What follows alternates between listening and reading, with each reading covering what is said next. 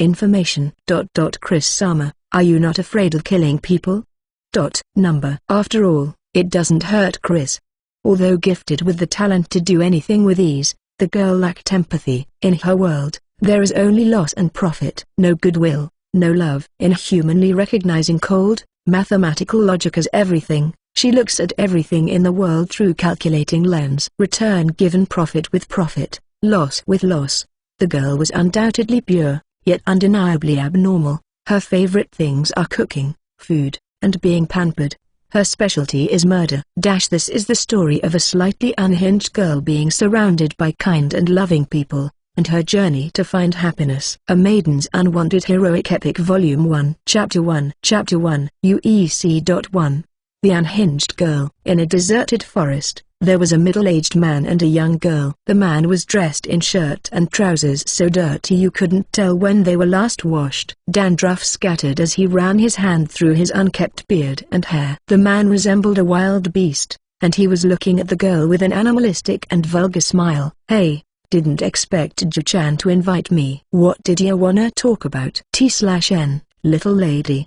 The girl was a stark contrast to the filthy man. Shining silver hair hung down to her waist and long eyelashes bordered her purple eyes. Her nose was elegantly straight and her lips the color of cherry blossoms. Her features were well proportioned and in harmony with each other, and her pure white skin was smooth as porcelain. The pullover linen dress she wore had no decorations. It was a popular piece of clothing in this village far removed from the towns. But rather than looking simple, it gave the look of poverty. Yet on her, it did not look shabby at all. In fact, the clothing was the decoration that emphasized her innocent beauty. The girl whose mere presence drew gazes. Chris looked at the man in front of her expressionlessly.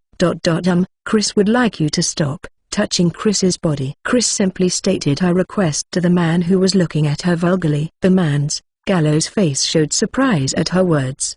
But then his grin widened. In the past, the girl's expression had shown her displeasure, but this was the first time she had voiced it. "Come on, what's a little skinship? It's not like you'll lose anything from me touching your butt. You're worrying too much." Gallo did not have any sexual preferences that lead him to target girls like her. He was a normal man that preferred adult women with more feminine bodies. But this girl that the village had taken in, she had something that drove such a man crazy. Her clear eyes always shone with intelligence and her smile was only a slight relaxing of her cheeks. It was more than her physical beauty, it was her refined, humble manner that made her charm, something seldom found in the village, seldom found even in the towns. And it was the strange atmosphere about her that led men astray. It started with a passing fancy. Gallo is a former soldier. His job to teach the village guards and children the sword.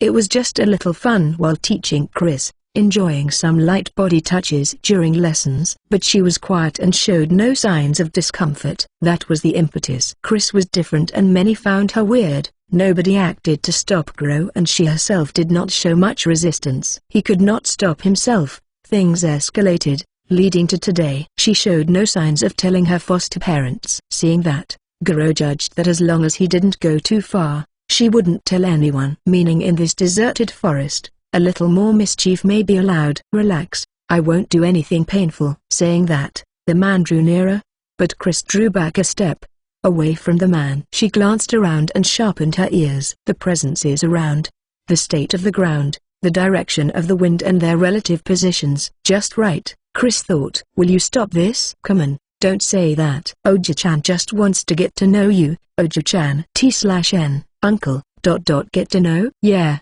get to know you. Ju-chan knows what I mean, right?" Chris took a step back in fear, pretended to. 2 steps, 3 steps, and then she fell backwards, as if she had lost her balance. The man moved to cover her. "It's going to be alright, Ga," and a wooden practice sword stabbed into his throat. It had been hidden beforehand, leaning against a tree. A thrust that used the opponent's momentum against them. Not a bad strike, but a little shallow, and this position was not optimal for landing the finishing blow. She twisted the handle, digging into the soft flesh, and shifted the man's body off her. Not understanding what had happened, the man bent over in agony, pressing his hands to his throat. Chris got to her feet, then putting all her weight behind it, she thrust the wooden sword towards the bones in his neck. The first time, the man's movement caused the sword to slip off the bone, gouging flesh as it stabbed into the ground. She pulled it out and tried again. This time she felt the blunt sensation of the neck bone breaking. Chris nodded to herself in satisfaction and caught her breath. This should do it. Smiling at the strange way the man's expression squirmed and twisted, she dragged the man by his clothes. Nearby, she had dug a hole more than deep enough for an adult to stand in, with a final check that it was deep enough such that animals would not sniff him out. She threw the twitching man in and shoveled dirt back in, hopping on the earth occasionally to pat it down. With that done, she checked herself for any stains, then stared at the tip of the wooden sword. There was a little blood on the wooden sword. She had only stabbed his throat. There wasn't much blood, but there's a chance some stuck on her. She stripped down to her underwear and squinted at her body, then nodded in satisfaction at the result. She had been considering how to dispose of this unpleasant man for a while. Just killing him was simple, but she needed to make sure no one noticed and avoid any chance of being suspected. An actual blade would cause blood to splatter, but simple blows from a wooden sword was a little lacking. Chris's body was light. Even if she put her weight into it, it would be difficult to cause death instantly using a wooden sword. Even if she smashed his skull with a hammer or something similar, it would be troublesome if he screamed. She has never killed an adult before. Their stamina could not be taken lightly. In the end, she decided it would be most efficient to make use of the opponent's body weight and stab at the throat. Once she prevents him from screaming, the rest was simple. She didn't have to go to the trouble to steal tools either. The results were excellent. Wonderful, Chris smiled in satisfaction. She loved efficiency like this above all else. She shaved off the bloodied tip of the wooden sword with a knife and used dirt to dirty and hide the shaved area. She felt no guilt or fear for killing a person. She only felt satisfaction in disposing of the unpleasant man that touched her. It is fun when things go as planned. With this slight discomfort in her days is removed and her life will become more enjoyable. Clean if the room is dirty. Kill if the person is unpleasant. Now to hurry back to buy a pumpkin. That was all murder was to her, nothing more. The girl named Chris is undoubtedly abnormal. A Maiden's Unwanted Heroic Epic. Karka Village was a rural settlement built on hunting, agriculture and salt mining. The rock salt in particular was of good quality and was their main source of trade. With regards to this village was more blessed than the others. The harvest was a little poor, but the mountain provided enough food to make up for it. Half the men of the village worked in the salt mines while the other half were hunters. The women worked the fields and handled the laundry along with other chores. Abandoned at the age of 3, Chris had been taken in by a hunter of this village. In a cold house that did not even have a kitchen, a potato and bean soup stewed over a sunken fireplace in the middle of the house. It was a simple soup with a miserably small amount of jerky. The silver-haired girl, Chris, sat next to it with her legs tucked under herself. She occasionally scooped some soup using a wooden ladle, blowing on it to cool it before tasting, then nodding in satisfaction. Tastes wonderful. The boar meat in the soup added flavor. It was at times like this that she was grateful to be taken in by a hunter. It is a luxury to be able to add meat every day, no matter how little. Just adding salt to potato and beans did not taste of anything. There wasn't enough flavor. A soup definitely needs some meat in it, Chris thought as she sipped from the ladle. Chris enjoyed the fragrance, smiling in bliss. After killing Garo, she had picked some herbs from the forest. They helped to balance out the stench of the meat. Without the stench, only the deep flavor of the meat was left. Satisfied with the results, Chris smiled as she filled her stomach under the guise of taste testing. She had made more soup than usual to taste test. Chris preferred to act rationally, so naturally being swayed by a base desire like hunger was embarrassing for her. Unfortunately for her, Chris's appetite was greater than average and she couldn't resist the bad habit of taste testing. This was likely due to genetics combined with the memories of wandering the forest hungry when she was younger. Ingredients and salt thrown into boiling water, that's it. The impetus was this disastrous cooking by her foster mother. It was so bad that Chris proactively helped with cooking despite her young age. But now she has been completely taken by the appeal of cooking itself. After all, she could season it according to her own tastes and there was the perk of getting to drink as much soup as she wanted to under the just cause of taste testing. Chris was always hungry, so the very concept of taste testing was a gift from the heavens and by this point, she did all the cooking at home. Her parents used to be indifferent to seasoning, but are now addicted to Chris's cooking and showered her with praises. Thanks to that, Chris has a good reputation for being a homely daughter. Cooking is full of perks, Chris thought as she nodded to herself. She could eat what she liked, fill her stomach through taste testing, and it also improves her reputation. This chapter is scrapped from readlightnovel.org. To Chris, cooking has become part and parcel of her life. But this is lacking something. I really wanted pumpkin soup. Chris pouted disgruntledly. Peddlers had visited the village yesterday.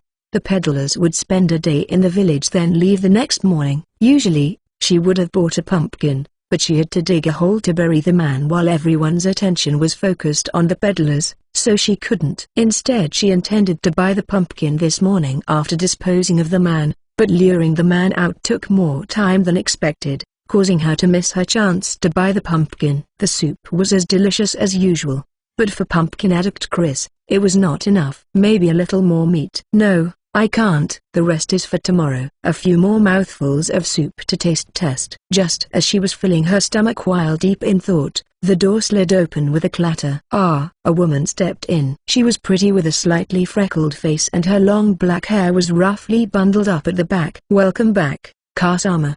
T/N, mother. Chris Remon seated as she greeted her mother, Grace. Chris, I'm back. You're already preparing dinner? I'm done. Today is a little hot so I added a bit more salt. How is it? Scooping up some soup in a ladle, she offered it to Grace. Chris's foster mother smiled wryly at Chris, who was supposedly cooking, and took a sip. She was aware that the hungry Chris had been drinking the soup under the guise of taste testing, but made no mention of it. To Grace, Chris's gluttonous tendencies and how she thought she hid it was adorable. Chris was serious, honest and hardworking. She did everything better than the average person, but she had this childish side to her and Grace watched over her with a warm gaze. It's delicious, Chris. Really? Foo-foo. Why would I lie? When the village's most beautiful woman, Grace wedded Gorka, a young and skilled hunter, everyone in the village was happy for them and gave their blessings. But unfortunately, the two were not blessed with child, and when they were finally expecting,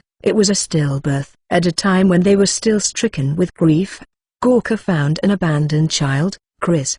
The two of them decided to raise Chris as the daughter God had granted them, loving her as if she really was their own, and Chris exceeded all their expectations. Grace had absolutely no complaints about Chris, who was now known as the prettiest in the village. Naturally, Grace had noticed that her slightly strange daughter had problems understanding the feelings of others, but that did not change her love for Chris. In fact, Grace felt that it was her duty as Chris's parent to guide her and patiently taught Chris. At the very least, it is thanks to Grace that Chris can lead a normal life. Chris had no complaints about her parents either, aside from their slight overprotectiveness. Grace and Gorka are the ideal parents and Chris felt something close to love for them. Chris, you really are good at cooking.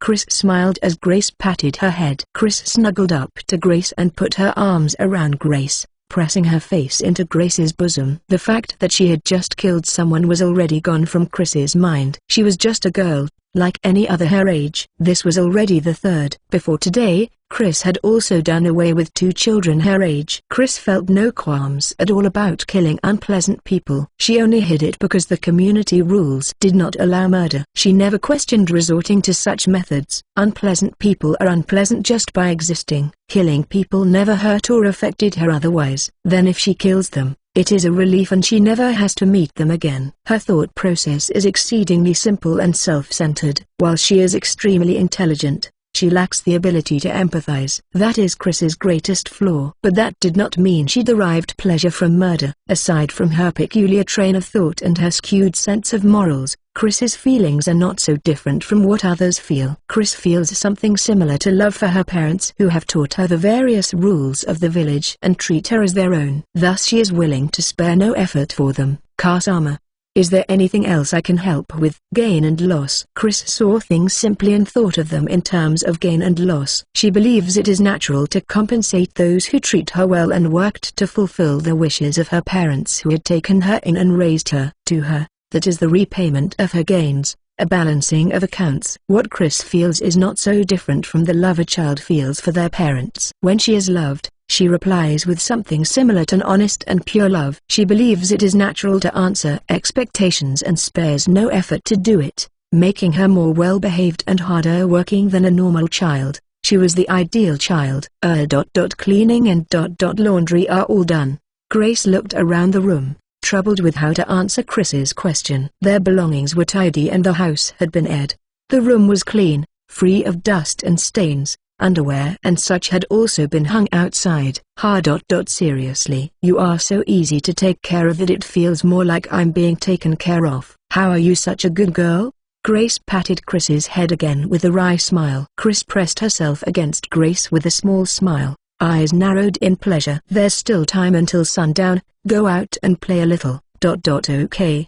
The girl smiled quietly and nodded, rubbing her cheeks against her mother, enjoying the sensation. She was without a doubt abnormal, but she was also the very girl she looked to be. Chapter 2 UEC.2 The girl's daily life. The bending of the wood, the tension in the strong, the movement of the wind. Feeling all that, Chris quietly widened her stance. Instead of tensing, Chris focused on the something flowing smoothly through every corner of her body. This was mana, a formless power, which Chris perceived as a floofy feeling. Instead of moving her muscles, she used mana to control her arms and legs, as if her own body was a puppet. Emulating the expert hunter in her memories, Chris applied those movements to her own body. She controlled her body using mana on a daily basis, thus muscle strains and stiffness were not a concern to her. Her body moved exactly as she imagined, always controlled, her ideal self. When had she learnt this technique? 2, 3? Chris only had a vague sense of how long she had been alive then, but it was around that age. Chris's body is as young and powerless as others her age, but by controlling it with magic, she can be almost as strong as, no, stronger, than adults. This is the reason she can easily handle a bow that is a little tough for children. Rustling and movements in the grass. In that long, dragged-out instant of time, she focused on those and quietly held her breath. A moment of silence, then the twang of the bowstring cutting through the air. The released arrow was sucked into the bush, followed by the dull thud of a stolen life. Even without looking, Chris was sure of the hit. She drew closer and stared expressionlessly at the thrashing rabbit, the arrow piercing its neck. She then grabbed it by the leg and headed to the river, where she held it upside down and slit its throat with a knife. Blood flowed out quickly, pumped by a dying heart, dripping onto and staining the ground. That's good. Quickly draining the blood is the secret to good meat, otherwise, the meat would develop a stench. Chris quickly took out a piece of string and tied the rabbit's leg to a tree, hanging it upside down. Its convulsions grew weaker and it eventually stopped moving. As she was blankly watching the life leak out of the rabbit, there was a sound from behind. Chris, what are you doing? Tosama, Ojisama, T/N, father, grandfather. Two men stepped out of the thicket. The tall, thin man with a beard around his mouth was Gorka, Chris's foster father, a young expert hunter and the leader. The other was Grace's father, Chris's grandfather, Galen. He was the village's hero, a man that had experienced 7 campaigns and rose to the rank of centurion. His rough white hair combined with his experience created an unapproachable atmosphere around him. But he was a caring grandfather and doted on Chris. Chris was also quite attached to her grandfather. The village's hunters normally acted in pairs. Gorka was no exception and always hunted together with Galen, Grace's father and his own mentor. The two seemed to have managed to bring down their prey today. Between them was a pole with a boar strapped to it. Looking at the 3 arrows embedded in it, it must have been difficult. The boar was plump, a big catch. Chris was practicing archery. Chris thought things would be easier for Tosama if Chris could hunt too. It was just as it looked like. But though her explanation was correct, it was not accurate. Chris was not satisfied and wanted more meat for the pot, but she did not want them to think of her as gluttonous. This was just archery practice. The rabbit she hunted was a coincidence. That's how she wanted them to think. Chris was self-centered and narcissistic, thus she held herself to extreme standards. She always kept herself clean, minding her manners when around others, not sparing any effort to be everything that was considered virtuous. This is because of her aesthetic sense, or arrogant thinking, the very basis of which is the belief that she ought to be better than everyone else. To Chris, being bound by base desires and emotions is nothing but proof of foolishness. Naturally, she should act in a rational way without being swayed by such emotions, because Chris thought like that. Her uncontrollable craving for food is embarrassing, a disgrace, a fatal flaw preventing her from achieving her ideal self. Of course Chris is also human. She has also had the thought, isn't it fine if it's just that? I can't help it since I can't resist it anyway. But here lies the tragedy. Her mind had an important screw loose, causing her to also be strongly objective about herself. This strong objectivity meant Chris could not allow this minor flaw. Then a rabbit just happened to pass by, so ... Chris tried aiming for it. And then, too, Tosama must also be tired from hunting every day, so Chris thought it would be better to eat more meat. Chris is not a glutton. Chris was just trying to help. This was definitely not Chris losing to her appetite. It was to help her parents who had always taken good care of her. Even as she tried to explain that confidently, she believed she had been doing something shameful, resulting in a stammer that only sounded like excuses. Anyway, Chris wanted to help Tosama, but to her this was a perfect argument. She was full of confidence that with this explanation, they would not think her a glutton. Cuckoo. Got it. You're a good filial girl. Grandpa Gallon smiled wryly at Chris. Of course her excuse would not work on the adults. She was just let off the hook because it was amusing to listen to her excuses. Chris did not understand the wry smiles they had whenever she made excuses. Thank you. Chris smiled, blissfully unaware, believing her excuse had worked. Gallant smiled at the usual antics of his granddaughter and picked up Chris's handmade bow to examine it.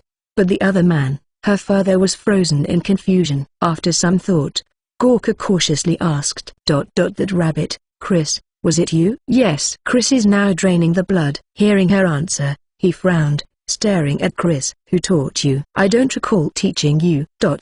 Chris saw Tosama do it several times. Seeing Chris tilt her head in confusion, Gorka whispered, it can't be. He had let Chris see him shoot several times, but that was it. He never had any intention of teaching her how to handle the bow. In the first place, Chris was a girl. She couldn't become a hunter. Chris only learned by watching, so is not as good as Tosama. But Chris can also make the arrow accurately fly to where Chris aims now. He turned towards the rabbit, an arrow cleanly through its neck. An expert hunter like Gorka did not need to see her shoot. Just from the arrow's position and how deeply it was embedded, he understood her skill. That was why he was shaken. Just by seeing several times, Gorka had known that Chris had a terrifying ability to learn.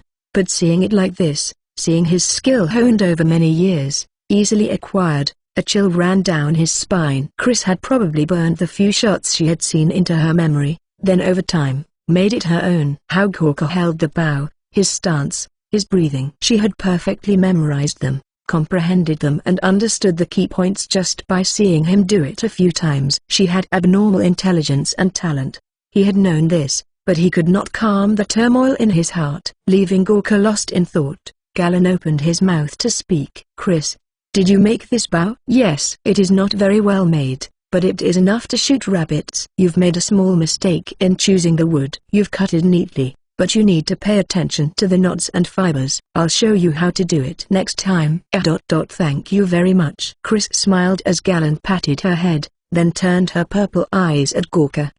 What's wrong? Tosama. It's nothing. Chris, you haven't gone deeper into the woods, right? Yes, as I was told not to. I caught the rabbit right nearby. There are legends of monsters in the forest depths. I'm sure you're sick of hearing this over and over again, but be very careful. Okay, Tosama. It's about time. As she nodded obediently, Chris took out her knife and sliced along the rabbit's belly and limbs. In a good mood, she tried to peel the hide, but then frowned. It wouldn't come off.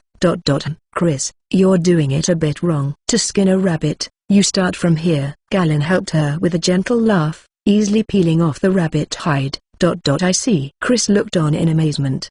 Gorka noticed an inhuman glint in her eyes, bringing to mind a snake's eyes. Chris's lovely eyes were beautiful, but Gorka occasionally felt something terrifying about those large purple eyes. Whenever she was observing something, Chris would always watch in a somewhat detached manner. Just like that time with the corpse which had fallen from a height, the sight of it had made adult men step back. Gorka recalled how Chris had also stared at the broken corpse with those eyes. Even though it was a friend her age, Chris had calmly observed it with those inhuman eyes. When Chris realized she was being watched, she looked back at Gorka, tilting her head. Then looking as if she had understood something, she blushed a little and said, "It looked simple, but, Chris still has much to learn. Being able to do it is a matter of course. The standard Chris held for herself is extremely high. Chris thought Gorka was staring at her foolish mistake, completely misunderstand his gaze and looking away in embarrassment. That expression was adorable, like a little fairy. Seeing his daughter act like a normal girl her age, Gorka shook his head, denying his thoughts. I was like that when younger. It's more than enough being able to do that much. Yeah. Gorka was a little chicken back then. He ended up trying to skin his own hand. In terms of that, you've got steady nerves, Chris. Steady nerves? No, that's not it. Gorka thought. Even now that he is used to gutting prey, it's still unpleasant for him to remove the entrails of an animal that had just been alive. Looking at grotesque innards is definitely not fun. But Chris stayed composed, removing the entrails and turning the rabbit into meat. Does Chris not feel the same fear that normal people feel? Gorka mulled. Sama, can Chris help with gutting the boar too? Yeah, of course. But wash your hands first. The blood under your nails will be harder to get out after a while. Okay. Chris trotted to the river and scrubbed off the blood on her hands. Watching her trot away, Gorka shook his head. No matter what, it did not change the fact that she is his beloved daughter. Even if she is different from others, as her parent it is his duty to accept her as she is. With that thought, Gorka felt embarrassed about the fear he had felt. Both Gorka and Grace knew that Chris is a little different from others. She is bright and intelligent, a genius at anything she did, quickly grasping the key points. But conversely, she was poor at conversation. She only understood words at their face value and there was often miscommunications even with trivial topics. Was it because she was too smart, or perhaps some other reason? He was aware that many of the villagers found her weird. He and Grace had often discussed, sometimes argued, and worked together to help their daughter fit in with others. Accepting her for her good and bad, they loved and raised her as their own daughter. They were not blessed with child. To them Chris was a gift from God. Even though they understood her abnormality now, they still believed that. Most importantly, after Chris joined them, Gorka and Grace's life have become a lot more enjoyable. Different as she might be, please let her learn to understand others and be able to live with them. With that thought, Gorka watched his beloved daughter and renewed his resolve. Just like the rock salt they mined, the fruits of hunting was the shared property of the village. The meat was entrusted to the women that worked at the butchers. There it matured before being preserved by drying or curing the meat and then redistributed. But if everything was to be shared, the hunters would not be motivated. So hunters are granted the privilege to keep and bring home a portion of the meat they procured, usually a fatty part that was difficult to preserve. Boar was more flavorful after being left to hang and mature for a few days. So they had to wait 3 days later to enjoy the privilege. But small game like rabbits and birds were the exception to this rule. Large game like deer and boar were game that only hunters could hunt, but rabbits and birds were safe and even children could catch them. These are allowed to be directly brought home. There was an unspoken rule among hunters that forbid entering the forest to hunt small game, so these were treated as lucky spoils. For this reason, hunters who only hunted small game were looked down on and many hunters who caught small game delivered them to the butchers anyways as shared property, so this rule never became problem. Thus, as game that was caught by Chris, a child that was not a hunter, the rabbit naturally belonged to their family. Chris went home contentedly with the rabbit. That night half the rabbit was tossed into the soup and the other half was cooked over the fire. This was a luxurious meal compared to usual. The plump rabbit had plenty of fats. When stewed the juices mixed into the soup, and when roasted oil trickled off it. Galen had been invited and the 4 of them surrounded the dinner table. The conversation was naturally centered around Chris. It's food you caught yourself. Delicious, right? Yes, Ojai-sama. The last time Chris ate rabbit was the previous festival. It has been a long time. Rabbit really tastes great. As Chris bit into the rabbit thigh, the oily juices spread through her mouth. The combination of salt, herbs and the meat simply roasted over a flame danced on her tongue, creating the finest flavor. Her thoughts were full of bliss. A sip of soup. This was also exquisite. The flavor of the meat had melted into soup, making it nice and thick. Combined with the bread, it was wonderful. Right? Have mine too. Okay. Chris accepted the meat from Galen with some hesitation and a small smile. Galen smiled at that and turned to Gorka. Gorka, she said it's been a while. Bring in some rabbit every once in a while for her. Chris is a growing girl. Chris did not mean that. This chapter is scrapped from readlightnovel.org. Kids don't have to be shy. When I was a kid, I always asked for more food until my stomach was bloated. Chris narrowed her eyes in pleasure as Galen roughly rubbed her head. Grace laughed cheerfully and Gorka seemed to think a little before nodding. I guess you're right. Grace and I are small eaters so we didn't notice. But this might have been too little for Chris. Yeah. Chris is a little glutton despite appearances. When the peddlers come, she stares at the fish and cheese with glittering eyes too. Chris was in the middle of stuffing her mouth with bread and meat as fast as she could without being indecent, but she froze with widened eyes upon hearing those words. Then her eyes swimming, she denied it. That's not true. Chris is not a little glutton. The three of them burst out laughing. Chris, did you think we wouldn't know? Foo-foo, you're so cute. Everyone in the village knows that Chris is actually a big eater despite appearances. Chris's white cheeks immediately flushed and she curled up in embarrassment. That's a lie. That can't be true. Chris had always prepared an excuse whenever she was satisfying her desire. She had constructed perfect reasons and excuses, at least from Chris's point of view, but the flaw that should have been hidden well was known throughout the village. Chris was in shock. The other women secretly call you the little glutton, Chris-chan. This public image was the direct opposite of Chris's ideal. Her eyes teared up in embarrassment and her white skin turned as red as an apple. The way she moaned in embarrassment was befitting of her age. The three laughed again. Normally you're such a proper little Oju-san, but this gap, all the more because of how she normally acts. Listening to Gorka's exchange with Grace, Galen spoke with a faint smile. Don't be shy with your parents, Chris. What's wrong with a little appetite? Chris works hard every day, no one will complain.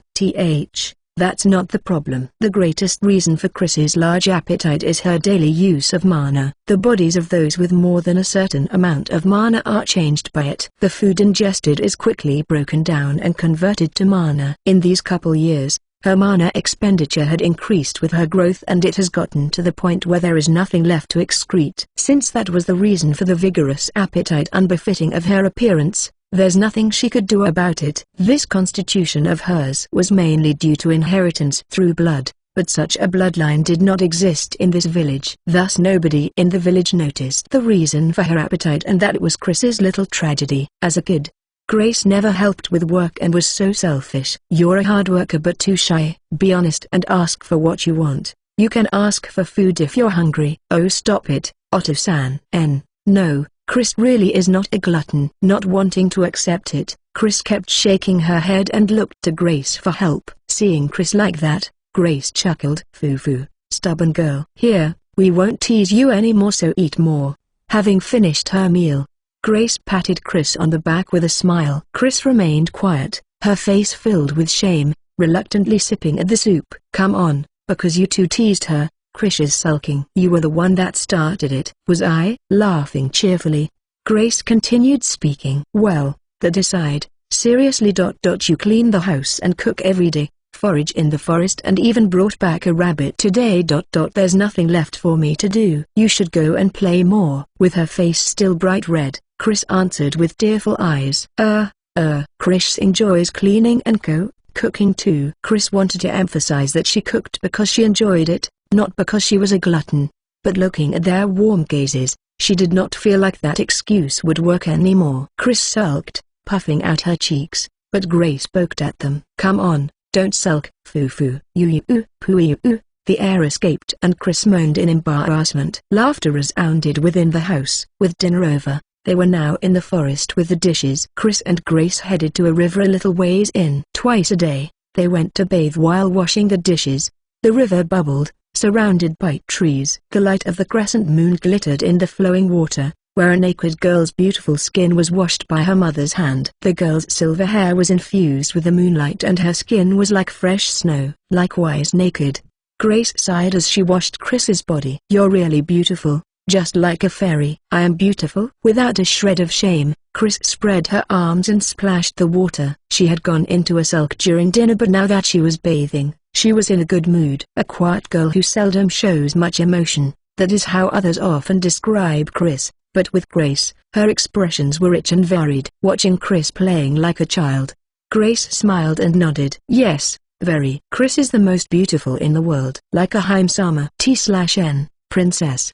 Chris clung onto Grace and snuggled into her bosom. Grace stroked Chris's head as she spread a cloth on the grass and sat, dangling her legs in the river. She then sat Chris on her lap and wiped the water from her silver hair before Chris grew cold. Glancing at the sky, Grace smiled. Look, today's moon is the same as Chris's name, a very beautiful Chris. Chris also looked up at the sky and tilted her head in confusion. Grace spoke to her cheerfully. The incomplete curved moon, in the old tongue, it's called Chris.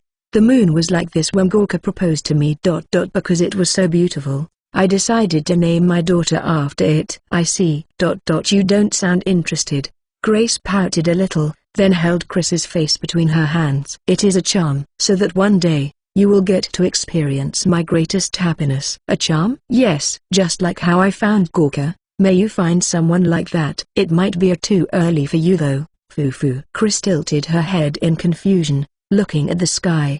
The moon in the sky was just a moon, a waning moon, so there was little light. That was all Chris could understand. She could not understand what was beautiful about it.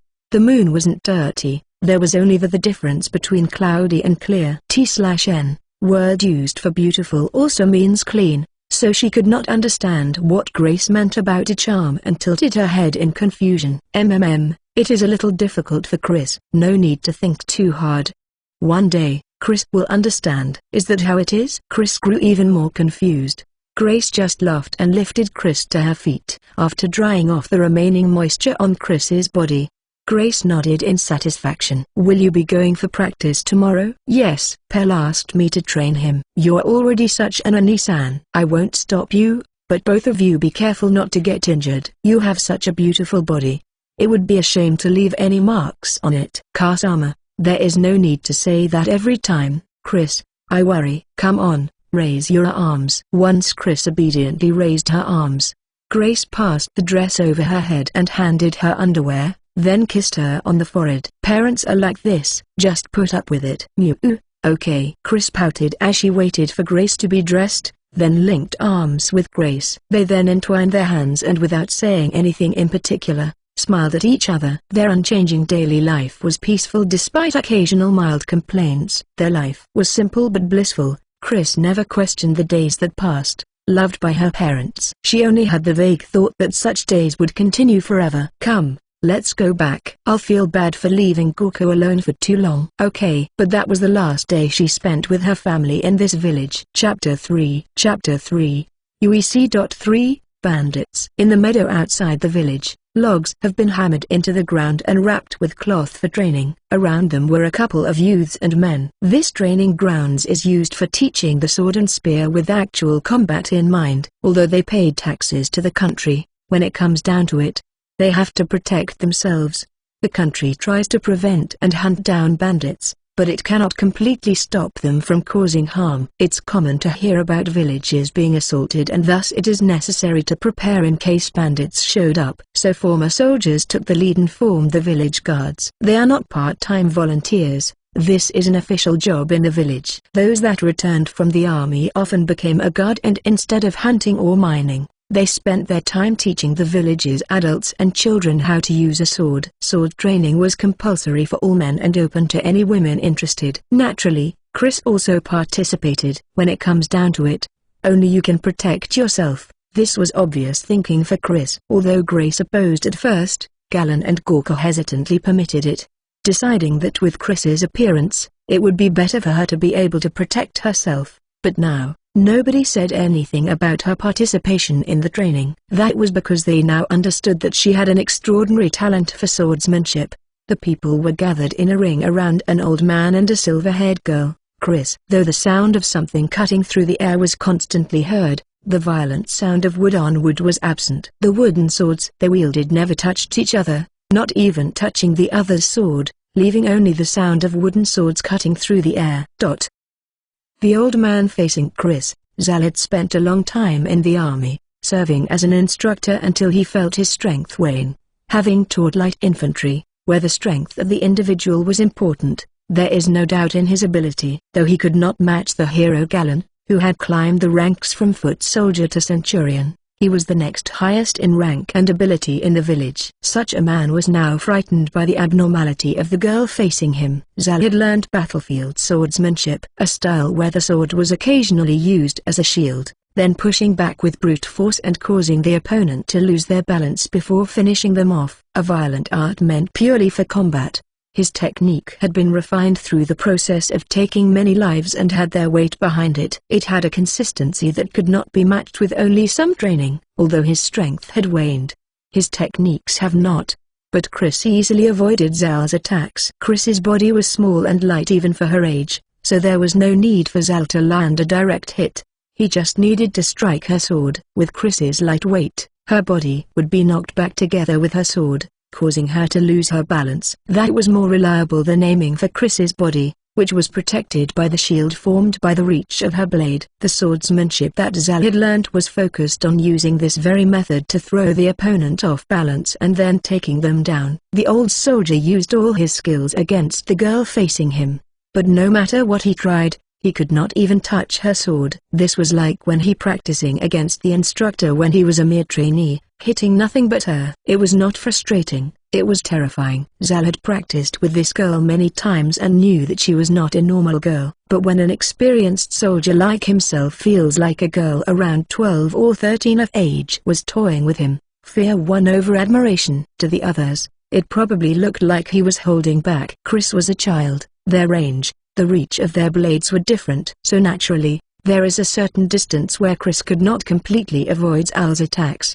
creating moments at which Chris would have to block with her sword. But at those instants, Chris would keep him in check with a perfect strike. At the precise timing when he is about to begin the movement, she would attack in a way that forced Zal to dodge. Instead of blocking his strike, she negated it by attacking. All of Zal's attacks that could not be avoided were negated by Chris, leaving him helpless. To the onlookers, Chris kept swinging her sword while Zal continued dodging. The very picture of a trainee and instructor. But reality was the opposite and Zal was certain of his loss.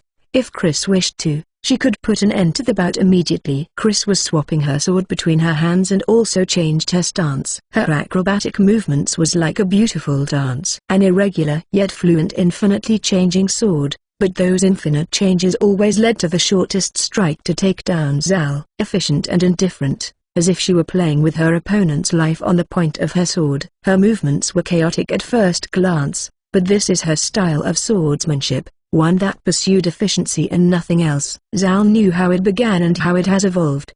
Her sword was clumsy only at the very start. Once past that, even adults did not want to be her opponent. They feared losing to a girl who was not even 10 at the time. Rather than talented, she was abnormal. She was beyond what Zal could comprehend. And most of all, Zal feared those inhuman purple eyes staring at him. It was as if they saw through Zal's slightest movements, the slightest tension in his body, his very thoughts. Like a frog glared at by a snake, T/N, deer in headlights, it made him feel powerless. Like he was facing an opponent he could never beat. This is it. Zal took a large step back and lowered his sword. That's it. My stamina won't hold any longer, Zal declared between rough breaths. Chris lowered her head expressionlessly and bowed, her cheeks only slightly flushed. Chris's beautiful figure as she bowed was somehow alluring, attracting the surrounding gazes even more than the sword dance before did. Thank you very much.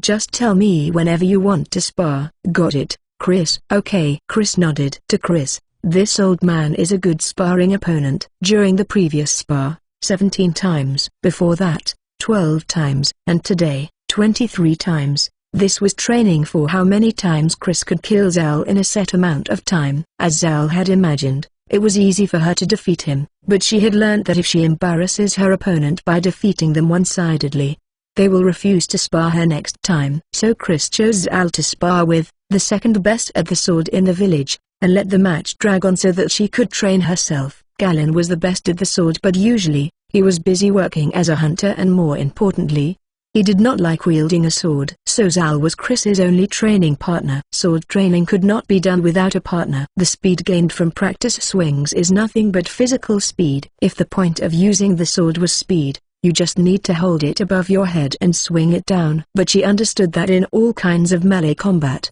it was more important to be early. T/N.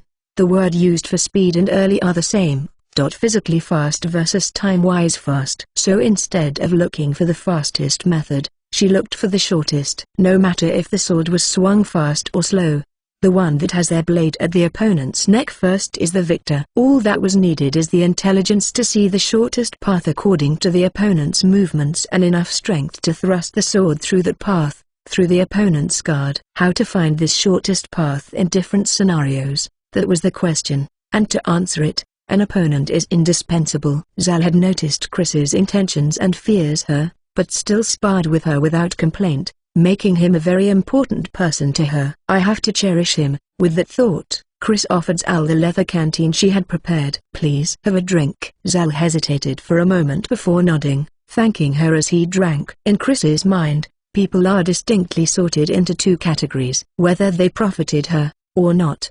Her parents and grandfather are key examples of people that profited her. As long as their losses do not outweigh the gains, Chris would protect them. If she was granted something, she would return it fully. Showing kindness like that was something natural for Chris. She had learned through her life here that this is how society works. It is thanks to her mother, Grace's efforts, that Chris, with her abnormal morals, could fit into the village without much problem.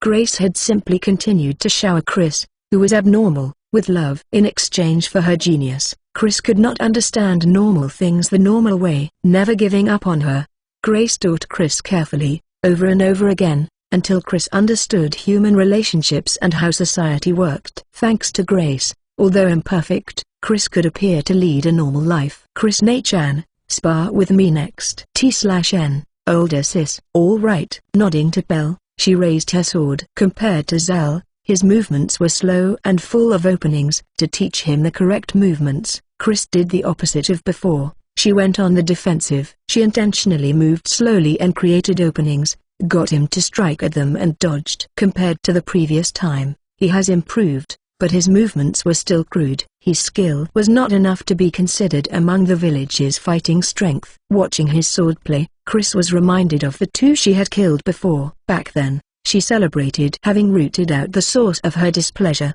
but she now considered it a failure. It was 2 years ago. They were youths about the same age as Chris. At that time, Chris had been receiving slight harassment from them, so she completely and utterly crushed them in practice. Having been publicly shamed by a younger girl, instead of stopping their harassment or becoming motivated, their hatred of Chris grew. They spread rumors about Chris, calling her weird, a monster, ruining her reputation. At first, Chris did not care, but soon she grew concerned about how others viewed her. As the harassment grew worse, she decided to kill them. She murdered them both by setting a bore on them at a cliff. It was a perfect crime with no evidence, but now she realized that it was rash. At that time, Chris saw the world more narrowly, only considering things from her point of view. But now she has learned a little more about society. She has learned how the village is run and what it needs. From that perspective, all that learned the sword served as future defendants of the village, and that included those two. Compared to this youth, the two of them were relatively talented. Rather than killing them, it would have been better to work a little harder to appease their hatred of her. It was a minor regret that was easily brushed off, but at least it made her unwilling to repeat the same actions. That is the reason why Chris patiently teaches the village's children how to wield a sword. Chris had learned, reflected and taken action, so she felt that things were going well. But she did not realize that many felt differently. Zal, the other adults and the youths that were familiar with the situation at the time were slightly suspicious, and fearful of Chris. Without any evidence, there was no reason at all to suspect Chris for killing them. At most, the only reason was that the two had hated her, that's all. But despite that, this suspicion that Chris disposed of them, once felt, could not be erased. Chris was too perfect to be a normal child. Because of how Chris saw being superior as a good thing, she did not notice the suspicions that arose from it. Come to think of it, Gallo's not coming again today? Did he drink and sleep in again? The man that Chris had killed yesterday, Gallo, would never wake again. Chris was confident that he would never be discovered and had no interest in that conversation. But the adults and youths that suspected her naturally looked towards her, then at each other. They all knew that Gallo had been sexually harassing Chris, but none of them said anything in particular and the gazes quickly disappeared. Despite their suspicion, there was no proof, and in the first place, Gallo was a lazy man. the chances were high that he was just sleeping. And most of all, despite their suspicions of Chris, the thought that this beautiful girl could not possibly have done such things won out. They had seen how she acted with Grace and Gorka. Her parents and the womenfolk often bragged about how she was serious and hardworking. Hearing those stories, they all decided they were thinking too much. Chris's current situation was maintained by this delicate balance. "Oh, the peddlers here." That voice came from the village square, and Chris was the first to respond. She immediately thrust the point of the wooden sword under the chin of the youth and forcing him to freeze. "That is all for today, Belle. You have improved a lot." "That is all," she repeated herself with a quick pet on the head of the dissatisfied youth. Then she looked towards Zal. "Zal-san, Chris is done for today. Chris will be going to the square." "Ah, thank you for the training." Right after a deep, polite bow to everyone else, Chris dashed off to the village square. Chris was gone in an instant, leaving the men looking at each other in confusion. Then they remembered how Chris would look at the ingredients the peddler brought with shining eyes and denied their previous thoughts, once again burying their suspicions in the depths of their minds. In the middle of the village square, there was a large communal well. Many families drew water from forest streams, but those that lived in the middle of the village, away from the forest, drew their daily water here. Thus it was established that the area around should be kept clear, and this created a relative open area in the unorganized village. The exceptions to this rule was visitors from outside or when there was an important announcement. Visits by peddlers, minstrels and performers fell under the former, and the peddler that came by today had settled in a corner of the square and was spreading his wares. In a village with little entertainment, this was their only contact with the outside world. Visitors like this was their main source of entertainment. A crowd had already gathered around, and Chris, with her small build on top of her young age, could not peek in no matter how much she tiptoed. Pouting, she sat on a nearby barrel and sharpened her ears. Although there were slight differences due to weather, peddlers visited at a set interval. For this village in particular, there were 2 peddlers that would visit once a week. They had come by 2 days ago, so this should be a different trader than the usual one, and she was right. The intonation of the peddler's words were slightly different. The reaction of the villagers were also different. Since the usual peddler mainly brought the same goods, Chris looked forward to this kind of unexpected visitor. There was usually something novel in the things they brought. Chris swung her feet, kicking at the barrel, waiting for the crowd to disappear. Her mind was full of expectations for new ingredients, and as is often the case, she lost her objectivity when food is involved, failing to notice her poor manner. "Foo-foo, come on. Don't swing your feet like that, Chris." Just as Chris turned in response to the familiar voice, Grace poked Chris's slightly puffed cheeks with a laugh. "Pooh-oo." The air escaped with a sound, and the women behind Grace joined in the laughter. It was then that Chris finally noticed her actions and blushed. "Come on. No need to sulk just because you can't get in. It ruins your cute face." "Kasama, hello aunties." Hopping off the barrel, Chris lowered her head towards Grace and the other women, still embarrassed. Their laughter redoubled as they came closer to Chris and took turns patting her head. "Ah, Chris is so cute. You always look so impatient whenever the peddler comes." "Yeah, come on little glutton, tell us your secret for staying so thin." The women laughed, knowing what Chris was here for, making Chris blush even harder. The women here are Grace's friends and know how hardworking Chris was. In their opinion, Chris is a kind, obedient and caring girl. Even though she is at the age where she should want to play, Chris voluntarily helped them with their work. She was beautiful, caring, hardworking, a charming girl that was everything they could ask for. To them, her desire for food was not a flaw, it was the childish part of an otherwise perfect child. Yet another charm point, and she even grew to enjoy cooking because of that. Many of them wanted her to marry into their families. From Chris's point of view, she voluntarily helped the womenfolk because of the valuable sweets they would give her as reward. Chris's popularity among the women was high, but they failed to realize that the reality was similar to an owner rewarding a dog with treats. Among the womenfolk, the rumors of Chris's abnormality was laughed off, treated as nonsense by stupid men who were attracted by Chris's beauty. For better or worse, the womenfolk's misunderstanding was the reason Chris's abnormality is not openly discussed, and although Chris was not aware, the women have done a lot to protect her. "Okay then, I'll bring you along." "Eh? Wah." The sturdiest among them, Gula, lifted Chris onto her shoulders and pushed through the crowd towards the peddler. "Look here, the most beautiful woman and girl in the village passing through. Make way, make way. Her powerful voice split the crowd and Gil easily made it to the peddler with Chris on her shoulder. The laid-out wares and the man came into sight and Chris felt something was off for an instant. Oh my, not bad. The owner and assistant looked friendly. The four tough-looking men were probably guards. They were unfamiliar faces, but there was a familiar smell. The smell of blood. Without showing any sign of it in her expression, Chris absent-mindedly thought about what it meant. Animal or human? There is no characteristic animal smell.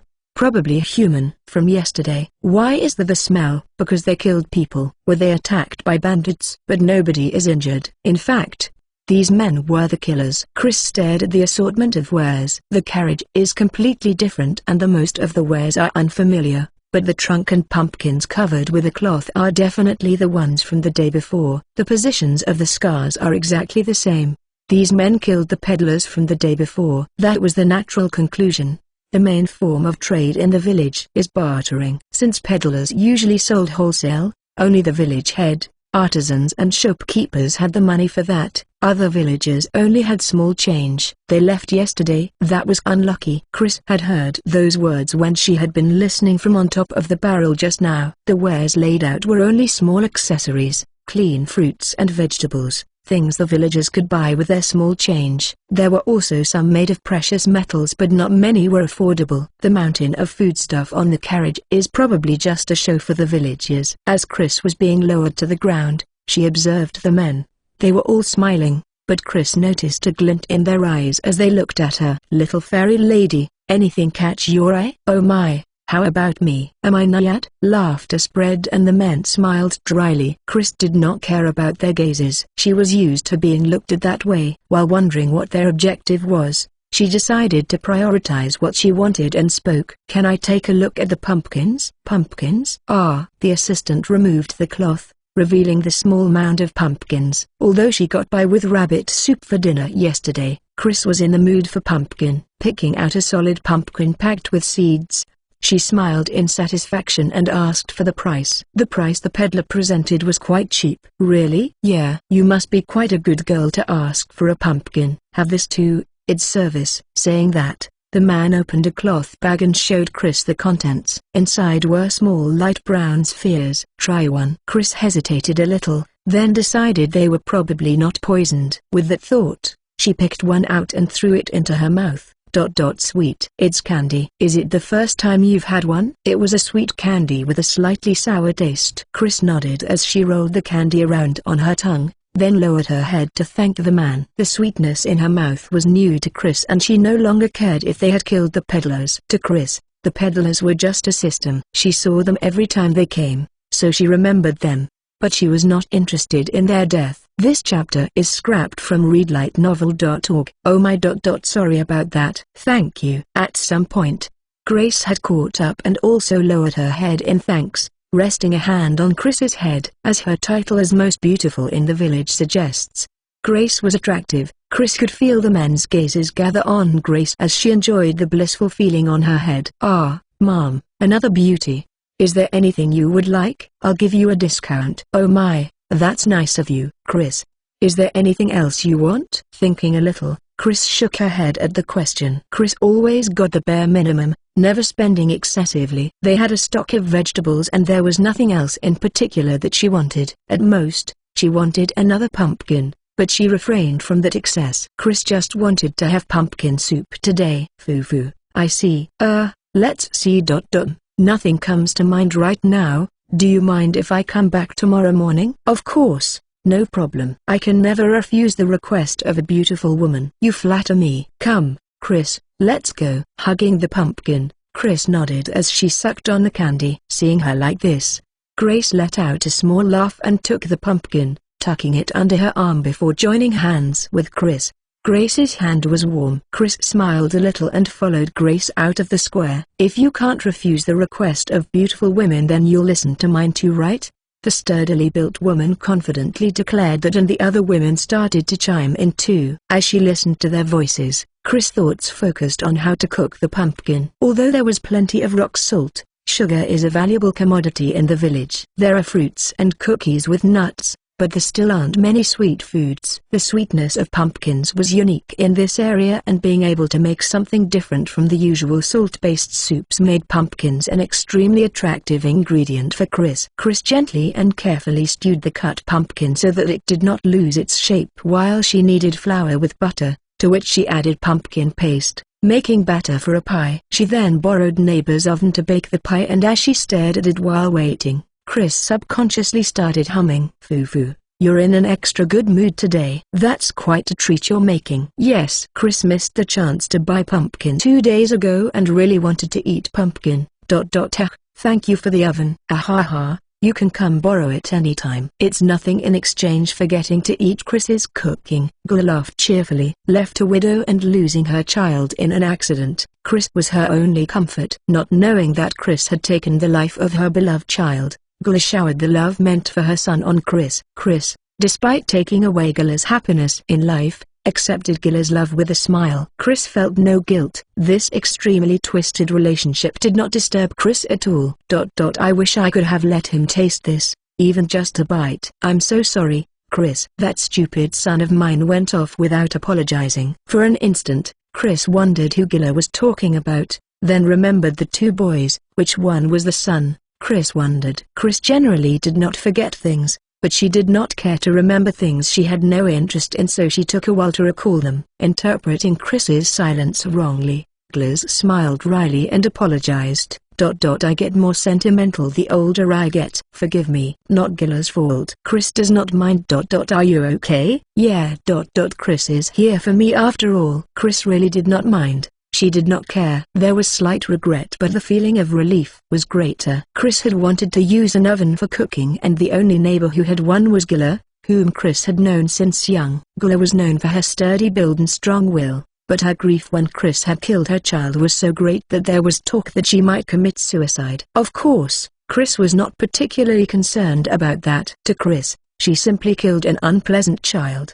It was justified and she felt no guilt. But during that period time, she had been absorbed in cooking using an oven, so she spent days comforting Gula as she used the oven. To the bystander, it looked like a diligent girl checking up on Gula every day. The story of Chris and Gula was a moving tale in the village. Gula believed most in that story, having experienced it herself, so she doted on Chris, the one who had killed her beloved son. There was no one to point out how twisted the situation was. Chris, the heroine of the story, did not care. She just innocently visited Gula. Would Obasan like to eat at Chris's house too? T/N, Auntie, I would love to. But won't that cause trouble for Grace? Kasama said to invited Obasan. Chris is also happier if everyone eats it while warm. Chris wanted to hear Gula's impressions, and the night was cold. In the time between cutting the pie and hearing Gula's opinion, the pie would grow cold, so it was more convenient for Chris for everyone to eat together. Chris's invitation was entirely selfish, but since her words were roundabout, Gula interpreted them positively.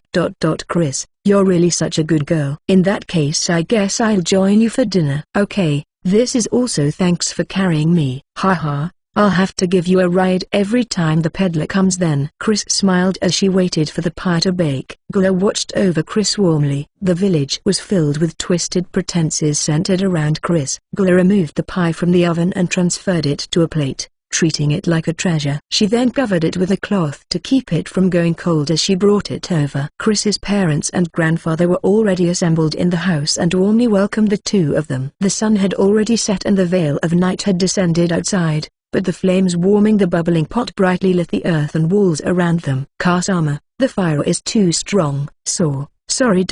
I'm not good at controlling it. Chris was proud of her pumpkin soup. It just needed to be warmed a little before eating, but Grace was clumsy. The soup bubbled as it continued boiling while Grace attempted to adjust the flames. Chris watched Grace uneasily while cutting the pie before finally putting down the knife and held a hand out for the fire tongs.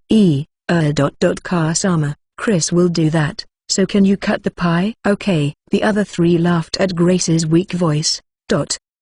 Bandits are coming. The scream echoed into the night. The first to react was Gallon. Knocking the pot over, he extinguished the brilliant flames that had been illuminating the room. Next Gorka picked up the short sword and bow leaning against the wall. Their expressions were serious.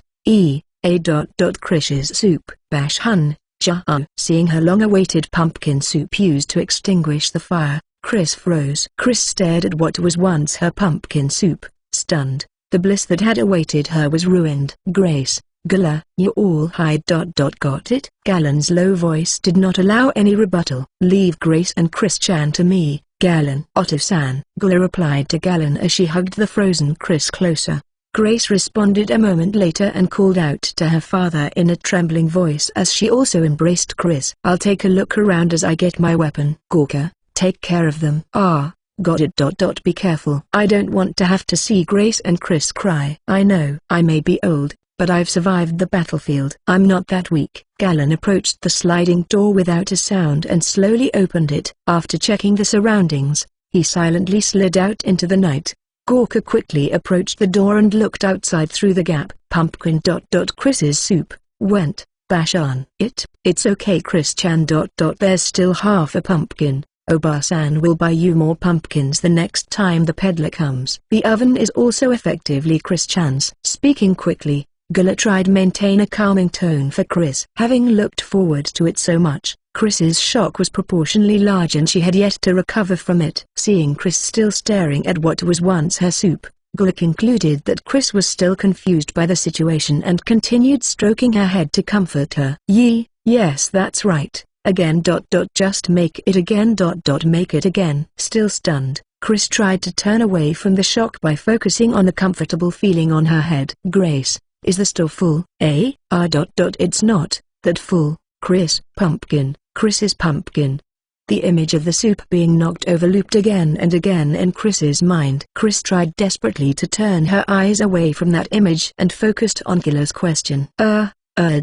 Yes, but not empty enough for everyone to hide in. In place of her mother, who was too confused to understand the meaning behind Gala's words, Chris gave an accurate answer. Gorka, if it comes to it, I'm your wife. Grace and Chris-chan are too pretty. You'd never know what'll happen to them if they're captured. Gala, what do you? Listen, I owe a debt that I can never repay to both you and Chris-chan, and unlike you, I have nothing to lose. Do you understand? Silence descended for a moment, then Gorka nodded. Thanks, Gala. Sorry. It's fine, Gorka. Grace, go below with Chris. Okay. Gala urged Grace and Chris downstairs. Not a bad plan if they act well. With that absent-minded thought, Chris grabbed 2 kitchen knives. She preferred not to be empty-handed. Chris-chan, that's a good mindset, but don't think of doing anything stupid. No matter what happens to us, do not open the door until we say so. That is a last resort, okay? Yes. Oba-san too.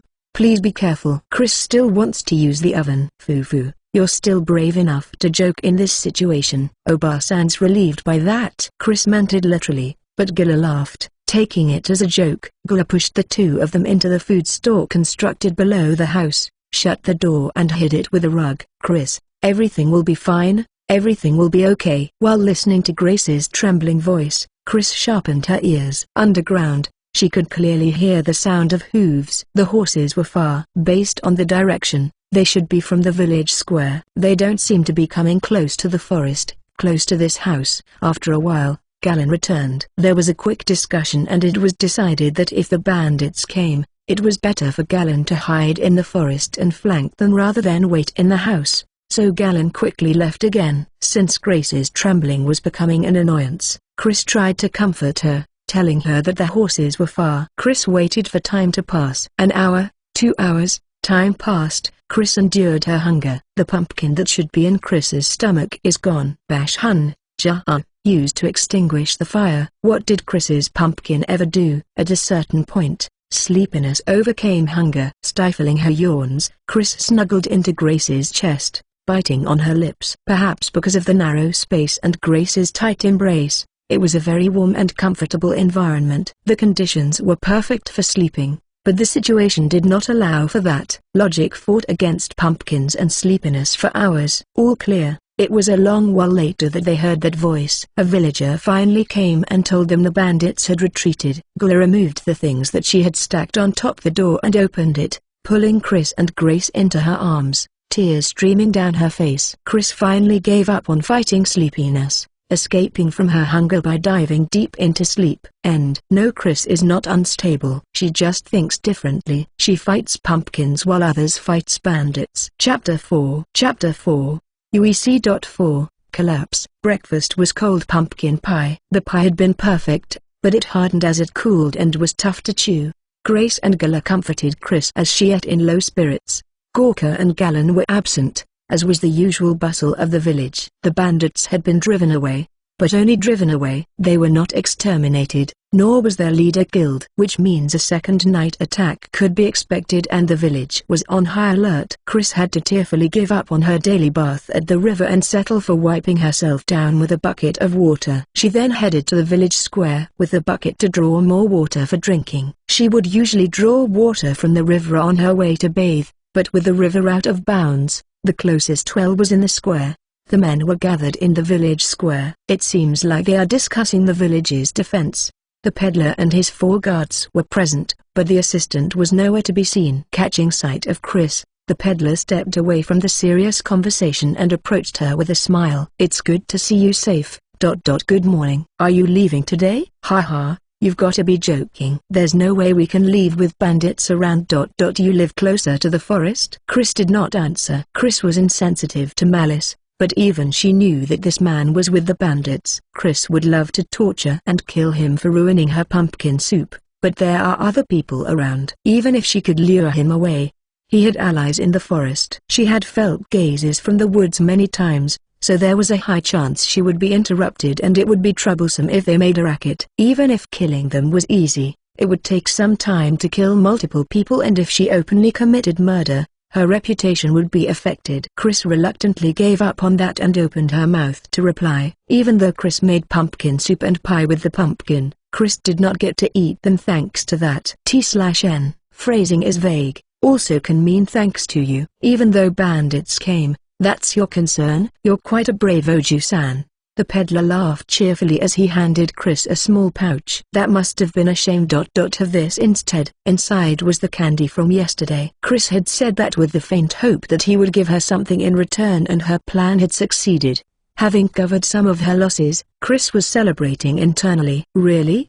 Grace had taught her to refrain once when receiving something from others. When Chris showed refrain while still intending to receive it, the peddler laughed and nodded. Yeah, of course. Chris weighed the gain of the candy against the lost pumpkin, but the loss of the pumpkin was slightly greater. The soup and pie were her masterpieces. Ruining them was a heavy crime, but this candy is also not bad. I'll kill you painlessly then. Changing her mind, Chris looked around. Gorka and Gallon were at the center of the discussion along with Zell, so it did not look like Chris could go talk to them. But still, there were so little men. I've heard that it'll take some time for the salt miners to come back. I guess we'll have to get by tonight ourselves. Peddler-san will be fighting too? I can only defend myself. But my 4 guards over there are more reliable. You can rest assured, they're quite competent. The 4 guards were also a major party in the discussion. Aside from the former soldiers, the men in the village were simple hunters and artisans. It seemed like those mercenaries were relied upon from their battle experience, so that's how it all ties up. Your assistant does not seem to be present. Did he? He ran off in the confusion last night. I just hope he somehow survived. That assistant is the messenger. He probably went to explain to the others the structure and layout of the village. The guards take part in the planning and influence the village's defense. From what Chris could see, they acted well. The villagers completely believed them. The villagers seemed to trust the 4 experienced men that had conveniently showed up. They'll want to steal everything and be gone before the miners are back. So tonight will be the real attack, Chris thought absent-mindedly. So even if she made pumpkin soup again tonight, there is a chance it will be wasted again. Even though Chris really wants to eat pumpkin, dissatisfaction and unhappiness boiled in her heart. Sorry. You were on an errand? Lend that to me. I'll help you draw water. Watching the man take the bucket and turn the pulley on the well, Chris thought about what to do. There was also the chance of a day raid, so Chris could not use her precious remaining pumpkin. Chris reluctantly decided to keep the pumpkin for later and make the usual salted meat and potato soup. She carefully placed the pumpkin on a shelf, Galen and Gorka had come back for lunch. She ate bread with the soup and listened to them talk. 17 people had been killed. 2 girls have been abducted. In contrast, they had only killed 3 bandits. In this village of roughly 300, half the men that could fight were off mining. That left 60 at most that could fight, including the women and children that were brave enough. At least 20 bandits had been sighted in the raid last night. Based on eyewitnesses, they didn't take much and ran away in a panic when their comrades were killed. Zal considered it to be a probing raid and had said that there should be around 40 bandits. The peddler's guards had said that it would be bad to split up and be taken down separately, to which Zal had nodded and the others had agreed. As a result, they decided to gather the women and children in a warehouse at the center of the village and the men would form a defensive perimeter around that. The hunters honed their archery daily and are skilled. If hunters joined the army, they would be immediately welcomed as archers. It was common to hear of hunters becoming an archery instructor less than a month after joining the army. So with the proper mental preparation, the hunters with their bows should be enough to deal with the bandits. It made sense to fight a defensive battle where their skills could be utilized. But that is probably the bandits' plan, thought Chris. They gathered the women, who could be sold off, in the warehouse. This way the bandits could collect them all at once and ensured none slipped away. The 4 men and the peddler would join the bandits at the best timing to create confusion among the villagers.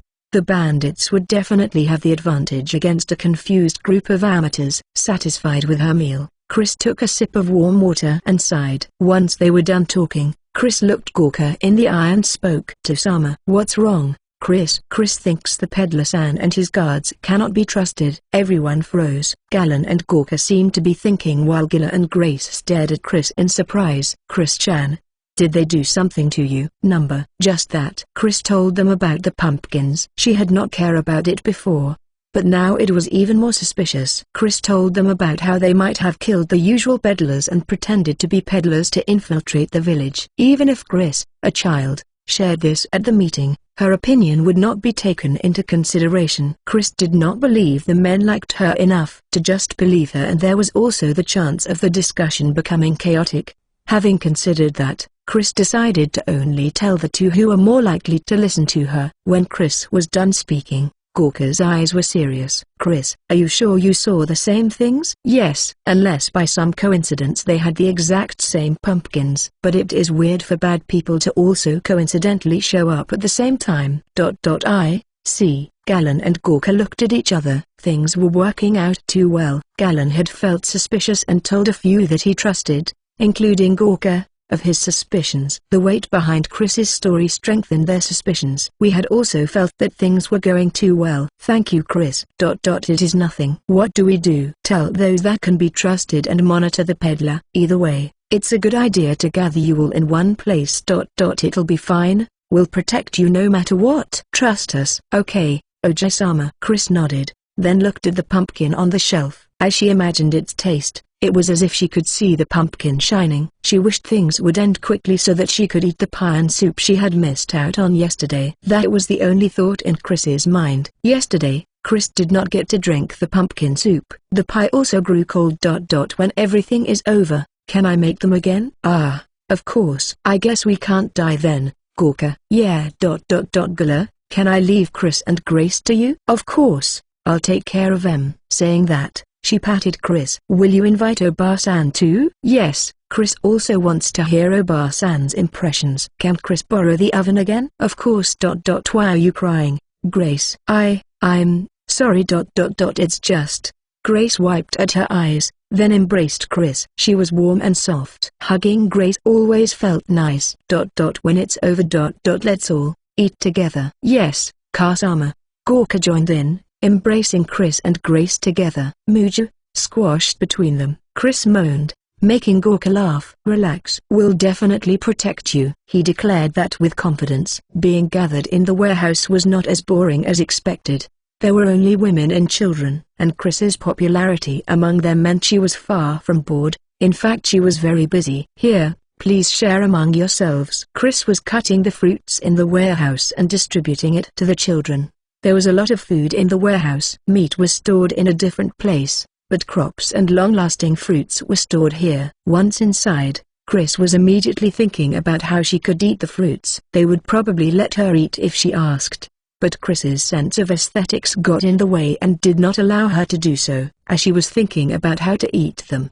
The children started complaining about being shut in. That gave Chris the inspiration for a justification to eat the fruit. Chris presented her suggestion and gained the agreement of the women. Thus it was decided to give the children the fruits, which were relatively easy to restock. So many fruits for her to choose from. Although Chris quickly grew hungry, her stomach was not that large. Concerned that she would be too full to eat them all, Chris thought some more. And the result of another flash of inspiration was to take the initiative to slice and distribute the fruits. Stop. No snatching. Line up. No fruits for bad children that break the rules. Yes, this is the natural flow of events, thought Chris as she quickly began peeling, slicing and distributing fruit. The plan was to sneakily eat part of the fruits she cut. But there was something she did not account for. The flock of hungry children. Her peeling could not keep up with their rate of consumption. Nei-chan, I've only gotten one. Gee, you already ate two. Chris and Nei-chan, next is my turn.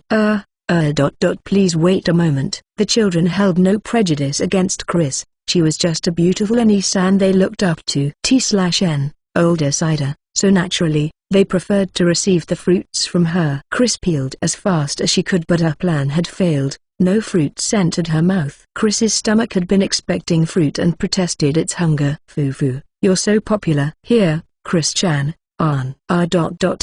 The surrounding women smiled wryly and fed Chris the fruit that they had sliced. Because of Gala and Grace, it was well known that Chris was surprisingly gluttonous. Chris's perfect excuses were useless on them. They laughed softly among themselves as they fed Chris. Unaware of that and her own desires provided for, Chris was in a good mood. She happily worked as a peeling machine. Seeing Chris act as normal, the dark expressions on the women's faces became smiles and they started to gossip. Though Chris did not realize it, she was their pillar of support and the topics centered around her. Chris-chan, is there anyone you like? Anyone at all? They occasionally asked her things like this and Chris patiently answered. Chris had much to gain from maintaining their goodwill. It was also because their expectation was palpable and she had no choice but to answer. Like. Tilting her head, Chris thought about it. What does like mean? This was quite a difficult problem for Chris. Chris's thinking is built upon an almost business-like feeling, focused on gains and losses. People who create gains are more likable than those who cause losses. People like those who are willing to work for others' gains. Conversely,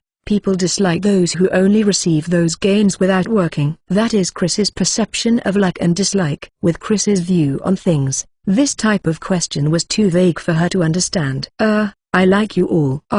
That's not what I meant. Guys, I'm talking about guys. Guys. Chris likes To-sama and Oja-sama a lot. The woman that asked gave up, putting a hand to her head as the surroundings exploded in laughter. Grace embraced Chris, looking slightly embarrassed. Stop it. Please don't tease her. Chris is still too young for that kind of thing. Weren't you stuck Gorka like glue at Chris's age? No teasing me either. Was that answer satisfactory? Chris tilted her head, watching the women laugh, then returned to peeling fruit. Inserting a slice of fruit into Chris's mouth, Gula laughed cheerfully. What type of person will Chris's husband be? I just might beat him up if it's some asshole that tries to monopolize Chris-chan. Laughter arose again. Chris ignored it, chewing on the apple fed to her. The sweet and sour taste spread through her mouth, creating a moment of bliss for Chris. Chris passed the time like this, waiting for the bandits to come. And the attack finally came a while after sunset. A sliver of moon hung in the night sky. Bonfires had been set up all over the village. The bandits could use those to set fire to the houses, but they needed to be able to see to use their bows. Even among expert archers, not many can take down targets moving around in the dark. Zal took command of the center. Gorka and Galan were leaders of their respective archer squads, camped out on roofs. As the warning bell rang, Gorka glanced towards the warehouse where Chris and Grace hid and shut his eyes for a moment, clenching his fist. Then he looked to his side. Zalba, ready? Of course. On the roof was Gorka's most trusted friend, Zalba, and another covering their ear. Gado. How about you? Who do you think you're talking to, Gorka? Do you really think I'd mess up? Nope. I'm well aware of your skill. Take care of our backs. Gado got in position. He was a thug with bad drinking habits, but he was skilled. "If things go well, I'll treat you to a beer next time." "Ha, that's a rare offer from you. How about letting me fondle Grace's breasts instead, depending on how things go?" "Don't be ridiculous. It doesn't sound like a joke coming from you." This chapter is scrapped from readlightnovel.org. Gorka continued with a dry smile. "I don't think there's that many of them, but if they come around to your side, give us a call." Worry about yourself. The bell's already ringing." "I know," Gorka answered as he focused ahead. They had less archers than Galen's squad, but they had the skill to make up for it. There were more men on the ground armed with swords on this side. Their fighting strength was evenly distributed. "No problem," Gorka thought as he raised his bow. As expected, there were more than 40 bandits, but Gorka continued giving instructions to those on other roofs, including his own contributions. They had already taken down around 10 bandits. Everyone stationed here were expert hunters. They usually dealt with fleeing animals, so once they got past their reluctance to aim at humans, the reluctance to kill, shooting humans was not that difficult. Fortunately, they did not have to experience the sensation of piercing through flesh. They were also doing this to protect the village and their families. By focusing on those feelings, they could suppress their qualms. Thinking of those that had to face the bandits with a sword, they could not hesitate because of fear. Their acquaintances and friends were risking their lives on the ground. It was because of this village community that a group of amateurs could act in concert. As Gorka continued shouting, tension caused his mouth to dry and his words to catch in his throat. Under the stress of shooting at humans instead of animals, Gorka maintained good overall command. That was when Zalba called to him. Gorka, it's weird. The mercenaries and peddler had split into groups of 2 and 3. The group of 3 with the peddler was in charge of a section in this area southeast of the warehouse. Although there are many casualties from other sections, they were the only group that did not experience much combat. Although they exchanged blows, the bandits would run away. "They're definitely guilty. Let's go." The situation was favorable, but the tables would turn if those men turned traitor. While he agreed with Zalba, Gorka was still hesitant. They could shoot at bandits, but if they were not? Gorka's hesitation lasted an instant. Recalled what Chris had said, he resolved himself. Got it. Zalba, you take the mercenary on the left. What about you? I'll aim for the fake peddler. If they're with the bandits, he's probably the leader. Roger. Don't miss. This is easier than shooting Gorka turned towards Zalba's strangled voice. There was a sword sticking out of Zalba's chest. What happened? Before Gorka could finish the thought, something cold entered his chest. Oh, you can still talk? Gado had slammed into Gorka, piercing him with a short sword. They offered me a deal. Well, I've been growing sick of life in this miserable village. So it was great timing. Relax. I don't need the beer, but I'll take good care of your Grace. There isn't such a tempting woman even in the town. Even the creepy brat is a rare beauty in appearance alone. She'll sell for a lot. With a strangled sound, Gorka swung his fist in hatred. But Gado twisted the blade as if butchering an animal, ending Gorka's life. Then Gado used a stone to signal the peddler, the leader of the bandits. That's weird. After a while, Galen caught sight of the chaos at the southeast side that Gorka guarded. Did Gorka mess up? But that was hard to believe. Galen had a good understanding of Gorka's abilities. Otherwise he would not have let Gorka wed his precious daughter. Gorka is the man that Galen had entrusted his daughter to. Even with that Gorka there, something unusual had occurred, or perhaps something had happened that even Gorka could not deal with. Galen's instincts from the battlefield reacted. Galen suddenly twisted around towards the presence behind him. Galen's fist slammed into the gut of the traitor in a practiced motion before the man could do anything with his sword. Galen had narrowly avoided death many times, climbing to the rank of centurion. His body may be old, but he has not forgotten the tension of the battlefield. The man collapsed with a croak. So that's it. Galen bit his lip. Which means they're definitely guilty. Galen had not been able to decide if the mercenaries were ally or foe, but he coldly made a decision in that instant. There was no time for talk. Galen stabbed the short sword into the back of the man. He was a resident of the village and Galen had drunk with him many times. But Galen has spent a long time in the hell of the battlefield. With the ruthlessness he learned back then, he twisted the short sword, turning the man into a corpse, then adjusted his grip on his bow. Knocking an arrow, he drew the string back. then released with no hesitation. As the arrow sunk into the mercenary's back, he leapt down from the roof, drawing the sword at his waist. His whole body grated with the impact, but he ignored it. The mercenary collapsed in pain, the others still staring at his ally in confusion. Targeting the standing man, Galen narrowed his eyes and closed the distance before the man could recover from his confusion. Galen's violent sword of the battlefield swung into the man's shoulder. He easily cut through the bandit's shoulder, through bone, turning him into a corpse. Then he stabbed the other collapsed man in the heart, finishing him off. Galen's expression was a mix of burning rage and cold ruthlessness. The men on the surrounding roofs looked at Galen in surprise. The peddlers are with the bandits. There are traitors among the villagers. Gorka's side's in a mess. You all stay here. I'm going over. Aran, Dick, follow me. The two men he called jumped down and followed him. There shouldn't be many traitors, but rather than fighting with uncertain elements, it was better to go with only those he trusted. There lacked numbers, but this is the best method. Nodding to the two of them who understood the situation, Galen sprinted off. But a group that pushed through the collapsed southeast defense arrived at the warehouse before Galen. The villagers only had some training in the sword. Aside from those with combat experience, most were simple villagers with some training. Once they lost command, they collapsed into unruly mob. Gorka's gone. Yeah, Gorka is dead. Zal received a shock at the news of Gorka's death. He had command of the center and now had to figure out how to rebuild the defense. He racked his mind. The only part of his old body that had not weakened with age. The only choice is to shorten the defensive line. In order to maintain the morale of villagers who were not used to combat or killing, they needed to group up.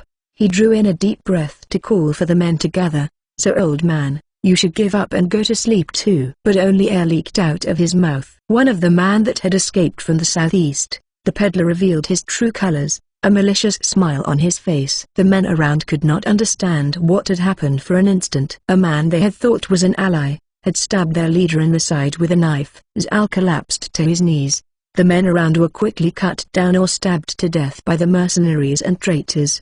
The men that had finally escaped from the confusion in the southeast saw the scene and screamed, knowing they had nowhere to run. With no leader, the men were killed one by one, staining the area with blood. Al reagged. That's it. Their right side is still alive, so be alert. Hee, boss. Is it time for some fun? The earliest the miners will come back is tomorrow at sundown. Once things settle down, we can have fun tonight. Oi, open it. The peddler, the bandits' boss, gave the order to the men with hammers. Even if the inside was barricaded, it was just a matter of time. It was just a normal warehouse. The door may be built sturdy, but it was just a warehouse door. Each time the hammer was swung, a new hole was made in the door, accompanied by screams of the women and children. With one final swing, the door finally crumbled and a few women burst out. They panicked and tried to flee, but were all caught and killed to set an example. Some were stabbed with a sword while others had their skull crushed with a hammer. Screams rang through the night. Obey us. We won't kill you if you listen to us, okay?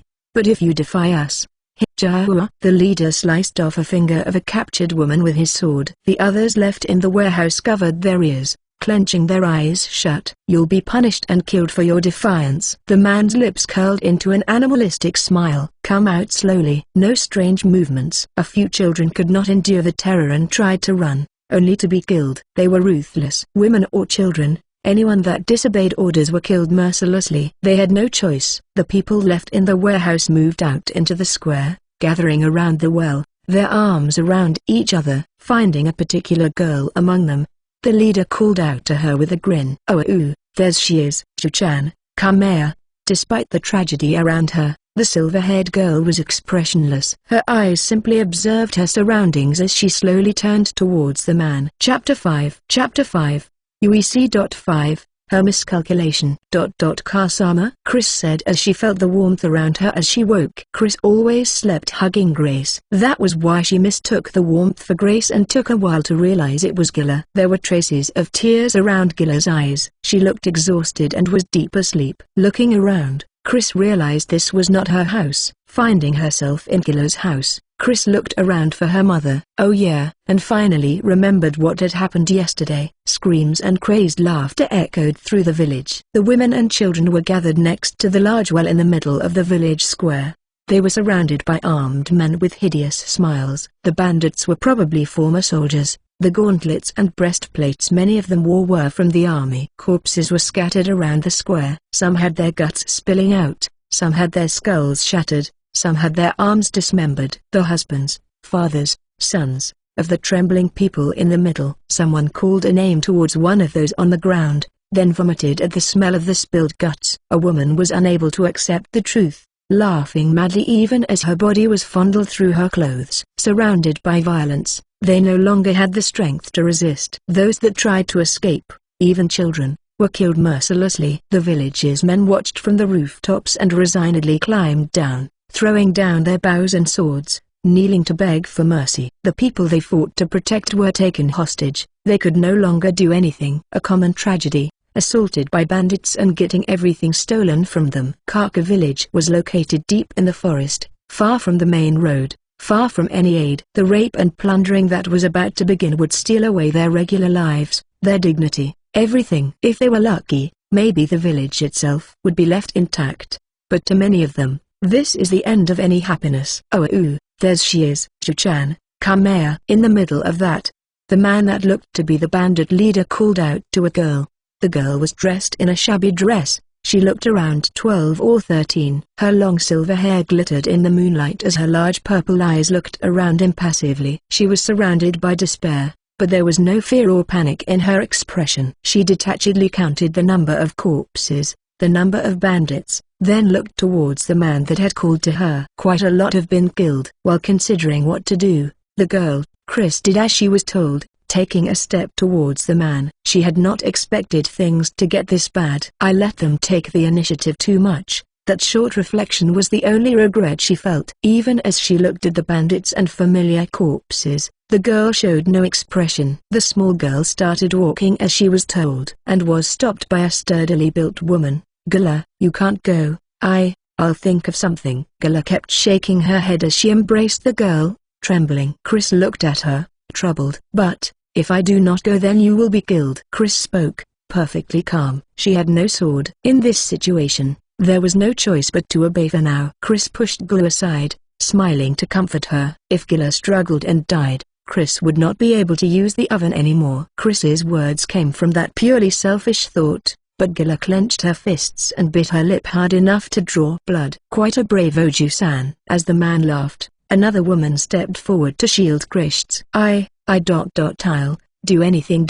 So please, let this child go. She was about 30 and her long black hair was bundled up at the back. While she was freckled, she still looked beautiful. It was Grace. Catcalls came from the men around. Hearing them, her face grew pale and her voice shook, but she still stepped forward. The girl looked at her mother in surprise. She saw that her mother was scared and thought about the meaning behind her mother's words. Kasama. Chris is fine.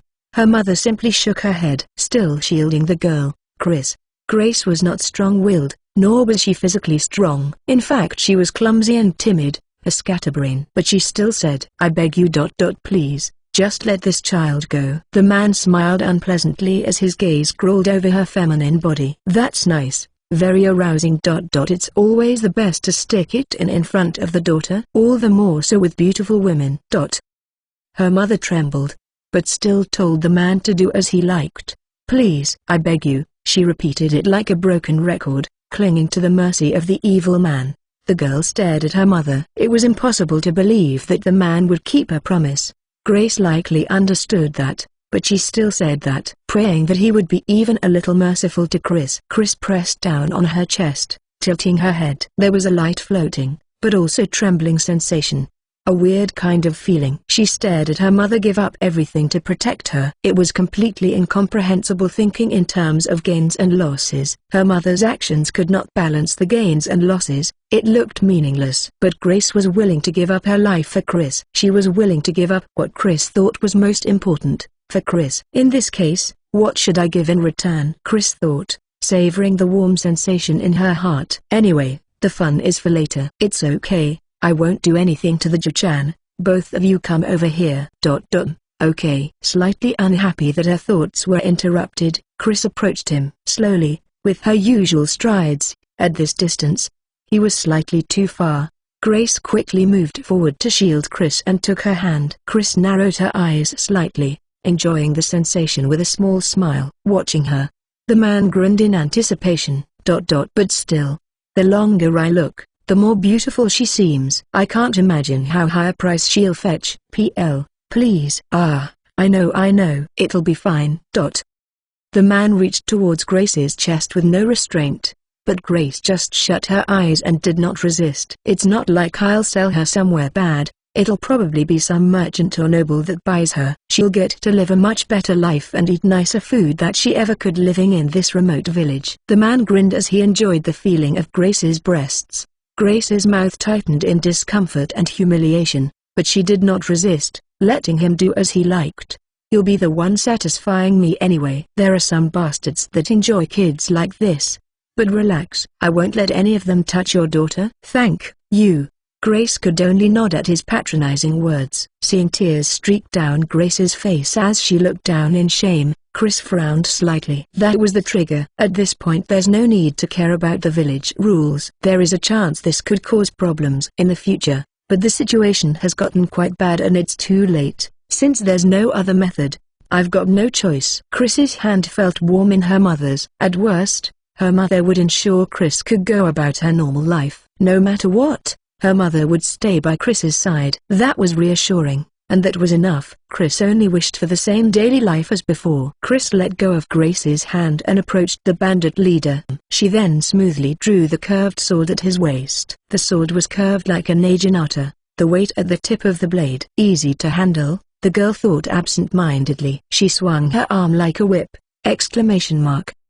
And sliced through his undefended neck with the tip of the blade. In the darkness of the night, lit only by flames burning the village, a fountain of fresh blood spurted from the bandit leader's neck, staining the girl. Chris ignored that, spinning the curved sword around in her hand. The sword fit well in her hand. Showing no interest in the collapsed man, Chris swung the sword 2-3 times, checking its weight, then nodded with a smile. Silence. Everyone was frozen, staring at the girl bathing in a rain of blood. They could all see what had happened, but the rebellion of the beautiful girl was too sudden. Her movements were so natural their minds could not catch up. In this unexpected situation, nobody could say a word. Chris looked around at her quiet surroundings with her usual lack of expression. 22 bandits. This was not a problematic number for her. She looked at their faces, calculating the best order to kill the men. It was like time had stopped, and only she could move. Now then, next. Her young voice was light, sounding somewhat naive. As she spoke, Chris stepped in front of a nearby bandit. Closing the distance in one bound, she twisted her whole body, swinging the curved sword. Without even feeling the cut in his neck, the man collapsed to the ground. Next was the man beside. That's 3. She enveloped her slender arms and legs with imaginary muscles created by mana and manipulated them at will. No strain, no fear. Her body is simply a tool to achieve her objective. Mana granted her supernatural strength. Sharp, fast, efficient. The sword sliced through yet another man's neck. Without even looking at the falling corpse, she moved on to her next prey with the agility of a wild animal. Chris did not hesitate. Her movements were natural, as if she was reaping wheat. She took down another before the bandits could move. ! What are you guys doing? Stop the kid. The next instant, the bandits' screams and shouts rang through the night. They started moving, no longer paralyzed in time. But arrows suddenly pierced into 3 of them. There are more of us. Go. Galen's hoarse, but powerful voice erased the bandits' voices. Prepared to endure sacrifices among the villagers, he had been waiting in the shadows for a chance. With that shout, the strong-willed among the women acted. With Gila at their lead, they grabbed the bandits by the arm, pulling them off balance and fell onto them, pinning them down. The men that had been tied up also acted in concert, tackling the bandits. Despair turned to chaos. The tables turned on the bandits and they were bound, or killed, before they could recover from their confusion. Even in that situation, the silver hair dancing in the wind stood out. She approached bandits and reaped their necks. The flesh tore with a small popping sound, a good sound, a nice feeling. She was not fighting, she was just doing routine work. Her steps were light, dancing through fountains of blood, sometimes close to the ground like a snake, sneaking up like a cat at other times. She always closed the distance without them noticing her. Her body was flexible like a whip, The flashes of her sword avoided bone, accurately reaping soft flesh. Flesh fell, sliced off. She twisted at the hip, spinning, performing a sword dance. The large amount of blood she bathed in soaked into her clothes and stained her hair, scattering scarlet droplets as she danced. The situation that had been at the depths of despair had already turned, becoming a simple hunt. Outnumbered, the mental advantage the bandits had made was gone, creating a sudden chaos. The bandits were now the ones at the depths of despair. This allowed the girl reaping the bandits' heads to relax. While lopping off the 10th head and smashing the 11th's collarbones with the heel of her sandals, her thoughts were about her reward after this, about the pumpkin she has yet to eat. I must have the pie. But then what should I do for soup? While feeling the sensation of severing flesh, pumpkins danced in her thoughts. She did not have a shred of interest in the lives being lost. She felt no pleasure, it was just work. She was businesslike. She mass-produced corpses indefinitely as long as was needed. She was no longer a human, she was the Reaper. Don't move, or I'll kill her. That man's shout stopped the girl. He had his blade at a woman's throat. If it was anyone else, the girl would not have cared. But the woman was the girl's mother. Kasama. Seeing Grace, her fluid movements halted. The girl coldly narrowed her eyes. Even with Grace hostage, Gado's expression was twisted in fear at the unknown. He saw a girl, her long silver hair stained red with blood. A beautiful fairy, but a monster that unhesitatingly and easily reaped their necks. A creepy brat. Gado had noticed a long time ago that Chris was abnormal. He had sparred with her in the past. She looked human, but the girl was something more terrifying than any beast. She was clearly not normal. Looking at her now, there was no doubt she was abnormal. She was undoubtedly a monster. He understood that he could never beat her with a sword. At this rate, he would join the corpses around him. This chapter is scrapped from readlightnovel.org. That was clear to Gado, and in his terror, he grabbed a nearby woman, Grace, putting his sword to her neck and shifted away from Chris. Don't move, don't move. The person whose death would trouble Chris. The person that she would live with just like before. After all this. Chris's fluid movements stopped as she considered her next move. Let go. It was a lot of bad luck. Chris had gotten too far to cut down Gado. Grace did not want to get in the way of her beloved daughter. Gado was in a state of a complete panic. The result was, Chris. This bitch. He wanted to escape from this terror. Gado forgot that it was his hostage that kept him alive. When Grace struggled and got in his way, he sliced her throat. Blood danced. Screams arose.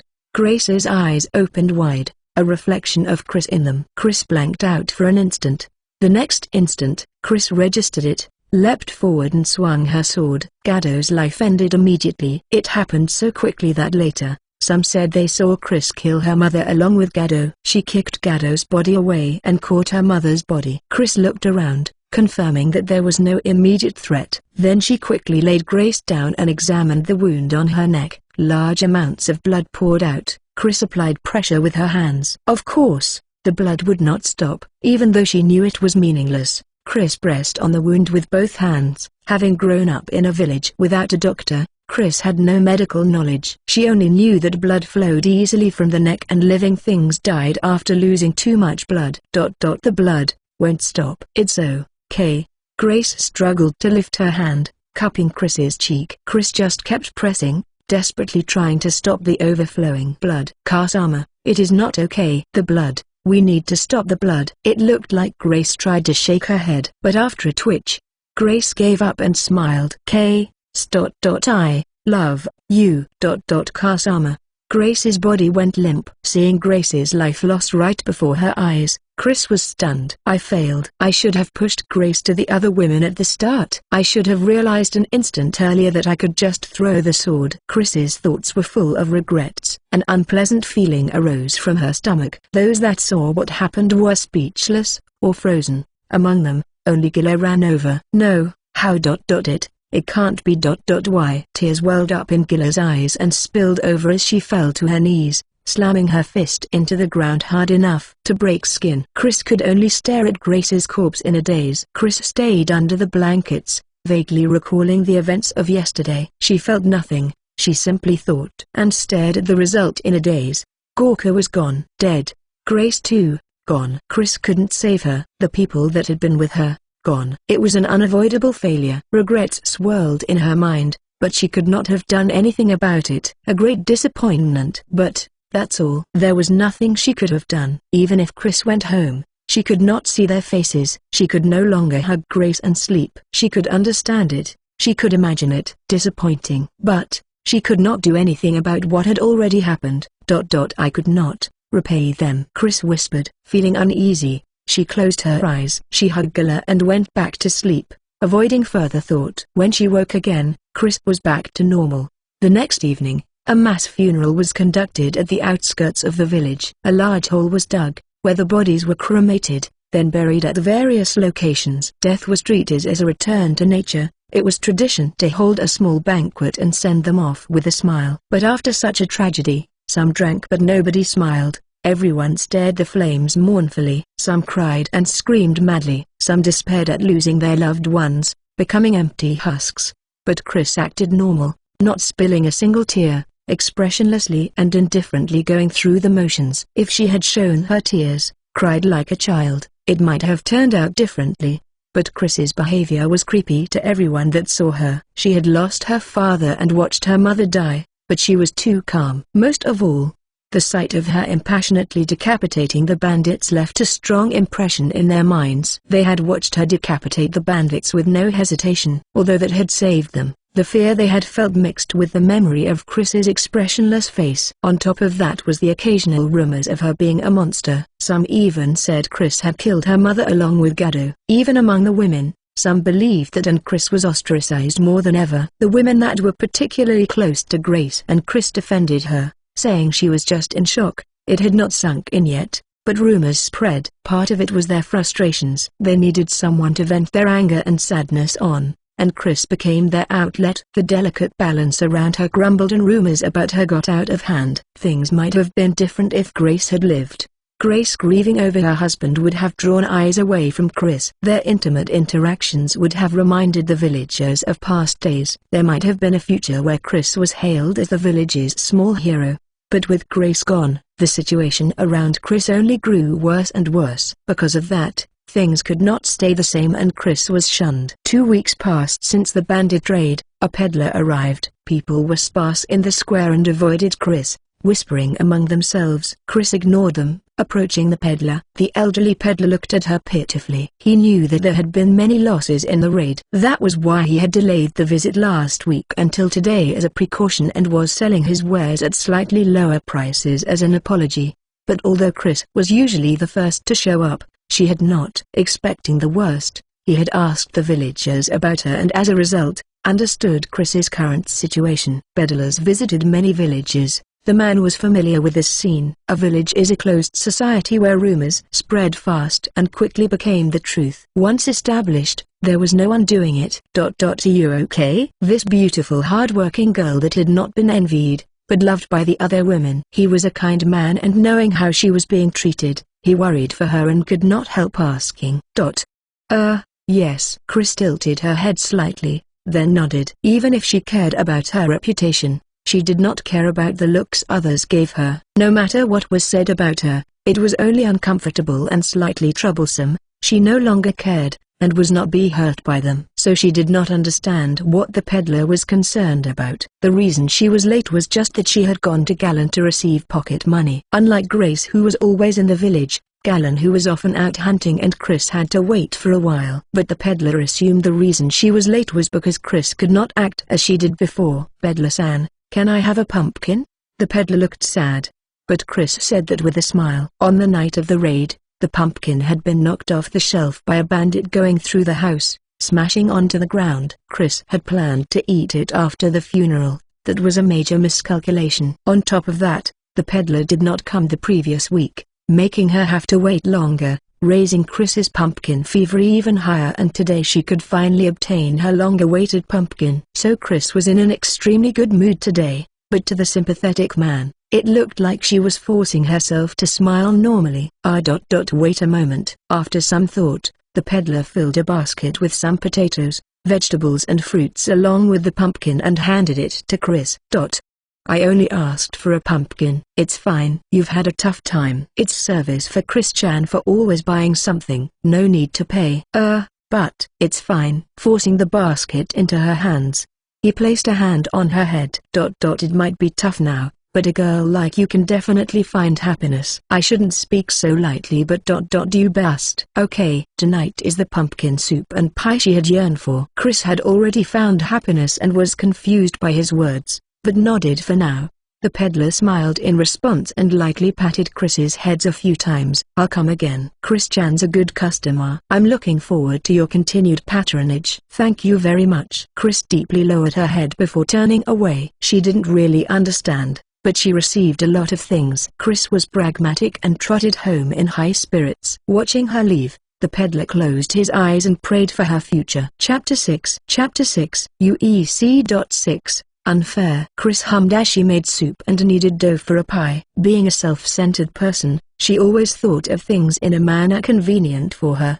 Grace and Gorka are gone, which means there are 2 extra portions and she can thoroughly enjoy the pumpkin. She had been denied twice and forced to wait 2 weeks. Tonight's dinner will finally be the pumpkin she had yearned for. Chris had skipped lunch for this, fully intending to eat 3 portions herself. She carefully folded the dough and spread the pumpkin paste, imagining how it would turn out. Chris hummed as she finished up the pie. Satisfied at her work, she smiled a little. After taste testing the soup for a while, she lowered the flames just a little more, then taste tested 2, 3 more times. After satisfying herself with the soup, she headed to Gila's home with a spring in her steps. The perfect pumpkin pie she had made with great care was held in her hands. The one she had made before was nowhere close to this one. She smiled as she imagined how it would turn out, and heard 2 people arguing in Gila's house. Just because of that, you're going to throw that girl out on her own? No, I'll leave her in the care of a trustworthy friend. Do you want make her live out her life in this village as an outcast? Is that any better for Chris? It seems like they are talking about Chris. She tilted her head to the side, but still knocked on the door. Who's there? Gila asked, suppressing the anger in her voice. Chris replied as normal, it's Chris. The door opened immediately. Inside were Galen and Gila. The atmosphere between them was tense. Chris froze upon seeing them. Chris, what's wrong? Chris came to bake the pumpkin pie. She might miss out on her pumpkin pie again. Her ever-growing pumpkin fever was already at its limits. This would be the 3rd time. If you are busy, then the timing was just too bad. Tears that had not flowed during her mother's death welled up now. Gala urged Chris in hastily, glaring at Galen. Galen sighed, letting out his remaining anger, then nodded. Sorry to surprise you. We were just discussing things a little. We weren't arguing, right, Galen? Yeah. Sorry. We must have surprised you. Chris is fine. Come this way. Gala patted Chris's head and led her to the oven. Sighing in relief that she could use the oven, Chris set the pie in the middle and borrowed some charcoal, arranging them inside the oven. It's quite big. Because we missed out on the previous one. Hearing Chris's response, Gala pressed on the corner of her eye. Yeah, we promised to eat Chris Chan's pie together once everything was over. Yes, it has gotten quite late, Chris said with a smile, but recalled something and lowered her eyes. Chris wanted to make it immediately after, though. The pumpkin had been smashed. When Chris had returned home, the pumpkin was completely smashed. What grudge did that bandit have against her pumpkin? While she had probably gotten revenge for the pumpkin, Chris was not satisfied. Remembering it was unpleasant. It made her feel like smashing his limbs like that pumpkin if he was still alive. Not knowing Chris's inner thoughts, Gula was holding back tears, watching Chris with her pie large enough for 5. She had stained her young hands with blood to save everyone. Her mother was killed before her eyes and she had also lost her father. Gula saw herself in Chris, similar to when she had lost her son in an unfortunate accident. Chris did not cry, acting as she always did, going through her days indifferently, but that made her feel precarious. Reality might not have set in yet. Either way, it would be a wound too deep for this young girl. Chris had reproduced the same pie as that day. She looked as if she was broken somewhere inside. The more Gila thought about it, the greater her hatred for those that carelessly spread those worthless rumors. Chris was smart. There was no way she did not know of the rumors about her. Gula had seen Chris hugging and snuggling with Grace many times, behaving like any other girl her age. But now there were even rumors that Chris had killed Grace with her own hands. Gala could not forgive them. Chris should have been hailed as the village's hero, But look at this unfair treatment. Gula's heart was torn by the anger and sadness that filled it. Will you invite Oba-san too? Yes. If Oba-san does not have some too, Chris cannot finish this much. Haha, yeah. It's such a big pie. Oba-san will have to eat a lot to make up for those two. Chris was stunned for a moment. The extra 2 portions were for Chris. She had skipped lunch for this. Realizing her slip, Chris's gaze wandered as she looked for the words to deal with this sudden unfairness. Oba-san, this ... is Chris's share.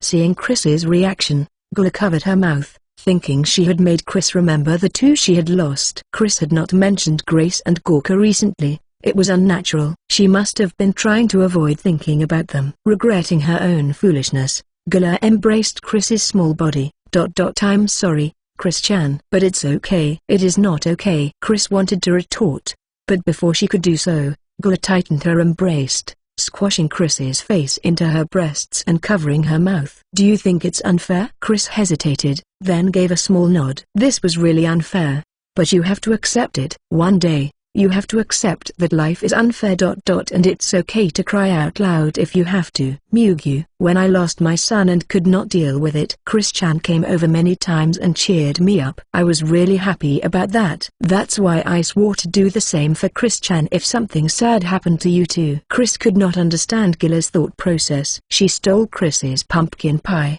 making Chris sad, then tries to cheer Chris up. Chris stayed silent a while longer, but Galen only nodded gravely, not saying a word. Seeing her grandfather agree, Chris grew even more confused. Chris could not understand the logic behind it, but this is apparently normal. Then Chris remembered that she had killed Gula's son, then comforted Gula as she borrowed the oven.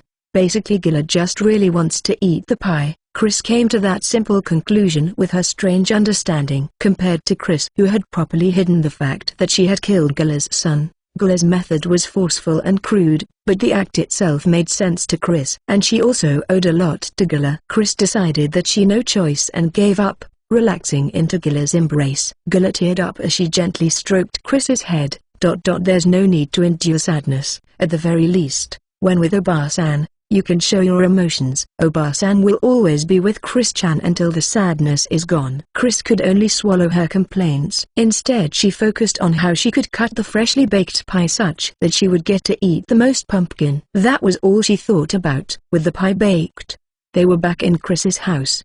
But Chris's hardships have not ended. After much thought and hesitation, Chris chose to cut the pie into 5 equal slices, reluctantly serving 2 of them to Gula. Of course 2 slices were for her, then 1 for Galen. Chris could feel how crisp it was as she cut the pie. This is the best pie she had ever made. The pumpkin had melted into the batter, releasing a sweet fragrance.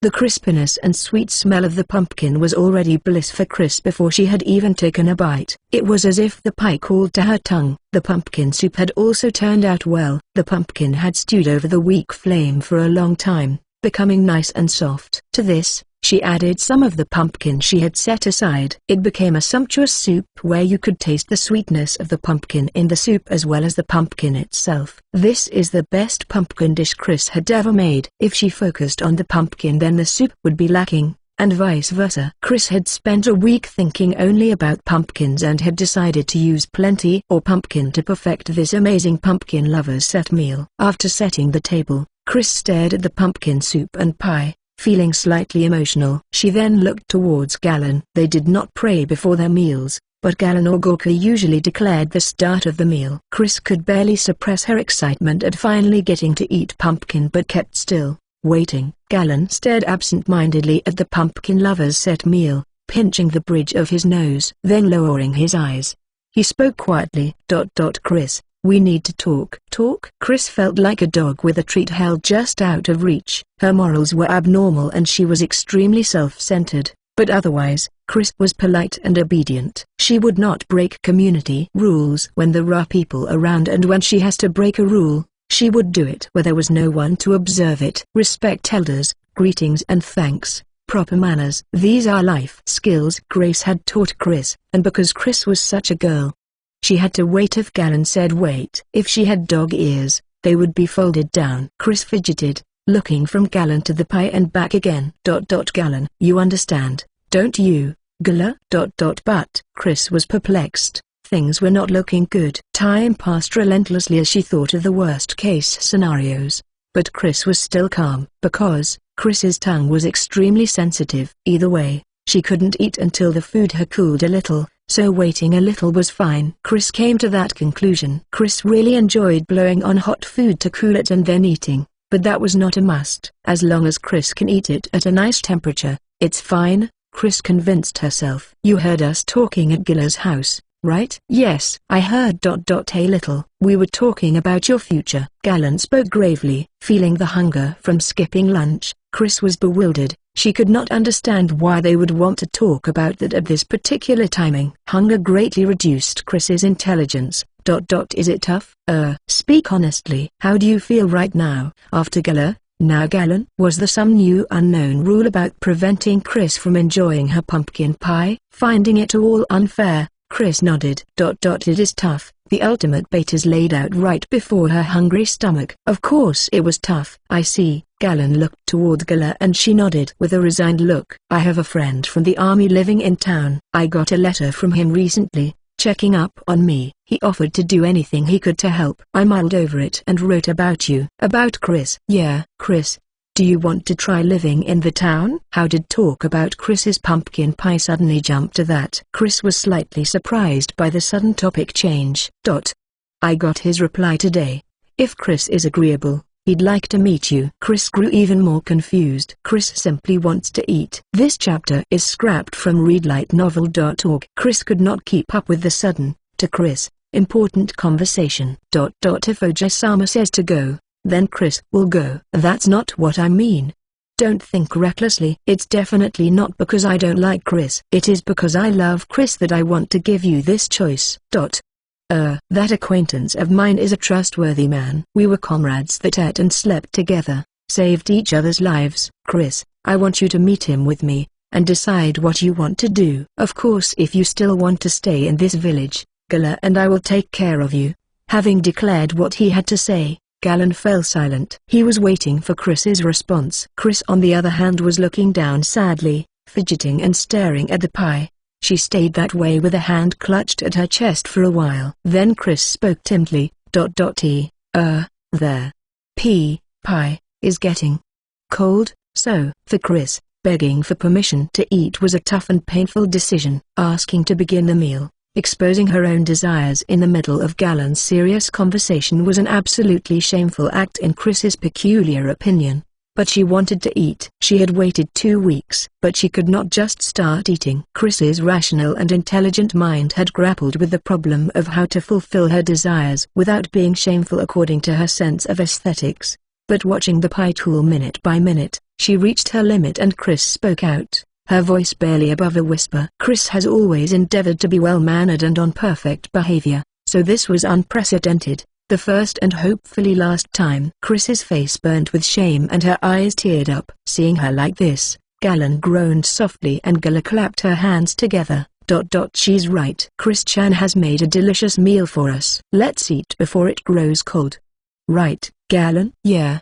Sorry. You're right. Let's eat first. Gala changed the topic, praising Chris's soup and pie. Galen did not speak much but praised her too. Chris was going through another bout of depression and could not fully enjoy the delicious food.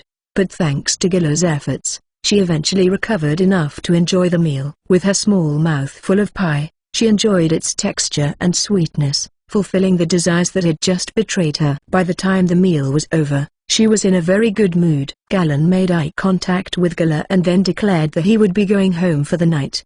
He did not bring up the conversation from before the meal and just left after saying good night. Chris and Gila washed the dishes together with some light chatter, then laid out futons and prepared for bed. Chris was clearly happy that Gila was staying over. In this area, nights were cold through the year and Chris was sensitive to it. She wanted a warm body pillow. After extinguishing the fire and they lay in the futon, Gila talked about Chris's past. Chris had been about 3 years old. Gorka had found a small girl collapsed in the forest near the main road and brought her back to the village, creating a small commotion. Chris was bedridden for 3 days with Grace and Gorka nursing her. But Chris's appearance was already eye-catching then. Not only was her beautiful silver hair rare around here, Her features were refined and the silk clothing she wore was of fine make. It was natural to think she was the daughter or some noble. Even in this remote village, stories of internal strife among nobles reached them through minstrels, and such occurrences were common knowledge. Chris was thought to have been abandoned in the forest as the result of such a strife. Sheltering her might lead to trouble, but it was not like the villagers could just kill her. They decided to take care of her temporarily and hand her over if someone came looking.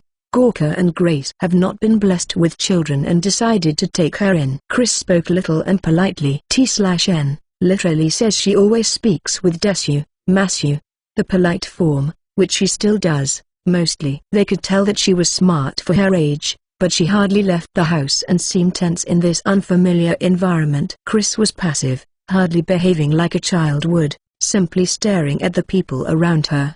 Grace brought her outside, leading her by the hand, letting her get used to the village. Chris toddling behind Grace around the village became a famous sight for a while. Gula laughed as she spoke, a nostalgic tone in her voice. Over time, Grace changed from temporary caretaker to foster parent, then to mother.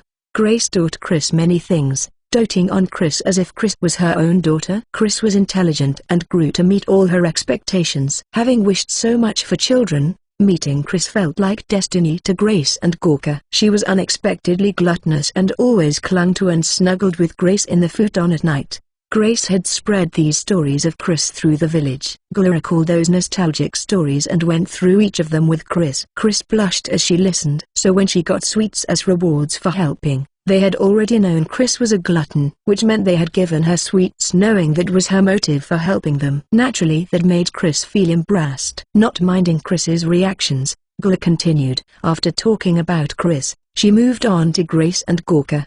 Grace had always been a nice, cheerful girl. Gula had a crush on Gorka when they were younger, and when the younger Grace stole him away, was one-sidedly hostile towards her for a time. But Grace's kindness was sincere and eventually Gula gave them her blessings. Then there was a man that fell in love with Gula and she wed that man. Gula spoke of how she had lost her husband early, then her child soon after. How when her heart was broken, Chris and Grace had helped her. Gula had not agreed to taking in Chris at first, but now she believed from the bottom of her heart that was the right choice.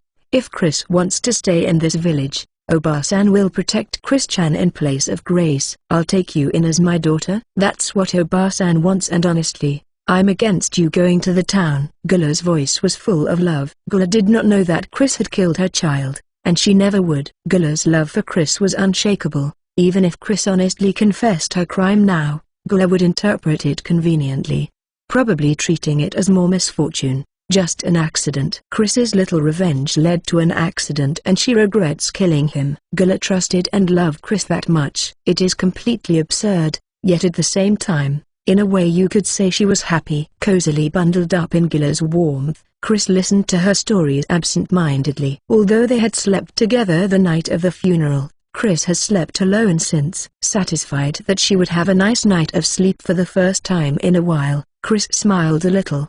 But this love from Gula created a tiny doubt in Chris's mind. It was a doubt that would greatly affect Chris's human nature in the future. But at this time, it was trivial. But I also don't believe staying would be the best for Chris. Chris-chan is smart. If you have the chance to learn, that'll open up various futures for you. Various futures? Yes, all happy futures. Chris-chan, do you know why Grace named you Chris?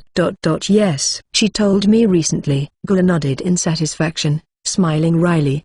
The moon on the night she was proposed to, her happiest moment. It might sound like a stupid reason, but Chris-chan's name has all of Grace's happiness in it, such that the same happiness will come to Chris-chan. Will it? Grace always laughed or cried, making a big fuss over small things. She was the opposite of rational. But recalling how happy Grace was, Chris could not imagine herself like that. Chris tilted her head in confusion. Of course it will. Chris-chan can definitely find happiness. I'll say that for sure. Gula looked Chris in the eye and declared it firmly. Rather than living in this village, seeing and experiencing many things will be better for Chris. Out there, you'll be much happier than you can be here. The town is dazzling. There are many things Chris-chan has never seen before. Never seen before. Yes. Fancy clothes, houses, even food. If there were dog ears on Chris's head, they would have perked up. Chris still did not have a good understanding of what a town was. She thought of it as a large village. But the problem was, but Chris will not be able to borrow Obasan's oven. It's nearby and convenient right now. Gala looked stunned, then her expression crumpled as she embraced Chris tightly. Oh, Obasan. It's okay, it sounds like it'll be a large house, so there should be a much better oven than Obasan's. I see, Chris thought as she told Gala, who was still squeezing Chris. Can't breathe. Sorry. Gala apologized in a trembling voice, relaxing her hug and patted Chris's head. Don't worry. Chris-chan will be fine anywhere. Your Grace and Gorka ''s. And my pride. Our daughter. Just act as usual and Chris will fit in. I believe in you. Gala's voice was tearful and shaky, but her tone was firm. Gala did not say any more. Chris also fell silent, pressing herself closer to Gala. Chris had felt that the conversation had come to an end and prepared to sleep. Soon Chris was asleep, breathing softly. Gala just continued to embrace Chris. Chapter 7. UEC.7, Journey and the Estate. The town is far. Instead of walking, Chris and Galen will be hitching a ride with the cart going to town. The village's specialties are rock salt and animal pelt. They sold some to peddlers, but most of it was sold directly to other villages and the town's merchants. A cart traveled between the town and village regularly for this trade and 2 of them will be hitching a ride on this cart. The journey is quite long and the road is not entirely safe. 4 skilled villagers usually went along as guards, but there had been many deaths and there is a lack of manpower. On the surface, the traders appeared happy that the 2 of them were coming along as guards. Memories of Chris from that day still sent chills down their backs. But conversely, there is no better guard than Chris in the village and Galen's sword skill as a former centurion is well known. Their presence is reassuring. Women and children that were particularly close to Chris had come to see her off. Although some children are scared of her, most of their younger minds saw her as the hero that punished the bad bandits adults could not defeat. With how Chris had cared for them, they were still attached to her. Some cried while others endured their tears with clenched fists as they sent her off. The women had expressions of guilt for not being able to protect Chris. If they could have protected Chris, there would be no need for her to leave. No matter the things said about her, Chris was just a pitiful girl that had lost her parents and then thrown out of the village. Their regret was proportional to the strength of their love for her. They said their farewells to Chris one by one, handing her various parting gifts. Most of them were either sweets or pelts and cloths such that she would not be cold. There was so much that Chris could not carry them by herself and Galen received them instead, loading them onto the cart with their luggage. Chris received the gifts with a smile and exchanged farewells. The women clenched their teeth, determined not to show her their tears. Chris, if it gets tough, you can come back anytime. Don't hesitate to come back. Yes, Oba-san. Gula wrapped a muffler around Chris's neck and embraced her one last time. Watching them, some of the women could not stop their tears from spilling over. They were the ones who knew their relationship and it was painful to watch. Galen-san, it's time. Chris. Okay. The coachman called to them and Chris nodded to Galen. Then she turned back to the women and children, deeply bowing her head. Thank you very much for taking such good care of Chris. Goodbye, Chris said with a smile, then hopped onto the cart. Soon, the cart set off and as it drew into the distance, although Chris had been sitting straight at first, they could see her head gradually hanging lower. Seeing that, the women finally stopped hiding their tears and the children bawled. Very painful. Chris's vague desire to try riding on a horse carriage vanished in less than half an hour as she battled with the pain of the shaking cart slamming into her butt. Although she tried to maintain her composure, it hurts. Chris subconsciously shifted her weight, gradually leaning forward. Of course, there was a cushion placed under her butt, but Chris did not have much meat on her body to soften the impact. Seeing how Galen sat composedly next to her, it was normal to be able to endure this pain. With that assumption and the promise to herself to be better than others, Chris desperately endured, pulling her hood down to hide her face. Galen patted the head of his beloved granddaughter and gently hugged her closer. Chris is smart, talented and brave, definitely not a normal girl. But Galen believed that Chris had the same feelings as anyone else. Gorka and Grace had told him that they had never seen her cry. But she must be at her limit, thought Galen. The coachman sitting in front and the guards on horses around the cart looked at her sympathetically. They did not have a good impression of Chris. Her abnormality was well known among the men. They had seen Chris knock down and beat up her opponent expressionlessly. Among them, Some also had the baseless suspicion that she had killed 2 children.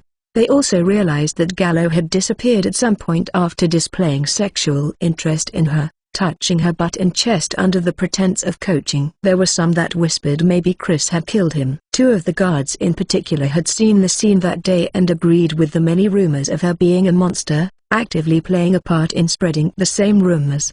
But seeing her pull her hood low, her head hanging as Gallon hugged her to his side, feelings of guilt rose. They grew aware that they were the ones that had driven her into this situation. Just by seeing how the women and children sent her off, they could understand how much she was loved. Would so many have come to see them off if they stood in her shoes? Considering that, the doubts they felt about their own actions grew stronger. Chris's beautiful appearance already drew attention. Naturally she would become infamous even for trivial things. No matter who, there will be something if you dig deep enough. She is definitely not normal.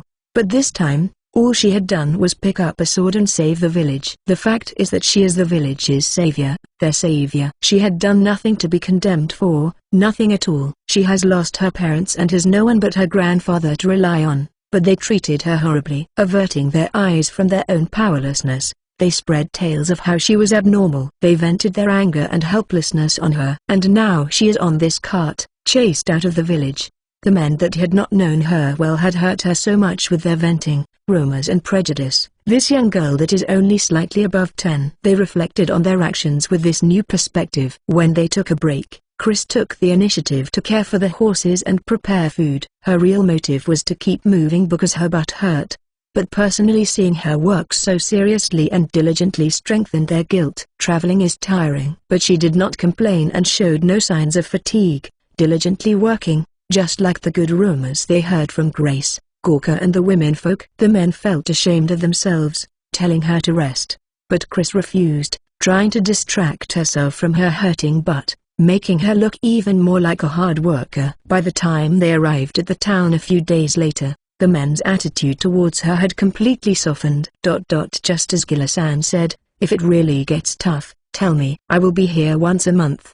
I can bring you back then. Okay. Thank you very much. Do your best. You'll be fine anywhere you go. The men could not apologize, they could only give her their best wishes. It was too late no matter what they said. They vowed to correct the rumors about her once they returned and said their respective farewells to Chris. If they had known how Chris really is, those rumors wouldn't have spread. Gallon said as he watched the men leave. Rumors, both good and bad, spread fast. As it passes from mouth to mouth, it usually grows more exaggerated. As people pass on what they heard, 1 becomes 2 then 5. This incident is the result of such misfortune. They've realized that the rumors they believed in were nothing but rumors after getting to know you. Chris, you must not be misled by rumors. When you talk to people, be careful and be aware that such things can happen. It'll end up not just hurting reputations, but people too. Okay, he must be telling Chris about what to reflect on for this incident. Chris came to that understanding and stored Gallon's words away in her important memories box. Be careful of how to use rumors. They must be used only after careful thought about its capabilities and effects. Chris memorized that as she followed Gallon. Unlike the village which only had houses made of wood or clay, the town had white stone buildings made by mixing ash into bricks. The streets were stone paved, crowded on both sides by houses and stores. As they proceeded deeper into the town, they came to an area where all the houses had gardens attached. Gallon's destination was among them, a particularly extravagant estate. It was larger than any building in the village. The sturdy stone building and walls enclosing it made it look like a small castle. The garden had fruit trees and flowers with a neat stone path leading through it to the gate. They arrived at the large gate in the center of the symmetrical estate. When they knocked, a girl dressed in a black and white uniform answered. She was a young girl with shoulder-length red hair, in her late teens or early 20s. The pretty girl with red hair inferred the reason behind their visit once she saw Gallon. Gallon had visited a few times and they were acquainted. As they exchanged casual greetings, Chris removed her hood, causing the red-haired girl open her eyes wide in surprise. Oh my! This is the girl I want to entrust to you. She's a very beautiful girl. Hello, my name is Berry Uggan. Hello, I am Chris. Chris replied and shook the girl's, Berry's hand. Berry smiled happily and politely bowed towards them. I hope we get along. This way, Please, I will guide you to the parlor. Once they entered the house, they were greeted by a large spiral staircase. Passing through a door next to those stairs, they entered a room with large sofas and a table. Resplendent decorations were displayed on shelves along the wall along with some paintings. A portrait hung above the fireplace. It's quite bright. Chris tilted her head, looking at the glass window. Then she looked up at the ceiling, where the light was coming from. There were a few glowing orbs set into the ceiling. Noticing Chris's actions, Berry explained with a soft laugh. Those are eternal magic lamps. Instead of fire, mana is used to light up the room. Eternal magic lamps. T/N, Jamat. Suggestions for better name is welcome. Quite a lot of houses in town use these, but I guess they are not used in villages. These kind of estates have many rooms which cannot take in enough sunlight, so these are used instead. See how the houses are packed close together? Many normal households use these instead of candles too. I see, this is the first time I have seen them. Foo-foo. Then today we'll have many firsts in store for you. Berry used a magic kettle to brew a pot of tea for them. Chris could feel waves of mana from all over the place, drawing her attention. But she did not ask about those, simply staring at the cup of tea placed in front of her. The fragrance was to Chris's liking and she could infer that it is a drink since honey had been added to it. But Chris hesitated. It was still steaming. Chris's tongue is extremely sensitive. This is black tea. Please, have a sip. Black tea. Chris picked up the cup, cautiously bringing it to her lips and blowing on it. Seeing that, Berry laughed cheerfully, making Chris blush. It seems it is too hot for you. Excuse me for a moment. Berry exited the room, quickly returning. In that time, Chris still could not take a sip. Drinking it straight is nice, but you can also add milk. This way it will also help cool the tea a little. This might be better for Chris-sama. Berry added some milk to the tea and mixed it. Chris sipped from the cup offered to her, her cheeks still red. It was sweet with a hint of sour. The fragrance of the tea leaves and the honey balanced out by the mellowness of the milk. Chris smiled as she enjoyed the warm tea. It is very delicious. I am glad you like it, Berry replied with a soft laugh. Foo-foo. Chris-sama is even cuter when you smile. I was looking forward to what kind of person would be coming, and meeting someone like Chris-sama makes me twice as happy. I would love to get to know you better. Thank you, Chris said as she stared at the tea with glittering eyes. Berry offered her some baked sweets too. Chris took them with an expectant look and upon taking a bite, received a culture shock. Although there had been sweets using sweet berries and honey in the village, these sweets completely overturned Chris's concept of delicious. It was crispy and had a slight salty taste mixed with the sweetness of honey. Seeing Chris's excitement, Berry smiled happily. That is something I made in my spare time, but it was worth making it to see you enjoy it so much. Foo-foo. How is it? Delicious. Delicious. How did you make it? The instant she said that, Chris realized her lack of manners and suddenly felt embarrassed. Chris blushed as she looked between Galen and Berry, then looked down. Please do not worry about it. That makes me very happy. Are you interested in making sweets?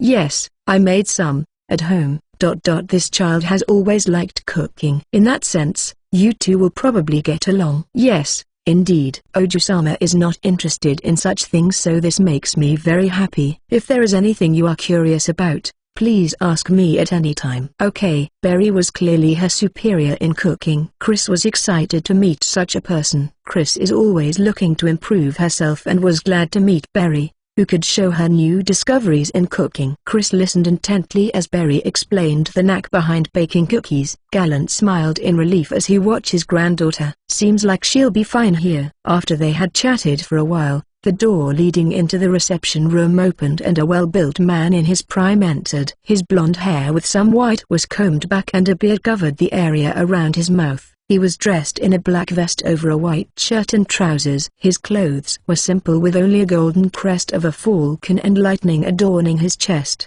but his muscular build spoke more than any accessory could. This, coupled with the countless scars and deep lines carved into his face, made him quite imposing. His sharp eyes softened as he looked from Galen to Chris. His fierce looks would have frightened a normal girl, but Chris was unaffected. Galen stood, so Chris followed and then deeply bowed her head.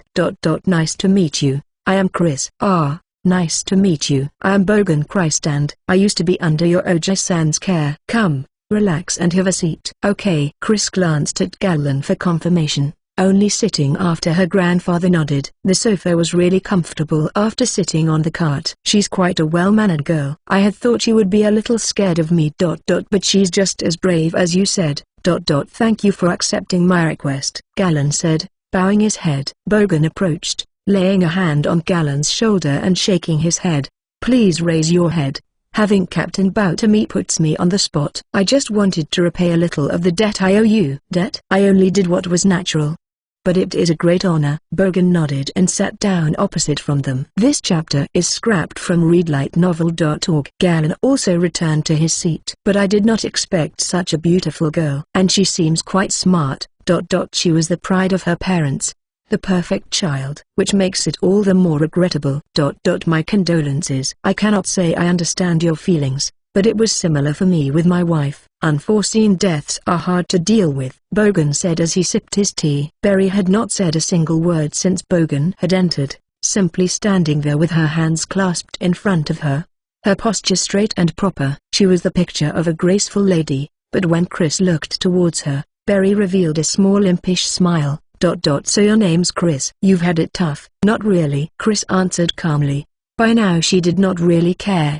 There was only some regret. The pumpkin being smashed was tough, thought Chris. You're a tough girl. But did this girl really, the bandits? Yes, I knew she was skilled with the sword, but not to that extent. I guess that's what you call natural talent. She fought bandits who were former soldiers. She probably used what you know as physical enhancement. Magic? Bogan looked at Chris, narrowing his eyes. There was a thin layer of blue clinging to her body, precisely controlled mana. The surprise was visible in Bogan's eyes as he frowned. I see. No, but Bogan sank into thought for a while, then asked, Chris, where did you learn magic? Magic, subconsciously? That's what we call the technique of manipulating mana, the mana you have wrapped around you. Aren't you doing it right now?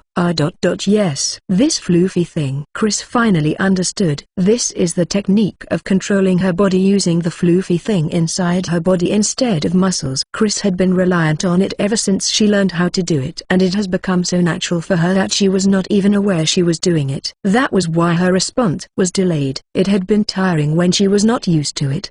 But once she got used to it, she did not have to use her muscles, and it was actually more relaxing. She had no problems with work that normal people found tough. One of the reasons Chris could be such a hard worker was because she knew how to control her body using mana. It's such magnificent physical enhancement that you can't tell at first glance. How long have you been using it?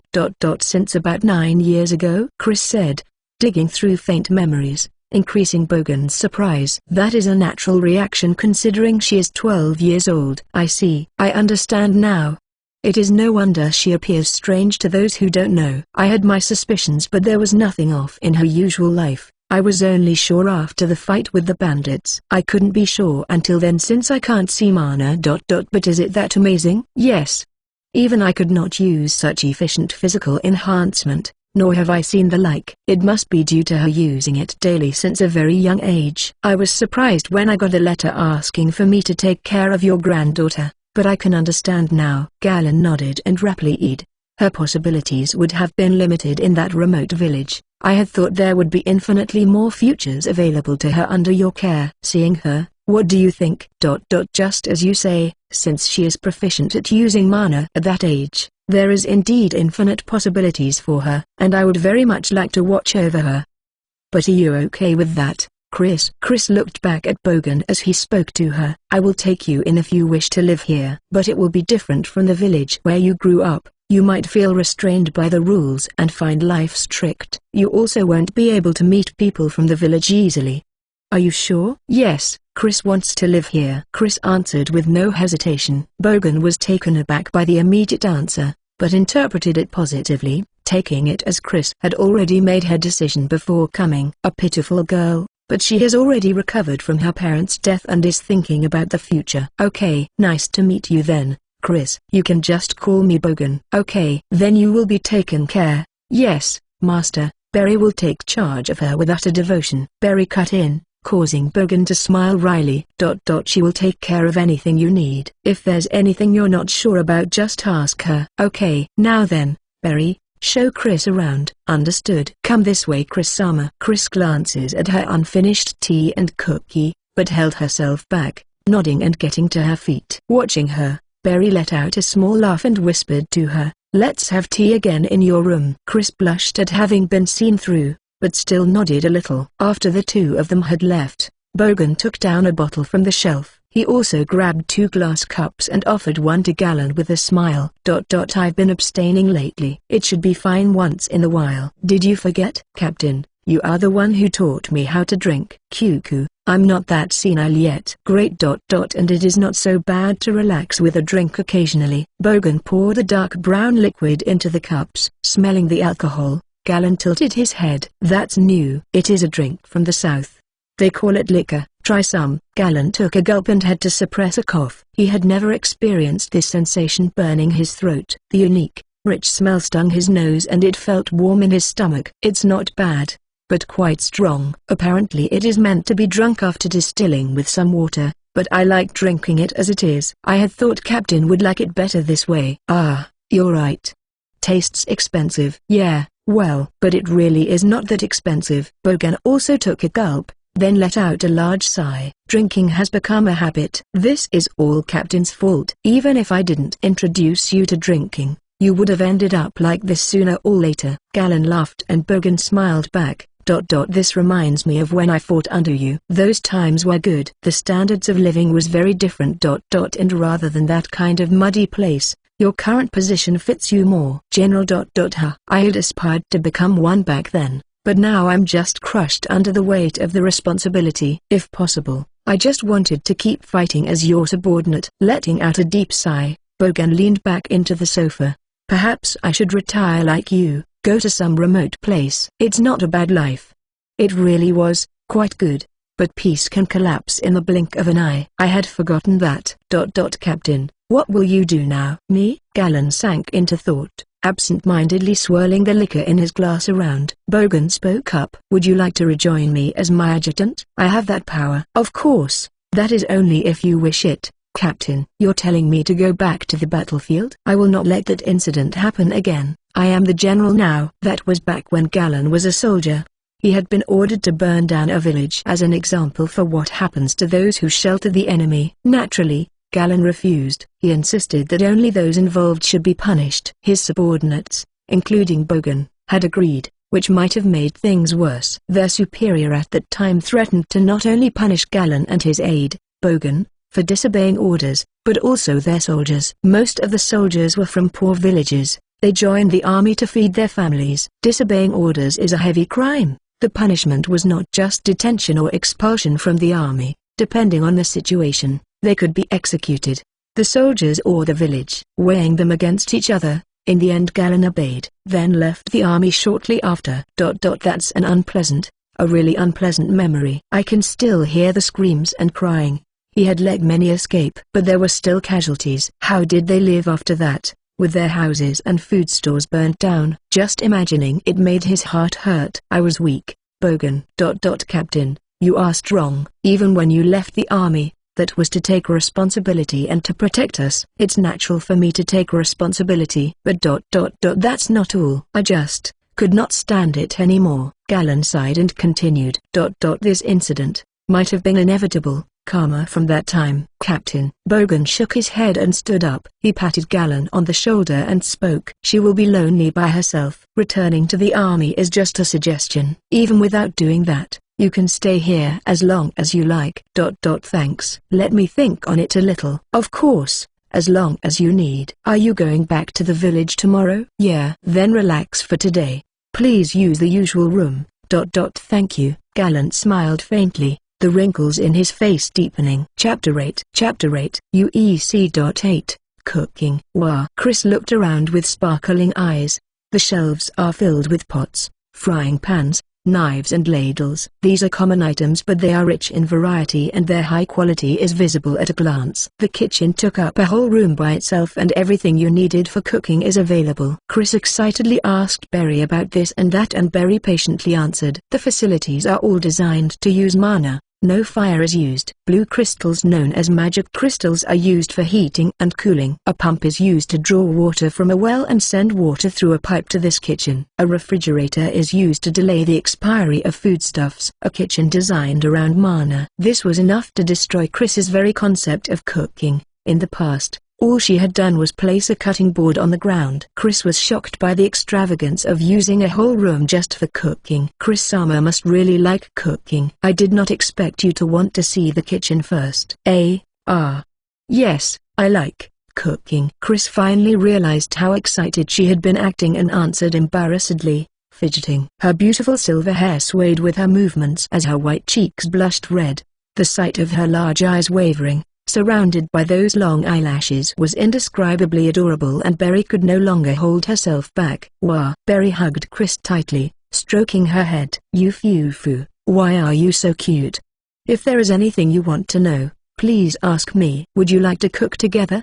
Yes. Chris seemed to be okay with it, so Berry enjoyed hugging her for a while before pulling away and putting a hand to her chin, falling into thought. Let's see. I was planning to prepare dinner after showing you to your room.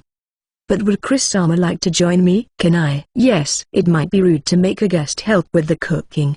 But if Chris-sama wishes to help, I am in no position to refuse. Then, Chris also wants to cook. Great. Then I have master's permission today, so let's make a grand dinner. Okay. Chris nodded with a wide smile. They cooked together, Berry teaching Chris how to use each piece of equipment along the way. But since Chris manipulated mana on a daily basis, she was quick to learn how to operate magic crystals for simple heating, impressing Berry. They briskly prepared the ingredients as Berry guided Chris. Berry had a good environment and the chance to learn from books. Her skill in cooking awed Chris. Chris is self-taught and can make the most out of limited ingredients, but she lacks knowledge and everything is based on experience. Berry taught Chris how to handle the ingredients and why, while Chris readily absorbed the knowledge like water in desert sand. Each shelf and table had been placed with careful consideration for efficient cooking, and Berry made full use of them. Not only that, Berry had abundant knowledge and talent, an excellent palate, and spared no efforts in her cooking. To Chris, Berry is an extremely good teacher. Her explanations are clear and understandable, while her handling of ingredients and knife work were like art. Berry's cooking is far beyond Chris's. Chris quickly admitted that and grew attached to Berry. Chris is also a good student, and her heart was stolen by the sight of Chris clutching a kitchen knife with glittering eyes. By the time they had completed a few dishes, they had developed an extremely strong bond of trust between them, and Berry loved Chris from the bottom of her heart. Is it delicious? Yes, delicious. Taste testing the meat in the soup, Chris smiled. Berry nodded back with a smile. This is the result of preparing your ingredients properly. By giving the meat a quick sear before adding it to the soup, the delicious juices are locked into the meat. You will have to do it differently if you want to use it for stock though. I see. By cutting a small slit in hard vegetables like this, the soup will seep into it and they will become soft. Isn't this completely different? Yes, amazing. A stew with soft blocks of mutton, roast beef with a sour fruit sauce, and bacon pizza with cheese and tomato baked in the oven. The faint fragrance of the herbs used for seasoning tickled Chris's nose, raising her expectations. She had never encountered such alluring food. Goo! Chris's stomach growled and she blushed. Berry smiled and said, "It usually takes a little more time to prepare dinner, but thanks to Chris we are done early. Let's eat before it goes cold." Okay. Berry carried the pot of stew and a basket of bread. Chris brought the roast beef and pizza. The kitchen is the furthest room on the left and the dining hall is 2 rooms away. The dining room was furnished with a long table and 8 chairs. The room was not very large, but it was still larger than the house Chris had lived in. Setting the dishes, Chris laid out the cutlery with Berry. "I will go inform them that dinner is ready. Please sit here and wait." Okay. Chris sat down as Berry left the room, her posture straight and proper as she waited. The room was warm, so the food would not go cold so quickly. Chris could feel the saliva build up in her mouth, but waited patiently, like a dog that had been told to wait. Soon, the door opened. A beautiful blonde girl entered. She had sharp eyebrows and her eyes were cat-like with a kind of strength behind them. She had an elegantly straight nose and nicely shaped plump lips. She was dressed in a gorgeous light blue one-piece dress and was fidgeting with her long hair with an unhappy expression. She scowled upon seeing Chris, then looked away. Hello, I am Chris. Ah, yeah, with just that. She sat down in the seat opposite Chris. Is this the Oju-sama Berry mentioned? Thought Chris. Apparently that Oju-sama is strong-willed and did not like homely things like cooking, preferring to wield a sword and study combat tactics. Her goal is to succeed her father in the future. Her age should be close to Chris's, turning 13 this year. That girl is now looking at Chris sullenly with her arms crossed. Unsure why she is unhappy, Chris checked her own outfit. Maybe it is not appropriate to wear this apron thing during a meal? Chris stood up and took off the apron, folding it neatly and placing it on her lap. Watching her, the girl narrowed her eyes. Already earning points? Such a good girl.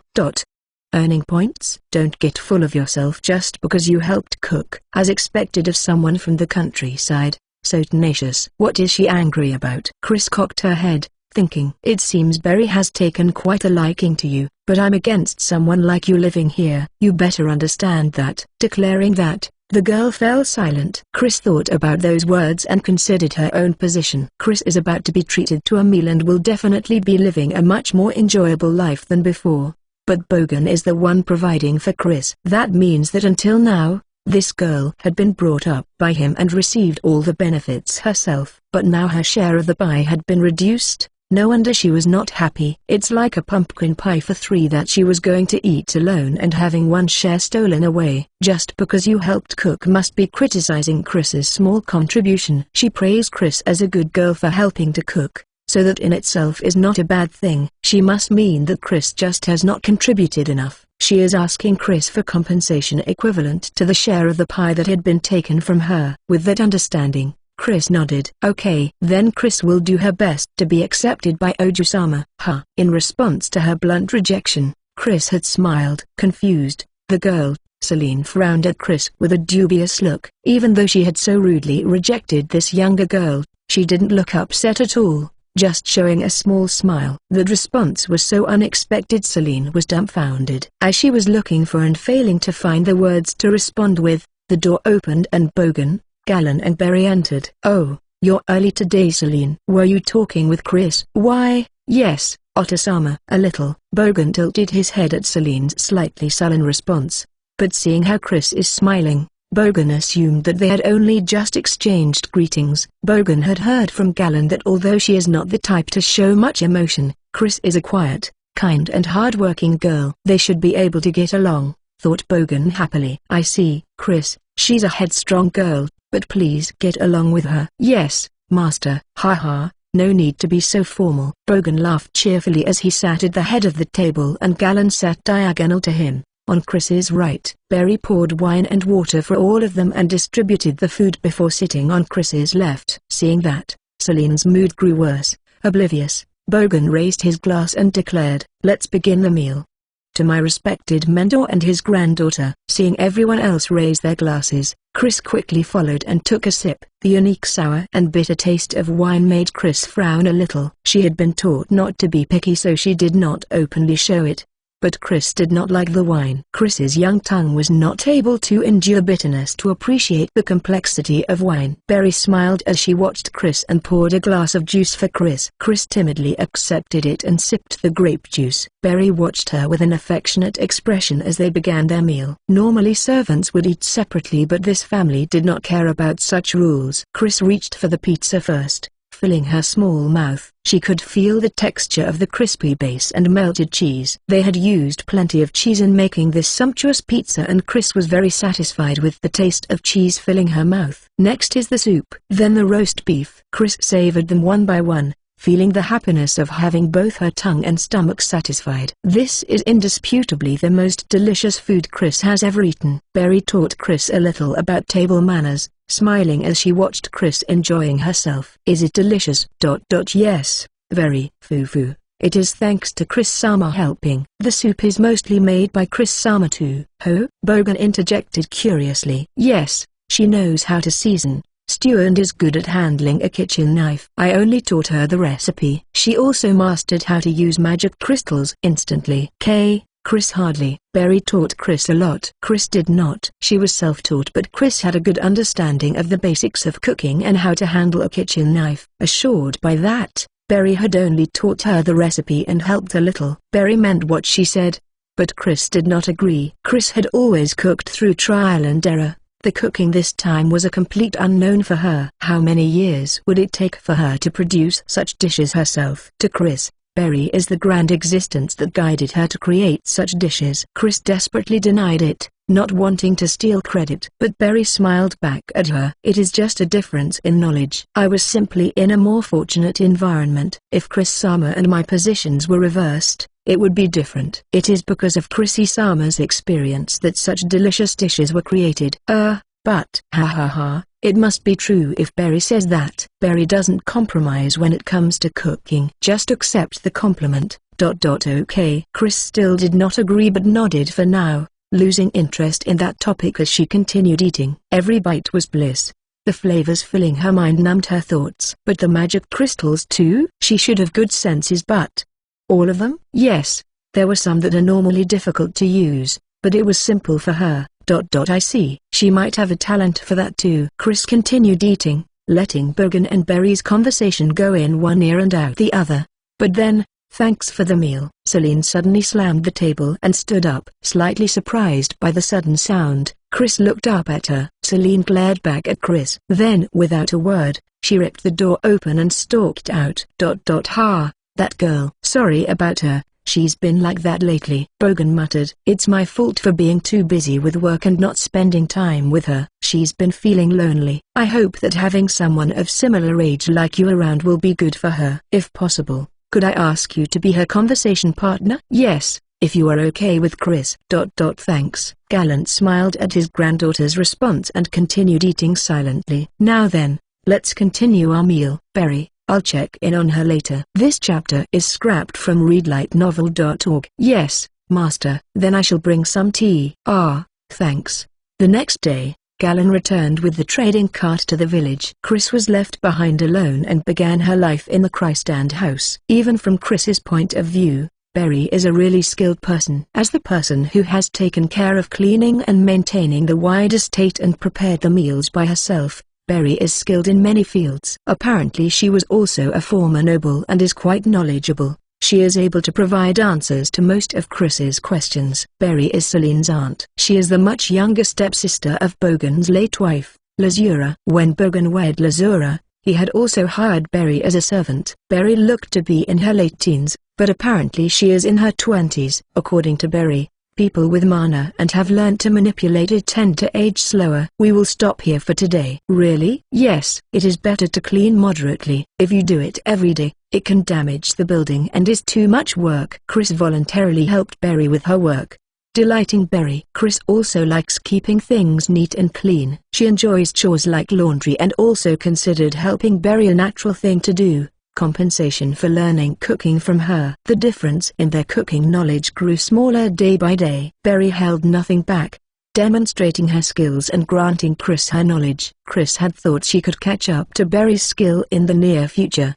But Berry is a perfectionist like Chris, attempting to create new flavors every day. Chris rates Berry highly for this desire for self-improvement and not being satisfied with her current state. A person's tastes changes based on their condition and mood. Though there might be a perfect dish for a certain day, there is nothing that you can eat every day without getting sick of it. Being much more skilled than others in many ways, it is this side of cooking that fascinates Chris. And Berry is also fascinated by the same thing. In Chris's mind, Berry is already her comrade and also her forerunner. Chris's opinion of Berry keeps rising with no sign of stopping. By now Chris's life is completely centered around Berry. She spends her days following Berry around. Naturally, Berry's heart was stolen by this girl that is so attached to her. Since their relationship is centered around food, which Chris easily gets embarrassed about, Berry's impression of Chris is of a shy girl. As the only person that can see Chris's cute side on a daily basis,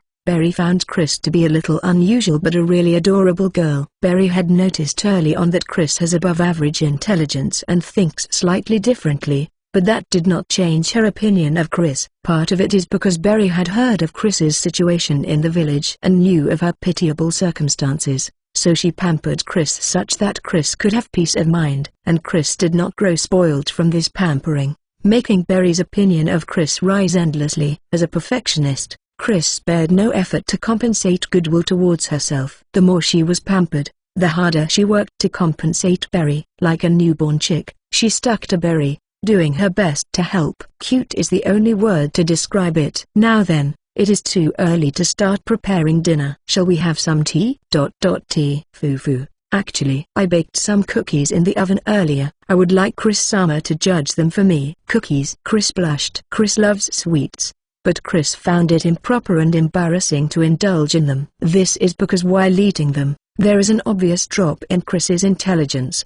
But for Barry, Chris getting absorbed in sweets is just adorable. Wanting to see that side of Chris, Barry took every opportunity to feed her sweets. Chris was terrified of becoming addicted to sweets and has made the very painful decision of refusing a few times, but her enemy is formidable. Barry started feeding Chris under the guise of taste testing. If the purpose is taste testing, as someone who strives to perfect cooking, Chris could not refuse. Knowing this, Barry used it to feed Chris sweets. Could you help me taste test, Chris-sama? I tried adding plenty of honey today. Plenty?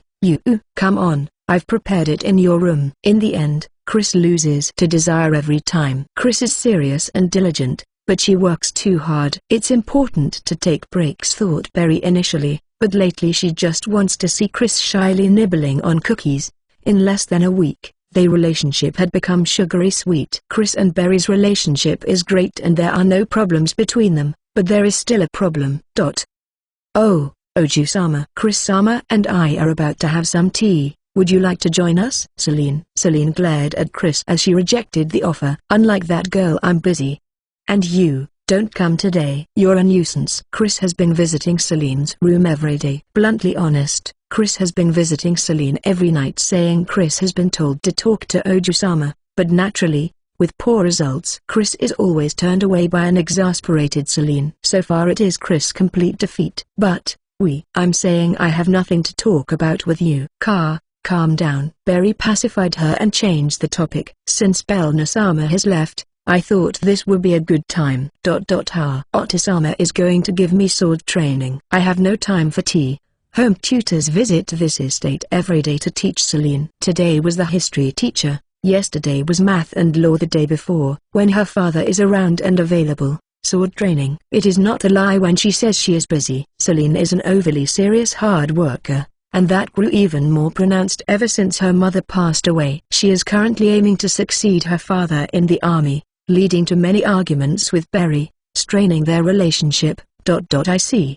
Please, be careful not to get hurt. Injury is part of training. Saying that, Celine turned away and descended the stairs. Am I saying too much? But she is not a man. Seeing Oju-sama wield a sword makes me worry. Barry let out a small sigh. The Christand family is a military family. I know it is thanks to that we can live in this splendid estate. But I do not believe Oju-sama needs to follow the tradition. It sounded as if she was confessing her inner thoughts. Chris was suddenly reminded of her mother. Chris's Kasama also said the same things as Barry-san. She was worried that Chris was going for sword practice. Really? Yes. They entered Chris's room and prepared tea. The cookies were still warm and the sweet scent of freshly baked cookies wafted in the air. Chris clenched her mouth shut, trying not to let it relax into a smile. But Chris believes that in the end, that is all you can rely on, at the very least. It was very useful for Chris. Chris-sama. Remembering what happened to Chris's village, Barry lowered her eyes. I guess my opinion is that of someone in a safe place. I am sorry if I offended you. Chris shook her head in response. Training for battle is important and necessary, but society is built upon more than that. People who like the sword tend to be more emotional than other people. They are more assertive, short-tempered and violent. They are important, but their nature is the direct opposite of the workers that form the foundation of village life. When there is no conflict, they are more of a minus that disturbs the peace. Chris believes that in that sense, people who think like Barry are perfect as a break and are indispensable. Generally, Chris likes stability. Thanks to her parents, Chris has a good understanding of the importance of rules and regulations and dislikes those that disturb the peace. She learned the sword mainly to protect this stability. So Chris does not like conflict, which reduces productivity, and rather than fighters, Chris values people like Barry more. Chris thinks the sword is necessary to protect your home, But that is because there are people like Berry-san and Kasama. Chris thinks both Oju-sama and Berry are not wrong. Berry widened her eyes, then smiled gently. Thank you very much. Chris-sama is young, but you have thought things through. Chris is still far from perfect. Saying that, Chris looked at the cookies, feeling the saliva build up in her mouth. She blushed as her own immodesty. Berry giggled, then offered one to Chris. There is a lot, so I will need you to taste test a lot. Taking one, Chris filled her small mouth. Berry had baked the cookies small enough for Chris to eat them in one mouthful. Feeling the sweetness of the honey spread through her mouth as she bit into the crispy cookie, Chris smiled in bliss. Foo. I still cannot really tell if Chris-sama is already mature, or still a small child. Saying that, Berry laughed softly. Chapter 9. UEC. 9. Celine and Berry. Chris and Berry enjoyed their cookies and tea as they watched the training in the sunny lawn below through the window. Bogan loosely held his sword at his side in his right hand while Celine braced her sword in front of herself with both hands. Celine's stance is solid and sturdy, far better compared to others of similar age that Chris has seen. She is comparable to the village's sword instructors, the former soldiers, but not quite at Zal's level. Around there? Chris analyzed. They faced off for a while. Then Celine tensed slightly, and stepped forward in one smooth motion. Her blade swung down diagonally in a sharp motion, but it was a feint. Making use of her small build, she sank low and thrust forward. She stretched her flexible body, making the tip of the blade reach further than you would expect. But Bogan dodged it by pulling back half a step and countered. Celine twisted her body and blocked with her sword. Their swords were real, just with dulled blades. They were much heavier than wooden swords. Frowning at the impact, Celine pushed back. Bogan only held his sword with one hand and Celine managed to knock it away and step closer, but that was Bogan's ploy. He let her knock away his own sword and used that momentum to turn and dodge Celine's thrust. He then stepped behind her and thrust the tip of his sword to the back of her neck. I lost. The first movement was good, but you were too anxious to end the bout. That's why your attacks were simple and you fell for my ploy. Bogan is a large man, but his swordsmanship is surprisingly refined. He does not rely on strength to deflect his opponent's blade. Of course it is also partly because his opponent is Celine, but his movements are refined with no sign of roughness. It was quite different from what Zal called the sword of the battlefield. Chris, how about it? Would you like to try too? Bogan invited Chris, who had been looking at them through the window, making Celine grimace. I've heard about you from your Oja-san. I would like to see it for myself. And it will be good stimulus for Celine. Otasama. Chris saw Celine glaring at her, but decided that she could not refuse Bogan's request. Especially since she has not been able to fulfill Bogan's request to talk to Celine, she could not let Bogan's opinion of Chris drop any further. Yes, Master. Chris-sama. Berry looked at Chris worriedly. Chris looked back, tilting her head in question. Then she realized why Berry was worried and nodded. Chris will not get hurt or hurt him, so it is okay. Okay. Chris's words were so confident that Berry was bewildered. Having enjoyed their cookies and tea, Chris went downstairs with Berry to the garden. Celine's mood seemed to have grown even worse and she glared at Chris, but did not say anything. Urged by Bogan, she handed her practice sword to Chris, then went to lean against a wall with her arms crossed. Chris checked how the long sword felt in her hand. It was slightly heavy and the blade is long, making the center of gravity quite far out. Since Chris controlled her body using mana, strength is not a problem. But balance is a large problem. When she swings a sword, her small body can be dragged in that direction and she can lose her balance. The wooden sword she usually used was not this heavy and the sword she had borrowed from the bandits was a small curved sword. This long sword only had its blade dulled and is still slightly difficult for Chris to wield. It's the same kind that soldiers use, so it might be a little heavy, but it's what we use for training. Can you handle it? Can I do a few practice swings? Yeah. Of course. Chris casually swung the sword. She lost her balance and frowned. She adjusted her footwork, stepping in the direction the sword is pulling her, but the sword is still quite heavy. Seeing how sharp Chris's swings were, Bogan's eyes widened, as did Celine's. But with every swing, Chris lost her balance, ruining it. Bogan considered changing to a lighter sword for her while Celine looked somewhat relieved. But Chris's clumsiness was temporary. If her body is going to be dragged along, then just follow the sword. Chris gave up trying to maintain her stance and entrusted her body to the weight of the blade. This is, Bogan muttered to himself. Chris held herself low and swung the sword horizontally, using her forward leg as an axis to spin her body around. Her blade drew circles as Chris danced. Occasionally, she made sharp thrusts, slashed upwards and swung down. She switched from her right hand to her left hand to holding it backhanded. Chris's acrobatic swordsmanship pursued only efficiency and was being refined at an astonishing speed. When the blade storm, when Chris's dance finally stopped, Bogan was frowning with a serious expression and Celine was stunned into a daze. Only Berry smiled in relief and applauded her. Amazing, Chris-sama. It was like a martial artist's sword dance. Chris could understand the characteristics of a weapon, derive the logic behind its movements and refine it into technique. She eliminated inefficiencies and simply looked for the most efficient movements. She has already perfected the concept of battle. The type of weapon is a trivial matter. To her it was natural. This was simply warm-up.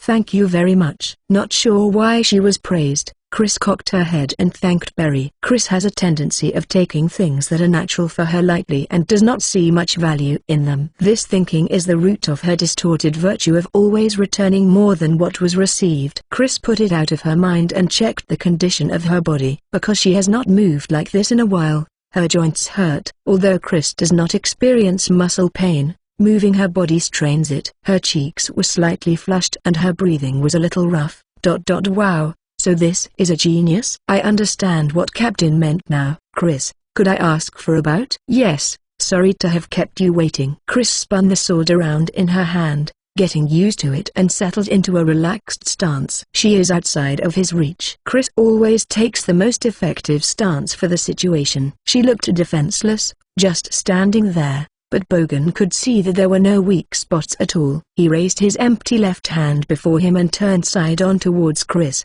A battlefield sword style known as the Rolka style uses a shield in the left hand to deflect the opponent's sword and make him lose his balance while striking with the sword in the right hand. This style does not lose its strength even when the left hand is empty. In this case, the left hand is used to grab the opponent's hand or body if there is the chance, serving as bait for the opponent's sword and making sure the opponent does not get too close. Chris observed that unfamiliar stance with cold, inhuman eyes. She considered the strengths and weaknesses of that stance and thought about how to defeat it. If she targeted the outstretched left hand, Bogan would pull his hand back and knock away Chris's sword with his. But if she closed the distance and aimed for his torso, his left hand would be free to catch Chris. Chris could see the floofy thing, the thing Bogan called mana, around his body, so there will not be that much of a difference in the speed of their blades. As long as Bogan did not move, his stance could not be broken with a single attack. Coming to that conclusion, Chris continued her planning while waiting for Bogan to move. Bogan also sensed that it was dangerous for him to approach her carelessly. Chris's eyes were clear like the surface of a calm lake. Her eyes would not miss his slightest movement and her composure felt like that of an old veteran's. Bogan has an overwhelming advantage in reach. For Chris to land a deciding blow on Bogan, she would naturally need to step in closer than Bogan. Since that is her greatest weakness, Bogan could not make the first move. If Bogan stepped forward, that would make it easier for Chris to get in range. Mew. Chris started walking defenselessly. She moved clockwise around Bogan, drawing an arc. Is she trying to disturb my stance? Bogan pondered her intentions while maintaining his stance, keeping Chris in front of him. Chris finally made her move when she was close to the estate's wall. She stepped in and swung the sword in her left hand horizontally. She was aiming for Bogan's left arm. She displayed flexibility and agility that was unimaginable from her. Her body was supple like a whip and all her strength was channeled into her sword, generating terrifying speed. But Bogan calmly kept track her sword. He had seen how fast she could move and swing her sword. This is within his expectations. Did she get impatient? Bogan pulled his left arm back and regained the initiative. He knocked Chris's sword aside with his own, and in that instant, he realized he was mistaken. There was no resistance from her sword as he knocked it away. She followed the sword's momentum, turning away from Bogan. Chris landed on the wall and kicked off, doing a backflip over Bogan's head and landing like a cat. But Bogan is an experienced fighter. He instantly understood he was disadvantaged and intentionally fell backwards.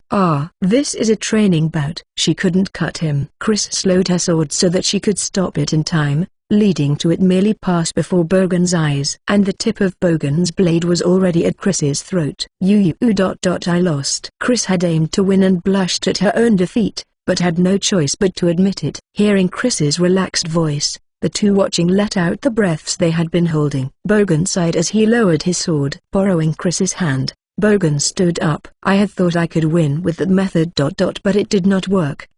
No, it did. If she had a sword that matched her better, or if this was not a simple bout and was a real fight, I would probably have been killed by this girl. Bogan felt a chill run down his spine. As a weak noble, Bogan had built his career on his sword and rose through the ranks to become a general. He had confidence in his own strength. He had not intended to hold back and even used physical enhancement in the bout against Chris. But she had calculated that she could win and acted. Chris's abnormality could not be described by natural genius. Seeing it for himself, Bogan understood why she had been expelled from the village. On the other hand, Chris did not consider such excuses.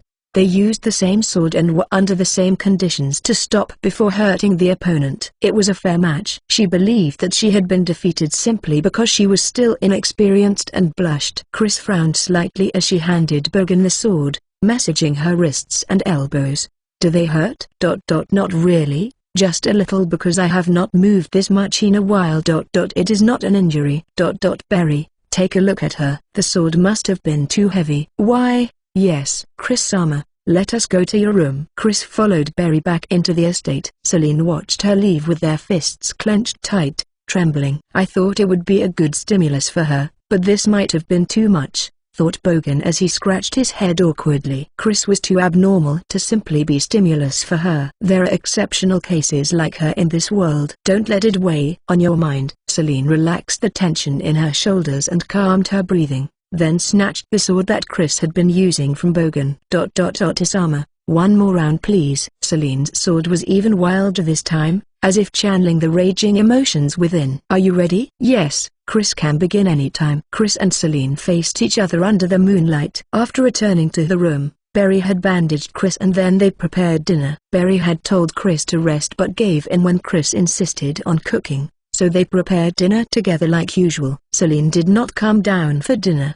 so the remaining three had dinner after Berry brought Celine's dinner to her room. During the meal, Bogan asked Chris about how she learned her swordsmanship, interrogating her about each and every detail of her time in the village, only to be lectured by Berry for his rapid-fire questions, and they ended their meal peacefully. After dinner, they bathed. Most homes would not have a bath, but public baths exists and upper-class homes like the Christand estate have a bath. Although it did not quite take up an entire room, it was large enough for 2-3 people to enter at the same time, bring Chris with the sheer extravagance of it when she first saw it. Chris is so much of a clean freak that she bathes in the river every day, even in winter. Chris has taken a liking to this bath where she can clean herself with warm water and then relax and soak in it. Except for when he is out for work, Bogan goes first, then Celine. After that is Chris's turn, but Chris bathes with Berry. At first it was so that Berry could explain to Chris how to use the bath, but Chris really enjoyed being washed by Berry and it naturally led to them bathing together. After their bath, they enjoyed some tea in Chris's room, then Chris headed to Celine's room. Bogan had requested for her to talk to Celine, so it is Chris's duty to fulfill it. Chris believes it is natural to fulfill the requests of her guardian, Bogan, who is providing this environment for her, and felt no doubts about doing this. Since she has strong expectations for herself to be superior, she believes it is natural to be able to fulfill his request and felt pathetic that she still cannot do it. Both Bogan and Berry are impressed by Chris for not giving up despite being chased away with cold words every time. But Chris's standard is always herself. They told her there is no need to force herself, but she still stubbornly visited Celine's room today. Celine seemed to be expecting Chris, and today, instead of her usual sleepwear, she was dressed in her training clothes. Sitting on a chair with her arms crossed, the first thing she said when she saw Chris was, "Could you join me for a bout?" Since Chris was looking for an opportunity to talk, She had no reason to refuse, and that leads to the current situation. Barry anxiously watched over them, and Celine was gripping her sword too hard. Celine had learnt the same physical enhancement that Bogan uses, but from what Chris observed, there is a lot of inefficiencies in the movements of her mana. Celine is much weaker than Bogan, but she asked for a bout, so she must be asking for training. Chris came to that conclusion and honestly said what she was thinking. Oju-sama, you are gathering too much mana around your right hand and left leg. By looking at the concentration of mana, Celine clearly intends to leap forward with her left leg and slash diagonally. Chris could easily predict her movements. Huh? Celine grimaced, blushing. Was it hard to understand? Chris chose to use the simpler words she usually used. There is not enough of the floofy thing to escape backwards. In that case you can only use it to step forward. Like this. Chris stepped forward in a smooth motion and swung her sword towards Celine's neck. This chapter is scrapped from readlightnovel.org. Barry screamed, but the sword stopped right before Celine's neck, and a moment later, Celine leapt backwards. Celine uses a standard stance with the sword held in front and right leg forward.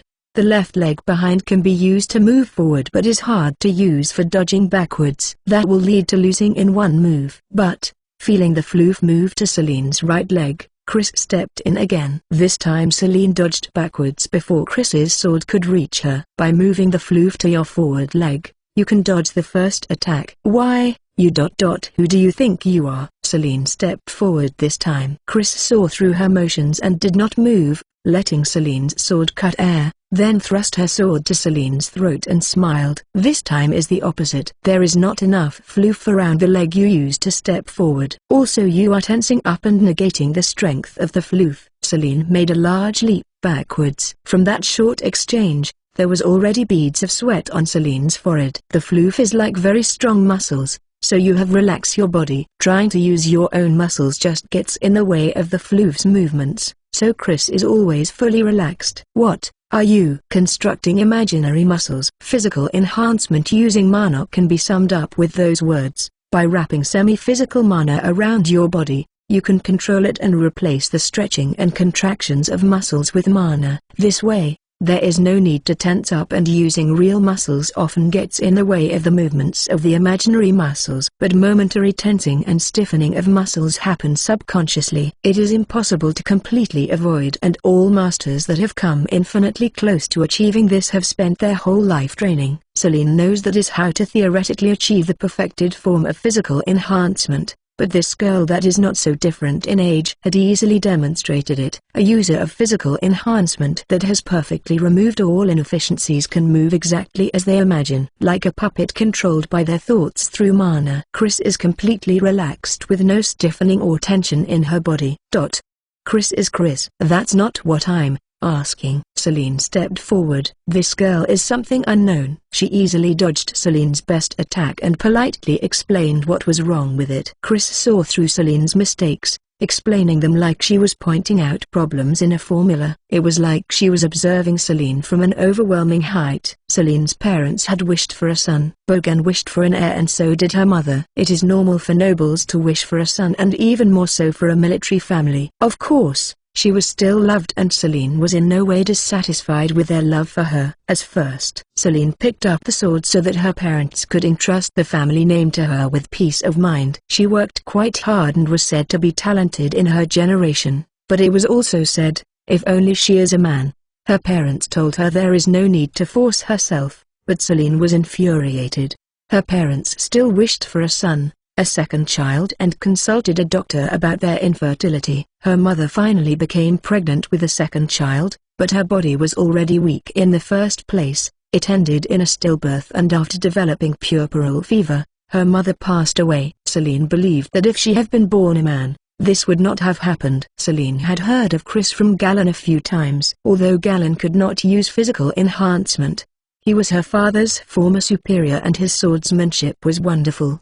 He was also good at teaching. Celine had begged a reluctant Galen to teach her, and during their breaks, Galen had mentioned his granddaughter a few times. A girl of similar age to Celine is already unbeatable not only by those of her age but also the adult men, and is feared by the men. Even Galen was not sure if he could beat her. Galen had been talking about being worried for Chris's future, But Celine remembers Bogan voicing his interest to meet the girl that his captain calls a genius. Celine worked even harder. She did not want to admit that there was a girl better than her and wanted to believe that she also had the strength to defeat adults. That's why she felt very anxious when she heard that Bogan was adopting that girl because she had killed more than 10 bandits and could no longer stay in the village. Admitting Chris is superior would be like admitting her efforts until now was pointless. Celine would be admitting that in the end, she is just a normal girl. She could not admit that a girl of similar age was better. She could not accept it. But the girl right here has clearly demonstrated it. Celine swung her sword. Chris dodged. Chris pointed out Celine's mistakes. Chris made enough space or counterattack to stop Celine from attacking a second time. It was all Celine could do to dodge. She could only stare at those inhuman purple eyes as Chris used the timing when their swords could not reach each other to quickly point out Celine's mistakes. Those words were from a much higher position. She precisely explained the problems that Celine had felt subconsciously, but could not identify the reasons behind. Celine did not want to listen, but still heard them and almost subconsciously made corrections, surprising and vexing herself at the same time. Celine just kept moving. No matter how many times her attack failed, Celine kept moving. Dodge, receive, attack. But that did not last for long. She finally reached the limits of her stamina and could no longer hold back her tears of frustration. Are you okay? Hic, shut up. Chris was dumbfounded when Celine suddenly crouched down and started crying. Was I too strict? Chris considered that. But Chris had been teaching extremely kindly by Chris's standards. Although Celine might be grateful, there is no reason for her to cry. For now, Chris put down her sword and with no hesitation, hugged Celine. The best way to deal with crying children is to give them a hug. Chris applied what she had learnt. Naturally, Celine struggled. But Chris did not let go. Instead, Chris gently stroked Celine's head as she cried. Barry hovered around them, but chose to stay on the sidelines. She could see that Chris was trying to comfort Celine. Stop it. Why do you? Chris learnt from Kasama to do this for crying children. Chris does not really understand why Oju-sama is crying though. Chris declared that as she continued stroking Celine's head, ignoring her struggles. Eventually Celine gave up struggling and relaxed into Chris's arms. Chris has not been able to talk to Oju-sama at all, so if possible Chris would like Oju-sama to stop crying so we can talk. We cannot talk while you are crying and it would be such a waste to not be able to talk today. Talk. Yes, Chris wanted to talk to Oju-sama. It has been a week, yet we have not talked at all. Celine sniffed. That's stupid. Talk. What do you even want to talk about? Chris blushed. I didn't think of that. Celine looked at Chris in surprise, tears still streaming down her face, and asked, You, after coming to me so much this week and then be treated that way, don't you hate me? Chris does not remember being treated badly. Just how carefree are you? Carefree. Chris cocked her head in confusion. Celine sniffled, then sighed. Now I feel ridiculous. I feel so stupid for being so stubborn. Chris thinks Oju-sama studies a lot and is very smart though. That's not what I mean. Never mind. It is cold outside. Chris is starting to want to go back inside and looked towards Barry. Barry looked confused for a moment, then smiled and picked up the swords, calling to them to go back inside. Chris nodded and picked up Celine in her arms. What are you doing? Let me go. I can walk by myself. Fufu. Chris-sama, please carry Oju-sama to her room. I will clean up and then come up. It is a bit late, but I will bring some tea. Okay. Chris nodded with a smile and headed back to Celine's room with Celine struggling in her arms. Barry's request is more important to Chris than Celine. Perhaps because she was seen crying or because she was carried back. Celine was sulking after they got back to her room, burying her bright red face under the blankets. Barry dragged her out by force, distributed the leftover cookies from lunch and brewed tea, setting up a small night tea party. While they drank the sweetened tea, Chris reviewed the training they had just done, unable to think of anything else to talk about. Celine was unwilling but still listened. No matter how Celine felt, Chris's explanation is clear and simple. Celine is passionate about the sword and could not stay indifferent. Soon she started asking questions and eventually those questions turned to how Chris learned those skills and how her life was like. Chris answered matter-of-factly, not showing any emotion, but her story made Celine imagine what Chris must have felt. Feeling guilty, Celine explained about herself and why she treated Chris badly, then apologized sincerely. Chris felt there was nothing for Celine to apologize for, but Celine insisted, and they continued back and forth for a while. Smiling wryly, Barry threw both of them into the same bed, telling them to continue in bed. Obtaining a nice, warm body pillow to hug, Chris quickly fell asleep. Celine watched her with an exasperated expression, but was tired and quickly fell asleep. This girl. When Celine woke up the next morning, Chris was still blissfully asleep. Watching her, Celine once again felt that she had been ridiculous and smiled wryly as she stroked Chris's head. Chris's eyes opened slightly. She rubbed them sleepily, then greeted Celine sleepily. "Good morning, Oju-sama." "Just call me Celine." Celine. Yes. "It's still early, you can sleep a little longer." "Okay." When Celine petted Chris's head again, Chris hugged Celine and quickly returned to her blissful slumber. As Celine listened to Chris's breathing, she fell asleep, oversleeping for the first time in a while. They slept until Barry woke them up with a wry smile. Celine and Barry. This is how Chris met these two people, whom she will have a long relationship with. Chapter 10. UEC.10, 10,000 Pumpkin Shopping. The technical difference between villages and towns is the presence of a town office administered by nobles.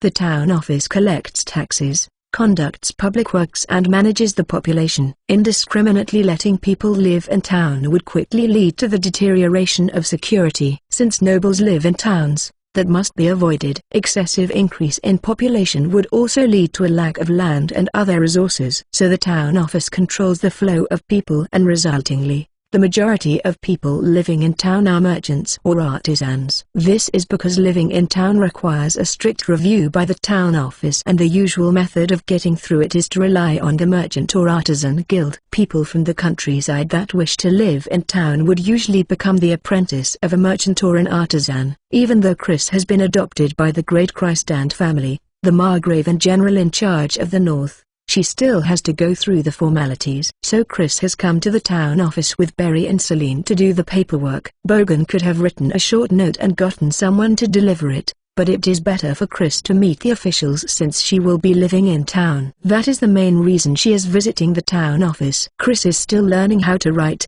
but she has learned how to sign. She signed a few documents after Barry explained them to her, and that was it. The paperwork at the town office did not take long. Their main objective today lies elsewhere. Now then, next is the blacksmith's. We could just go at a later date. It takes a while to make, and she'll be troubled if she needs it while it's not ready. You saw it too.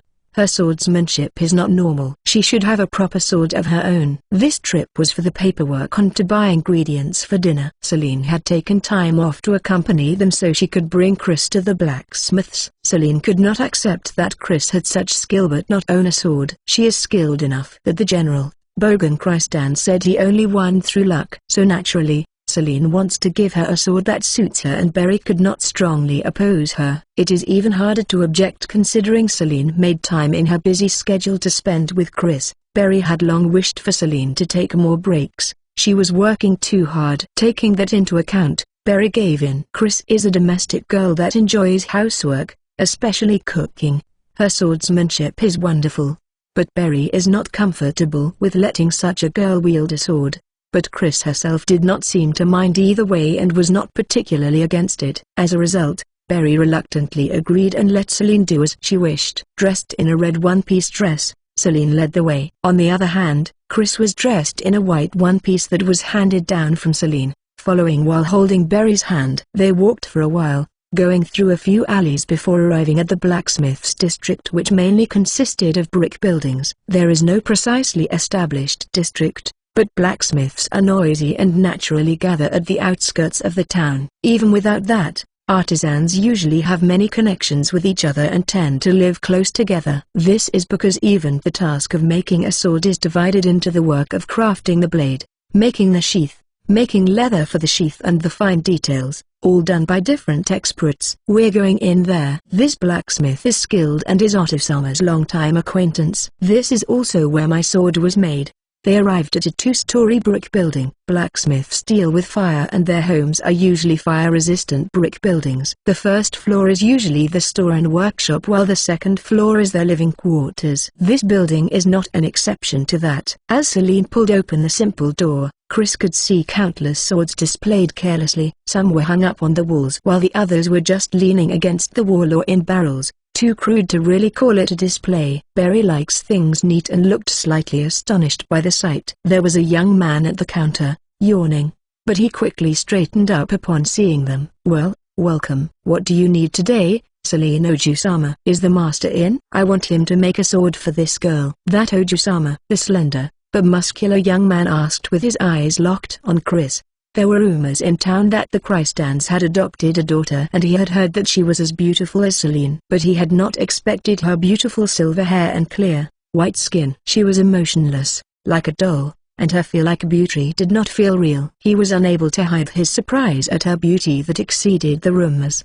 But it was just as clear that he was confused by the combination of this girl and swords. "Yes, she's Chris. She will be a regular customer. I will call for him." The young man left through a door to the back of the store. They could hear him shout, "Dad, it's the Christ and Ojusama," but they could also hear the sound of metal striking metal. "This will take a while," Celine thought as she turned to Chris. The sound of metal means he is working. Since he is working with heated metal, he can't stop immediately. And it will also take some time for him to tidy himself up. "Chris, take this time to think about what kind of sword you want. You have preferences, right?" "Preferences?" "It looked difficult for you to wield the training sword, so order something that suits you and is easier to use." "I also had my sword designed to be lighter and specialized for thrusting." Chris did not have any particular preferences as long as it works. If you could kill with it, anything is fine. The shape was not important as long as it was made of steel. In that sense,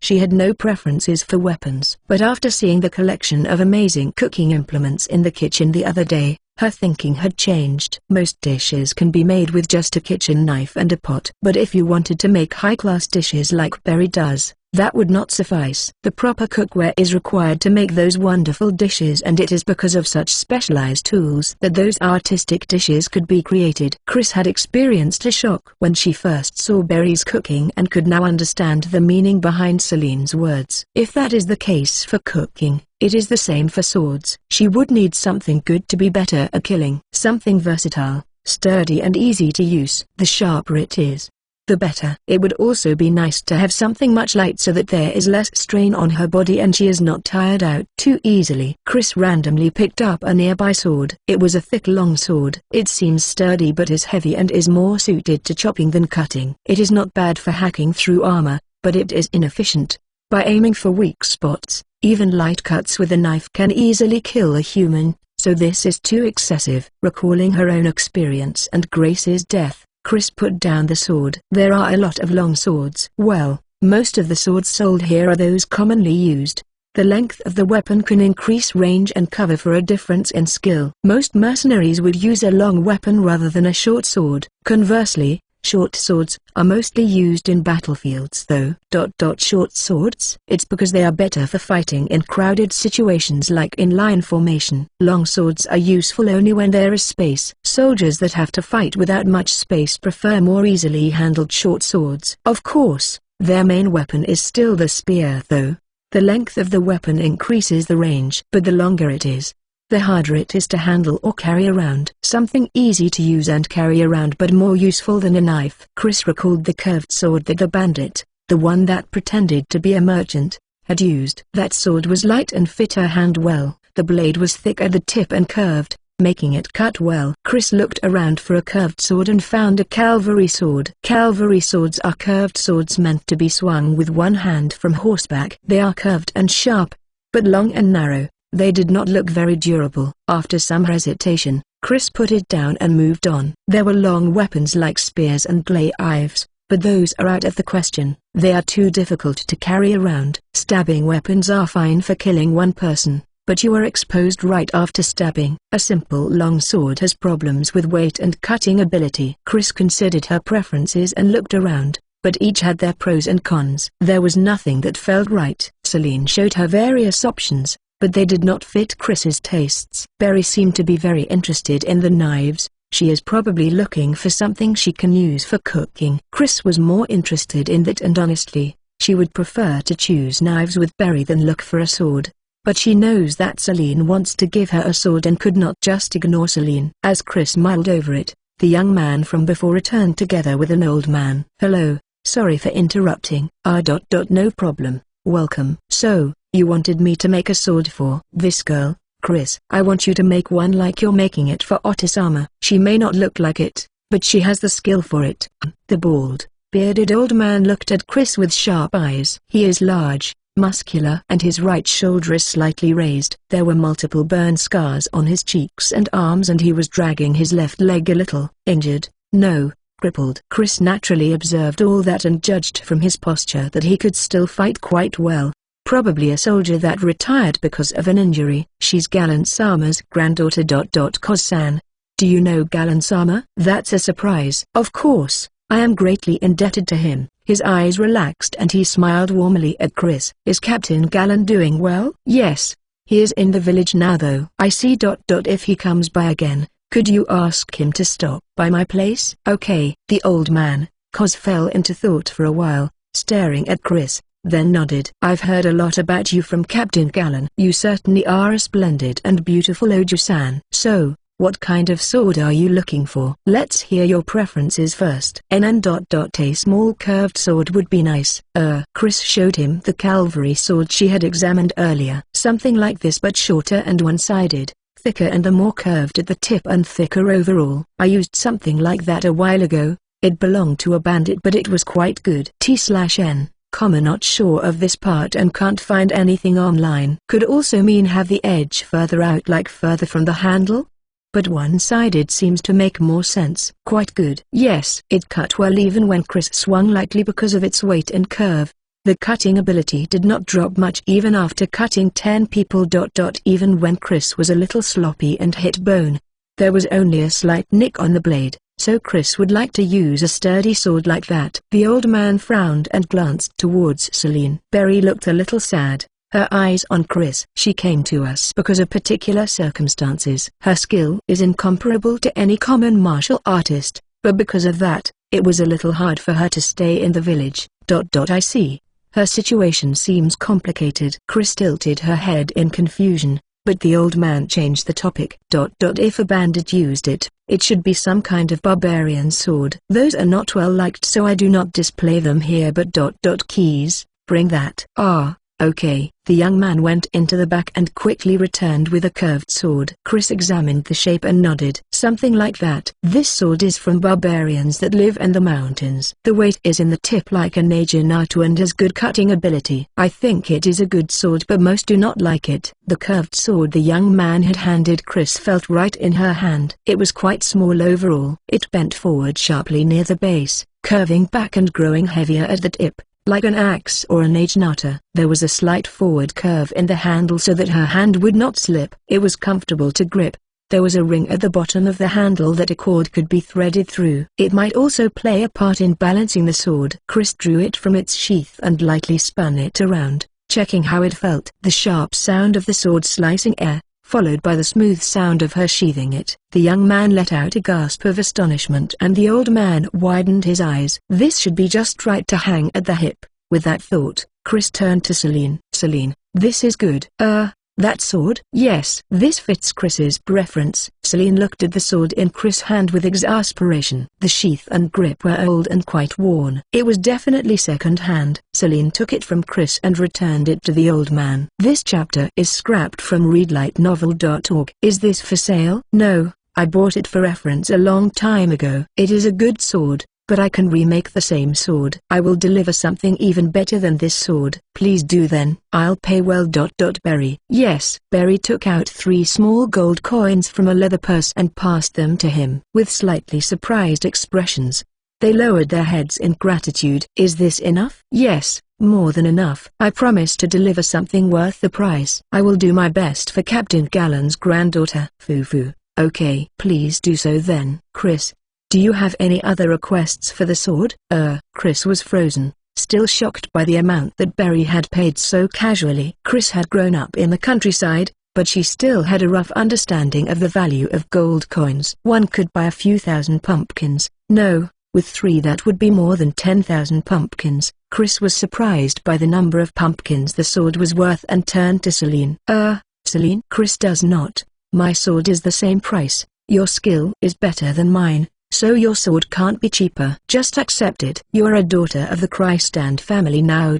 So, any requests? Chris would like a little more curve and weight at the tip. Chris could only nod and answer. 10,000 pumpkins for one sword. Even after they left the store, Chris was still in shock. Chris only had experience using small change to buy ingredients. This was a culture shock for her. She had seen silver coins but rarely gold. The only times she saw those was when the village was bulk purchasing to stockpile reserves. She knew how much a gold coin is worth and the huge amount of food and supplies just one coin can buy, so it shocked her to use 3 of them for just one sword. That much is normal. You should spend money where it's necessary. And you probably haven't realized, but those kitchen knives in the kitchen are worth even more combined. Berry spends most of her salary on cooking. Really? Chris looked at Berry in surprise. Berry smiled wryly, scratching her cheek awkwardly. I gathered good ones little by little over many years, so the total price would be around there. You could probably buy a few dozen thousands of pumpkins. That much. You might feel it is wasteful,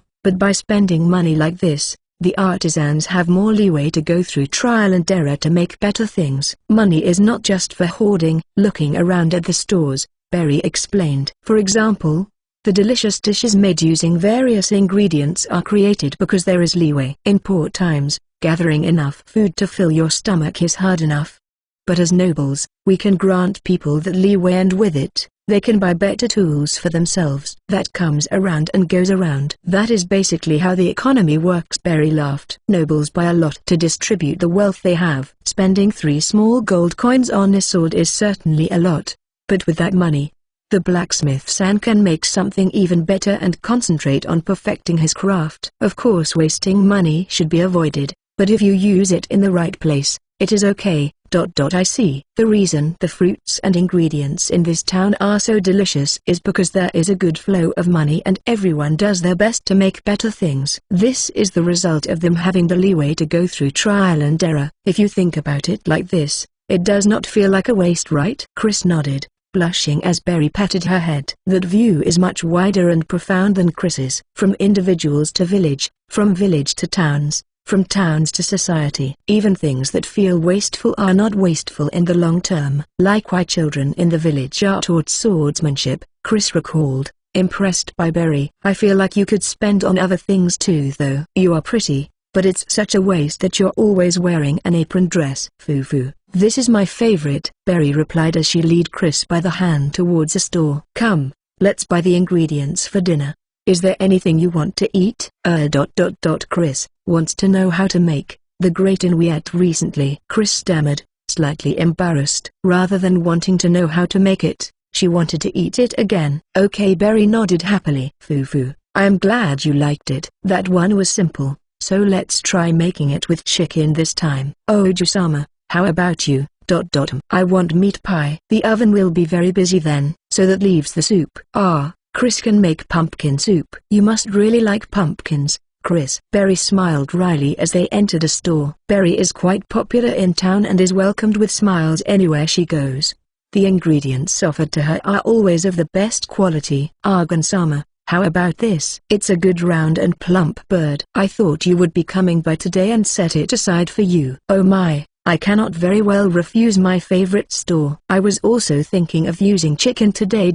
I will take it. The male storekeeper looked very happy as he received the money from Berry. Part of it is her looks, but they also like her for the atmosphere around her, Chris thought absent-mindedly. Berry is somewhat similar to Grace, always smiling and gentle-mannered. After leaving the butcher's, they were walking by a fruit stand when the man that greeted them. He quickly did some cutting and handed them a plate. Chris Oju-sama, please accept this. You seemed to like it, so I chose a good one for you. Okay. The plate had small slices of rakura. Rakura is a sweet red fruit that with a slight sour taste. It is crunchy like an apple and tasty, but it is very juicy and the juice tends to overflow. Last time, he had told Chris the skin could also be eaten, so she had bitten into it and the juice spurted onto her dress, leading to many apologies. That is why he sliced it for her today. She popped a slice into her mouth and smiled as the sweetness spread over her tongue.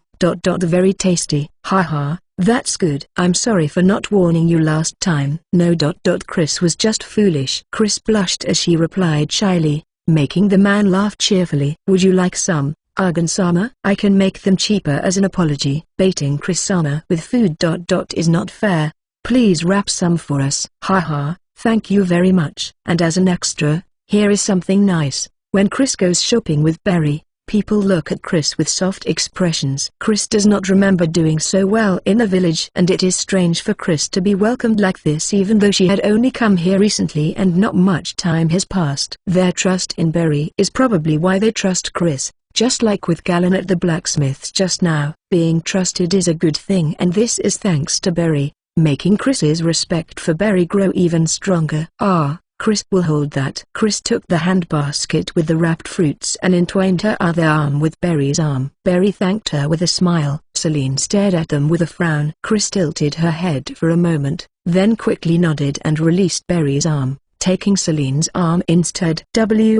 What are you doing? I wanted to hold Celine's arm too. Both Chris and Berry are carrying baskets, so Celine can be in the middle. Don't be stupid. I'm not such a child. Oh my. That is a great idea. Come on, Oju-sama. Berry ignored her protests and caught Celine's other arm. Celine glared at Berry, blushing bright red, but did not say anything and just pouted. Smiling wryly at Celine, Berry looked at Chris with kind eyes. Chris tilted her head, not understanding. The sun was starting to set and night is approaching. Under the orange sky, the three of them walked home together. Chapter 11. UEC. 11. Realization and the girl's wish. Sword practice with Celine. Shopping, cooking and cleaning with Berry. Just as Gilla said, life in town is full of surprises and new experiences. To Chris, the town is full of irresistible riches, especially the various ingredients, spices and cookware. Chris was satisfied with her life. After enjoying her meal, Chris sipped her wine. The wine had been diluted with juice such that Chris could drink it too. Chris is not very good with alcohol and was slightly tipsy as she cleaned the dishes. Then went to bathe. Even in the bath, Chris and Berry are together. The bath is not as large as a public bath, but it is wide enough for them to enter together. Chris was enjoying the feeling of the warm water while sitting in Berry's embrace when she had a sudden thought. Berry is kind of like Kasama. Things changed when Celine told Chris to just call her Celine. Berry also asked Chris to just call her by name, explaining that since you are calling Oju-sama by name, you cannot be using San for me. Berry-san felt too formal and Berry wanted to close the distance between them. So this was mostly Berry's personal desire. But Chris obediently agreed. Hearing Chris say her name in that soft voice, Berry smiled in satisfaction as she asked, Chris-sama's Okara-sama? That is a great honor. But in what way? Chris tilted her head, mulling over the words she had unintentionally muttered. She simply felt that way. She could not really say why. Grace was bad at cooking. She did her best at cleaning, but there would still be dust in the corners. Grace was often described as clumsy and messed up a lot, unlike Berry who is skillful and dexterous. Chris finally realized the similarity between them. You are both good at being liked by people. Good at being liked. Berry repeated the words, not understanding. Chris nodded. The shopkeepers and town people all look happy to see Berry. Kasama was also liked by everyone in the same way. Oh, foo-foo. That is an exaggeration. Chris-sama's Okara-sama must have been a wonderful person. Yes, it is such a waste that she died. Chris wanted to learn more from her about how to leave a good impression on people. Chris's words made Berry stiffen for an instant. Berry frowned in confusion. What do you mean, waste? If Chris was a little more careful, Kasama would not have died. It is such a shame. Chris liked Kasama a lot. Is it a problem with her wording? Thought Berry initially as she felt something off. But now she understood. No, it is something else. Perhaps it is because Chris was a little drunk. Her decision-making was affected and she failed to notice Berry's reaction or tone. Berry hesitated a little, then asked, Does that mean ... You must have been very sad, losing your parents. Was it very difficult? Berry's voice was a little shrill. No. The neighboring Oba-sama and Oja-samas gave Chris food. Chris is also living a wonderful life in such a nice house now. There was nothing particularly difficult. Chris's answer was impassive and completely honest. Berry's vague suspicion turned into conviction and she cautiously questioned Chris. Chris-sama, can I ask a few questions? Yes. Then, Berry asked about Chris's village. Waste, shame, not sad. These are the words that Chris used. They are talking about the mother that took her in, raised Chris like her own daughter but unfortunately, passed away. There was a lot of blood. It would not stop even when Chris pressed on the wound. Thinking back on it, Chris failed. But Chris described it like just a simple sequence of events. She had lost her mother, but there was not much she could have done about it. This girl spoke as if she felt nothing about it. Chris should have thrown the sword a little earlier and killed Gado-san. Her words were regretful, but there was no sadness in her voice. Asking about the death of a person's mother is a sensitive topic, but Chris was perfectly calm. Chris should have killed him before the others. Chris made the wrong choice. Chris-sama, are you not afraid of killing people?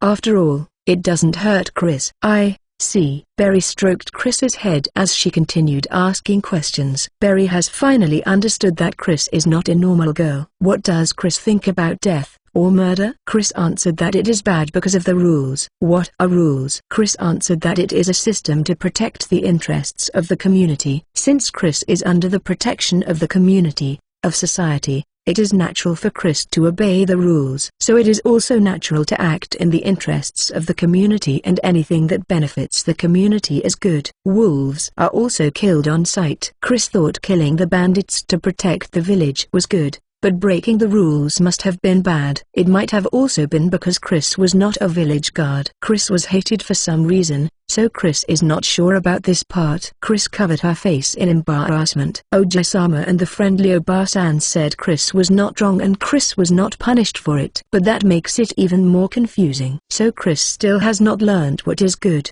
Grace was a good model to learn from and so is Berry. Chris is immature and admires both of them, especially since Grace and Berry are kind to Chris. Chris explained that this is another reason she liked Grace and also why her death was really a shame. So that is why Berry finally understood why she had felt something was off while living with Chris and closed her eyes. A little unusual, but an adorable, hard-working and kind girl. Berry realized that her impression of Chris was wrong at a fundamental level. You poor girl. Berry tightly embraced Chris's slender body. Berry sensed that Chris is lacking something fundamental for a person. She is extremely smart and has a novel and unique way of thinking. She is definitely a genius. But conversely, she is lacking something important. However, Berry felt from their conversation that Chris is only missing a part. Was life with Okasama fun? Yes. She was very kind, like Berry. That is why Chris-sama feels it is a shame Okasama passed away. And then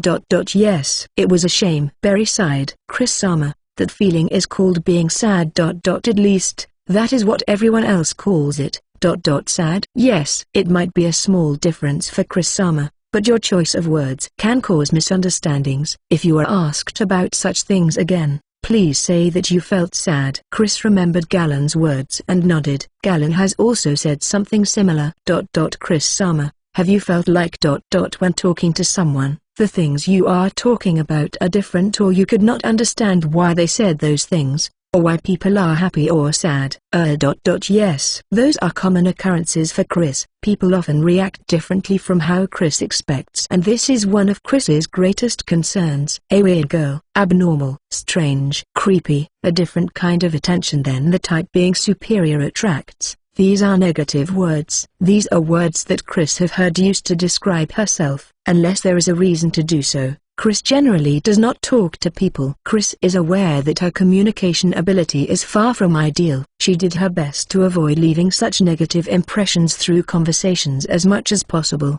But she also knows that staying silent leads to similar impressions. This is a difficult problem that Chris has no idea how to solve. When there is no need to reply, the other person will make their own assumptions if she stays quiet. In general, this is the safest method, but it failed in the village and resultingly, her bad reputation spread. What could Chris have done better? Does Berry also think that Chris is weird? Kasama, is Chris a weird girl? Is Chris creepy? Please tell Chris what is wrong. Chris will fix it. When Chris was much younger, she had asked that question. Grace has said that she was not weird, it is just Chris's trait. Everyone has their own traits. She had hugged Chris and explained that Chris was not weird at all. It was not Chris's fault.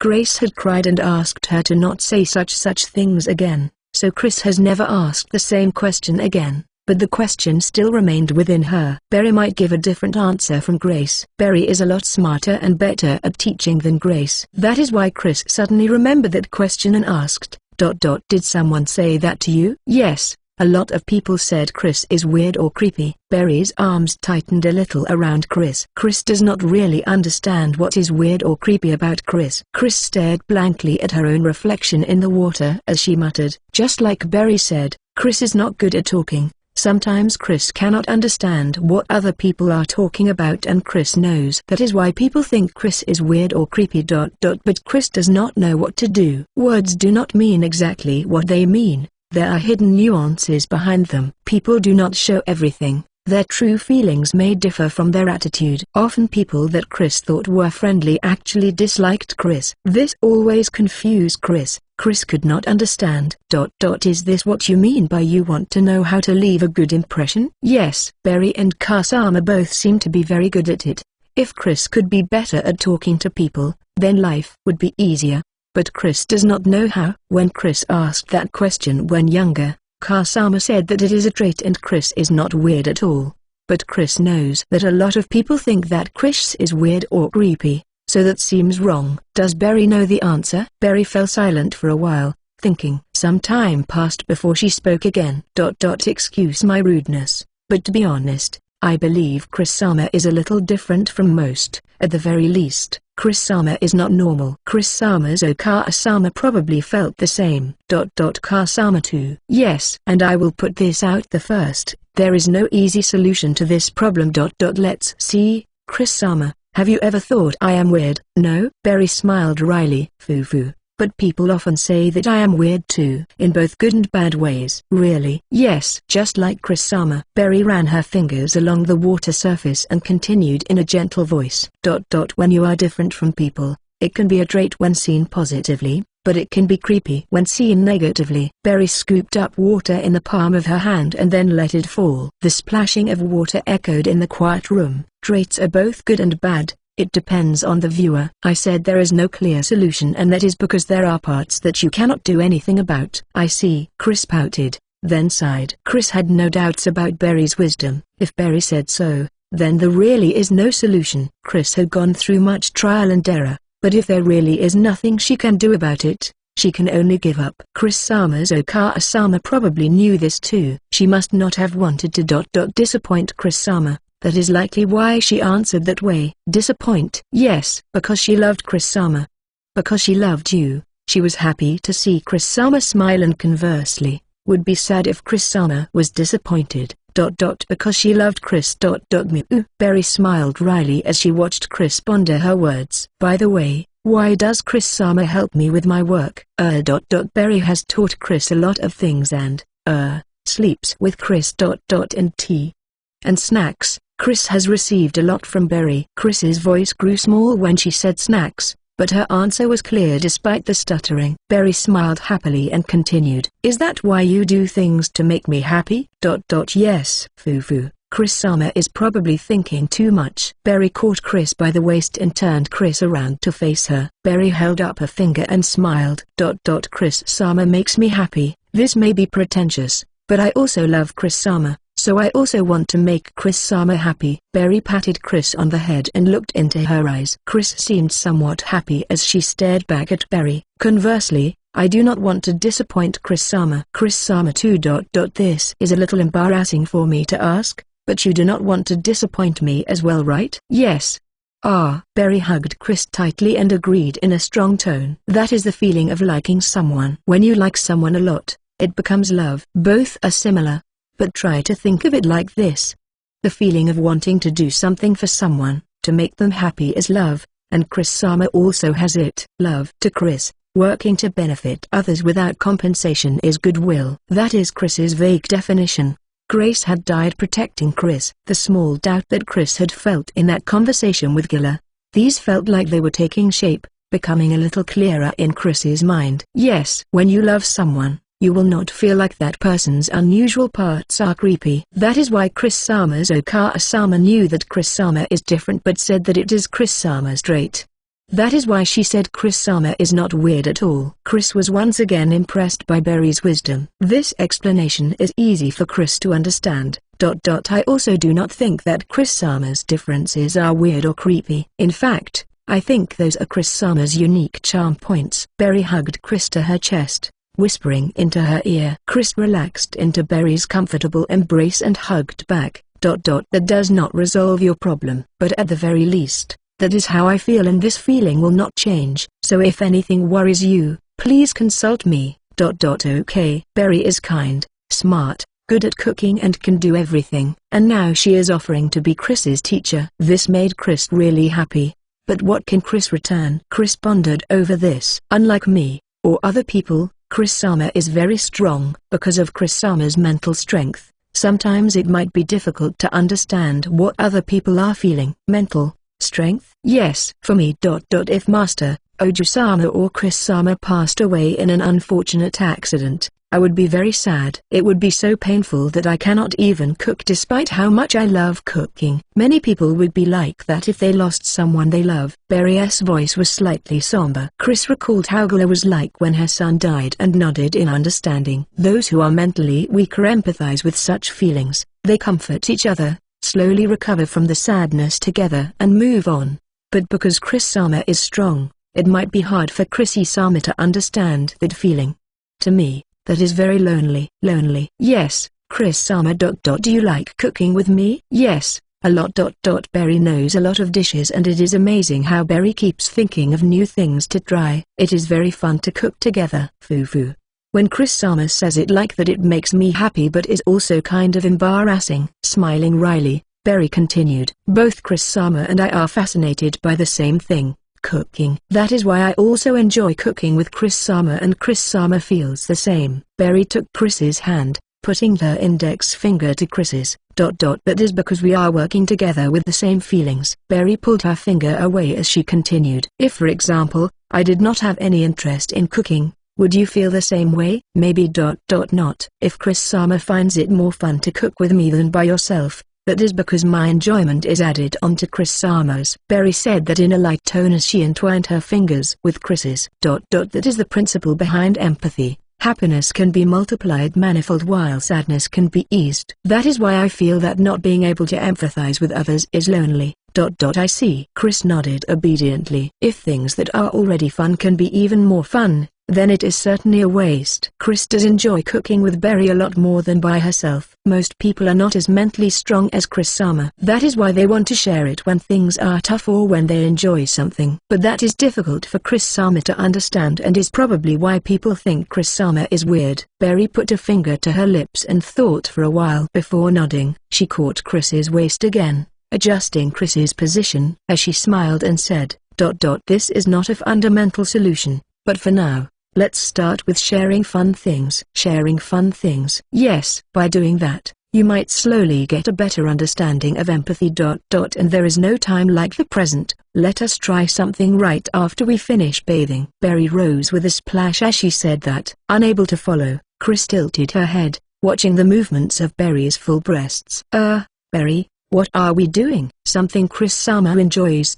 Which is cooking. We are making sweets. Berry said that with a wide smile. Hey, I'm quite busy. Why do I have to make sweets, and at this hour of the day? Celine glared at Berry, disgruntled. She had been doing self-revision in her room when Berry dragged her out. Because Oju-sama is busy in the day. But still, Chris-sama, please help Oju-sama put on an apron. Okay. Chris did as she was told, holding out an apron to Celine, who is dressed in her sleepwear, a negligee. Making sweets. This is part of Chris's education. Under this pretext they can have tea and enjoy cookies after they are done. Naturally Chris is delighted. Chris stared at Celine with glittering eyes. You don't want to? It is decided that they have tea in Celine's room. Berry had told Chris that if Celine said that she absolutely did not want to, they would have to cancel for today. Berry had known Celine since she was young and knew there is no chance that Celine would refuse. But Chris does not know that. She looked genuinely sad as she asked that question. This chapter is scrapped from readlightnovel.org. Sad puppy eyes. Pressured by Chris, Celine looked awed, then finally gave up and said, "Fine," in a small voice. Chris's face brightened as she enthusiastically pulled the apron over Celine's head and tied the strings around her narrow waist. "Chris-sama, Oju-sama has never made cookies, so please teach her properly." "Okay."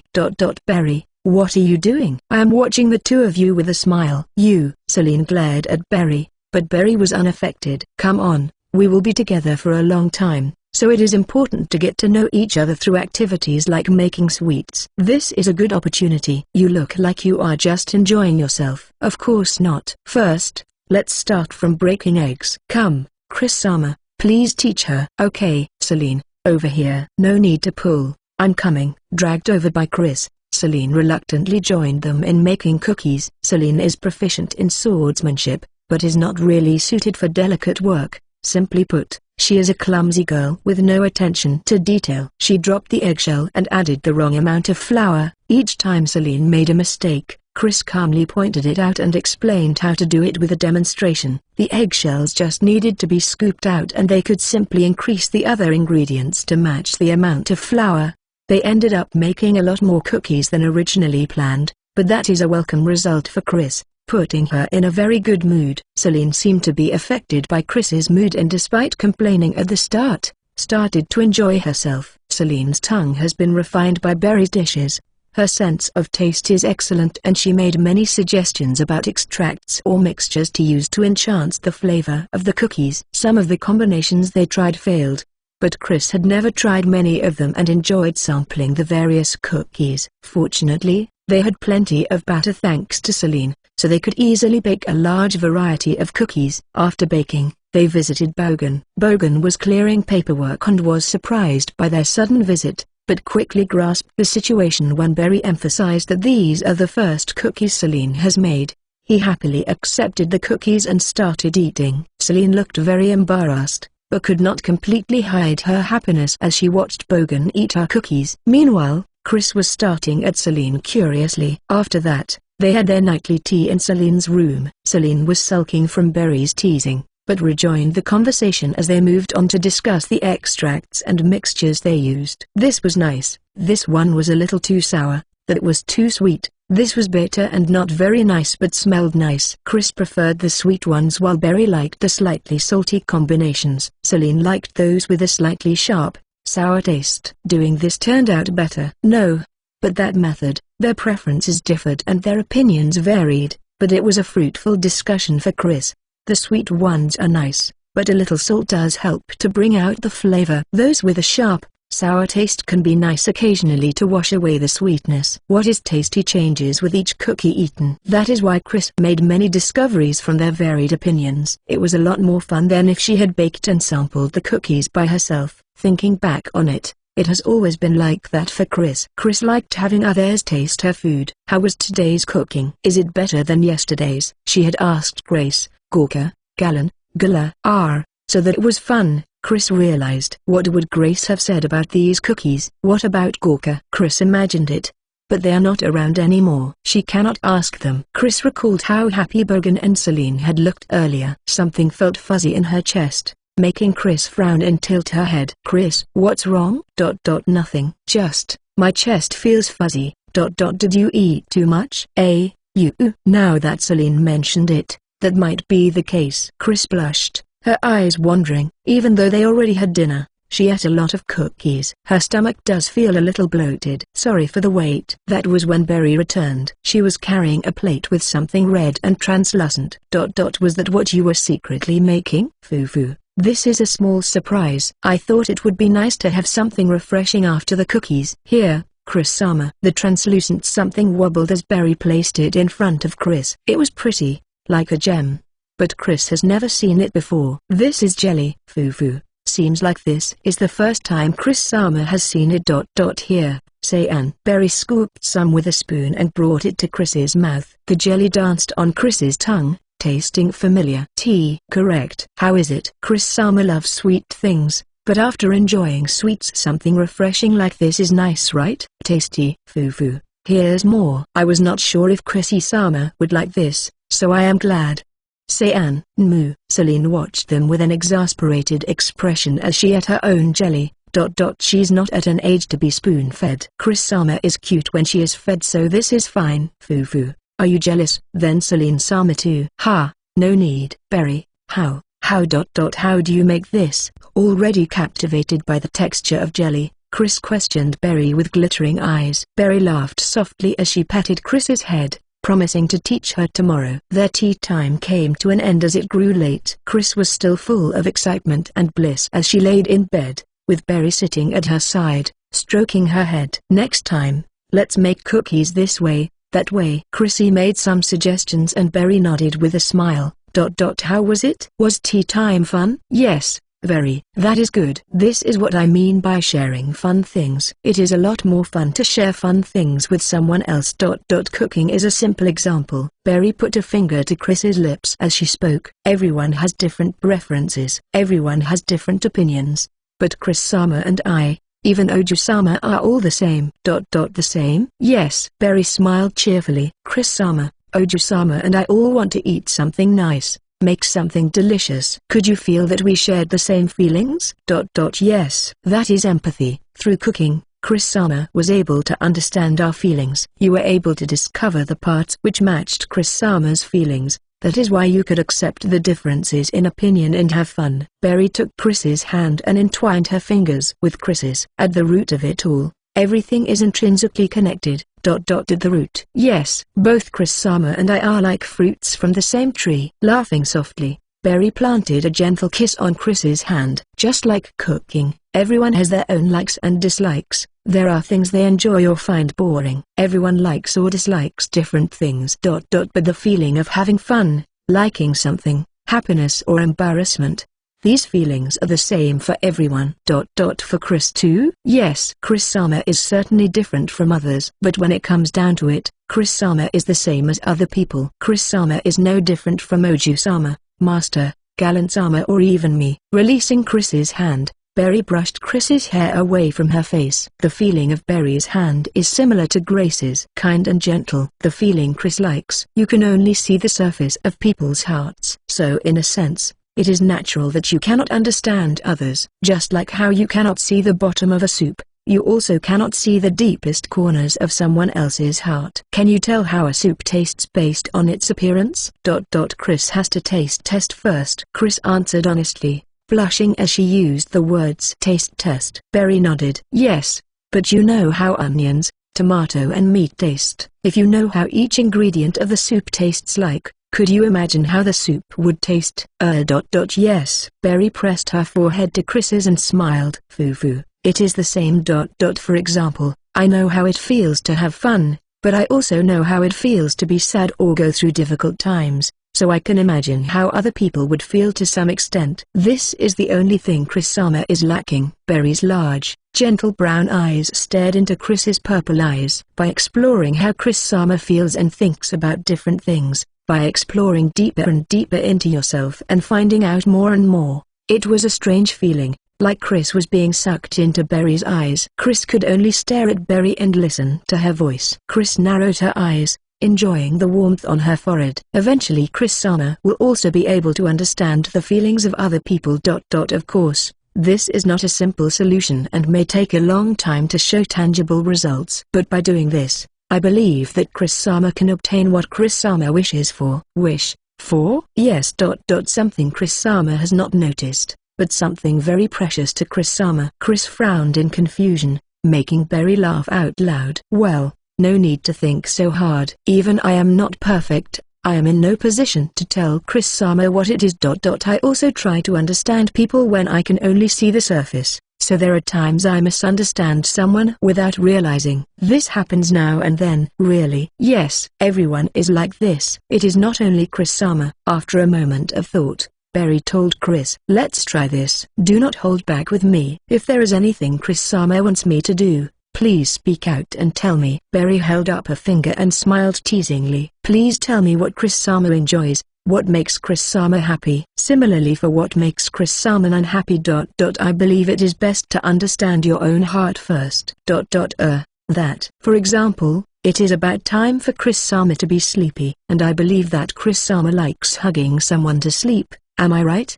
Chris blushed. Seeing that, Berry smiled. This is what I mean, please ask for what you want. Come on, please say it. Chris's eyes wondered, but still nodded. PL, please, sleep with Chris. Foo. Okay, my pleasure. Berry kissed Chris's brow and laid down next to her. She then hugged Chris and gently brushed Chris's hair away from her face. Berry's body was soft and warm. It is the same for me. I also like hugging someone and sleeping with that warmth, so this is mutual. Lately, Oju-sama is too shy to sleep with me, so please let me join you from now on, Chris-sama. Okay, being honest is good. Just like this, please tell me about yourself. Leave other people aside for now. I want to be able to understand Chris-sama. If we can understand each other, then a lot of things will be even more fun and it will be blissful. For both me and Chris-sama. Berry planted another kiss on Chris's brow. Chris twitched because it was ticklish, but did not resist. It was not unpleasant. It felt reassuring. Chris has always found it comfortable and reassuring to be hugged and petted like this. This is a sensation Chris likes. No matter how much we wish to be perfect, everyone has flaws. Nobody is perfect. That is why we need to understand and accept each other's embarrassing desires and fulfill them. This is how we can build a wonderful relationship and find happiness. Wonderful? Yes, wonderful. By sleeping together like this, both me and Chris-sama. In this instant, we are both happy. This is because we can fulfill each other's wishes. Berry whispered those words in Chris's ear. If you try to understand someone and that someone tries to understand you, then you two can make each other happy, and that is happiness, Chris. Just by being together, it is happiness. Chris recalled what Grace had said a long time ago. Chris had did her best to understand other people. It was relatively successful and Chris was able to do okay in the village thanks to Grace. But Grace must have been referring to someone like Berry. They really are similar. Berry really is just like Car-sama. Oh my, I am very honored. Berry laughed silently, then said affectionately, bit by bit, let's find out more about Chris-sama. More about Chris. Yes. The Chris-sama that Chris-sama does not know, the Chris-sama that Chris-sama wishes for. One day, you will understand. With that, Berry hugged Chris to her chest. Chris nodded and enjoyed the sensation as she closed her eyes. Chapter 12. UEC. 12, the girl's specialty. Mew. With this, the enemy cavalry has been decimated by the archers in the left wing. My cavalry will now hunt the archers at the back of the enemy line. The morale of the infantry in the right wing of the Caldera army collapses after coming under fire from the rear. Send half the infantry in the left wing to the right and wrap around the enemy's middle. The creases between the brow of the man sitting opposite Chris deepened and the commotion around them grew. Bogan had brought Chris to a certain room at the army training grounds. A large table stood in the center of the room. A layer of sand covered the table with blue and green cloths used to represent terrain such as forests and rivers. Pieces stood in various positions across the table. Chris directed and moved these countless pieces. They are playing a strategy game, a war game meant for studying tactics. The pieces represent troops and they are marked to indicate the various type of troops. Other details such as their strength and numbers are recorded on a separate piece of paper. 3 judges decide the outcomes of battles while casualties are decided randomly using dice. The situation is clearly in Chris's advantage and the match is effectively over. It might have been different if it was a siege on a fortress or an encampment, but this is an open battle in the field. In the field, the cavalry is a key piece which can target fragile archers, disrupt the enemy's rear and carry out decisive shock attacks on the enemy line while also preventing the enemy from doing the same. Losing this mobility is equivalent to completely losing the initiative, and unless there is an overwhelming advantage in numbers, it becomes impossible to turn the tide of battle. Chris had intentionally deployed weak infantry on the left wing and let their morale collapse to lure out the enemy cavalry, then deployed the archers she had kept hidden. The enemy cavalry was decimated and Chris's archers started sniping the backs of the infantry that had broken through the left wing. The infantry was fighting Chris's reserve forces when they came under fire from behind. Their morale easily collapsed, and while the archers massacred the escaping infantry, Chris advanced half of her reserve infantry and flanked the enemy's middle. I retreat. The headquarters falls back. The cavalry will continue hunting enemy archers. The archers will clean up the enemy's middle. Chris ignored the enemy's retreating headquarters and reaped the remaining enemy soldiers. The morale of all enemy units collapsed with the retreat of the headquarters. The battle that started as 5,000 against 5,000 came to an end with 4,000 against 1,200. Chris wanted to shave off another 500, but the enemy's decision to retreat had been quick. Chrissy gave up and stood, looking slightly dissatisfied. Bogan seemed to be lost in thought as he stared at the board. Celine was pouting as she watched Chris. She had lost to the same opponent by a narrow margin previously. Wow. Honestly, that was my complete defeat. Celine Sama did quite wonderfully too, but it is unbelievable that this is Chris Sama's first war game. The Krystand family has a bright future. Haha. I was surprised too. I just wanted to see how she would do, but I did not expect you to lose. Salva. Chris, why didn't you go for the enemy's headquarters when you were at such an advantage? Was that bad? Not really. But since you didn't, there must have been a reason why, right? Chris took a while to find the right words before answering. Chris did not feel a need to go after the enemy commander. Why? There were still 1,000 elite troops around the commanders. Once they started retreating, only the cavalry could catch up. In that case there is the risk of Chris's cavalry being annihilated. It would be a gamble on whether the infantry could catch up in time. So in the end, going after the commander is a 50-50. The risk in trying to completely destroy the enemy is large. Chris pointed at the board as she explained. In comparison, the loss of troops is a concrete result in itself. Rather than pushing too far for the 1,000 and the commander, the remaining 1,500 troops here can be cleaned up with minimum casualties and is much more appealing. And after returning with such heavy losses, the enemy commander is unlikely to be able to show up on the battlefield again. It was an innocent remark, but it made the thin man opposite her, the commander of the 3rd Corps, Adjutant Salva grimace. The people present are battalion commanders in charge of 1,000 men or corps commanders in charge of 5,000 men and their adjutants. Bogan, the general, is the highest ranking officer. They could not directly object to Chris's remark in the presence of the general since is officially the general's daughter. But the tension in the air is palpable. The heavy atmosphere made Chris tilt her head in confusion, but she still continued. Of course Chris also wanted to take down the enemy commander if possible. But in this case, the enemy commander retreated early while there were still reserve forces, so Chris focused on maximizing results. But it was a shame that Chris could not take down the enemy commander even with such an advantage. Chris looked up at Bogan as she finished. Bogan nodded and declared, "Indeed, it was an excellent decision to retreat at that stage. After being driven into such a disadvantage, it was a mistake to let down his guard just because Chris is a beginner, but he did well after that." In reality, Chris's tactics were cunning and except for the very start, Salva had been completely focused. But by saying that, Bogan had helped Salva save face. Feeling the tension in the air relax a little, Celine whispered into Chris's ear. I know you meant no offense, but be careful with how you say things.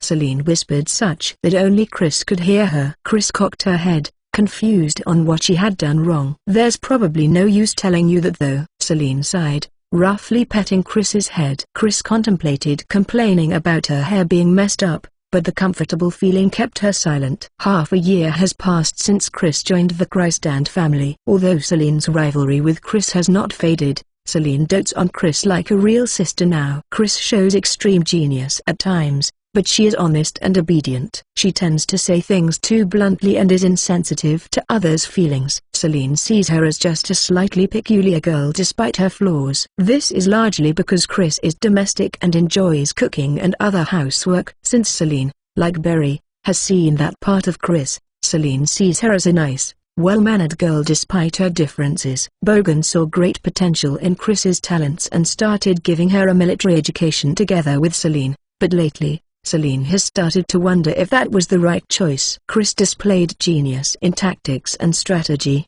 not to mention her fighting skills, but she is also a girl that likes cooking and sweets, just as her appearance suggests. Berry was clearly opposed to it and Celine is starting to have doubts. Chris herself is of the stance that she will learn if it is necessary. She does not aim to succeed Bogan like Celine, nor does she desire fame and honor. Chris simply wishes for the strength to protect herself and her surroundings, nothing more. This is how Celine saw it, especially since she knows how Chris lost her parents. That is why Celine felt some guilt about Bogan teaching Chris such skills just because she has the talent for it. Chris is expressionless, but her eyes are slightly narrowed. This is her expression when she is happy. She is enjoying being patted on the head. With their long relationship, Celine is now able to pick up on these small changes. Every time Celine sees this adorable part of Chris, Celine's doubts grew stronger. Otisama, can I show Chris the training grounds? Ah, okay. Just don't get in the way of the training.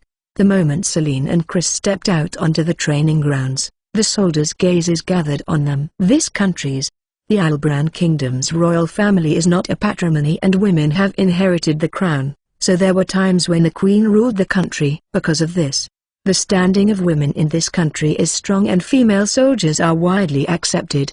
But that does not mean there are many women that want to become soldiers, and among the soldiers present, only a few are women.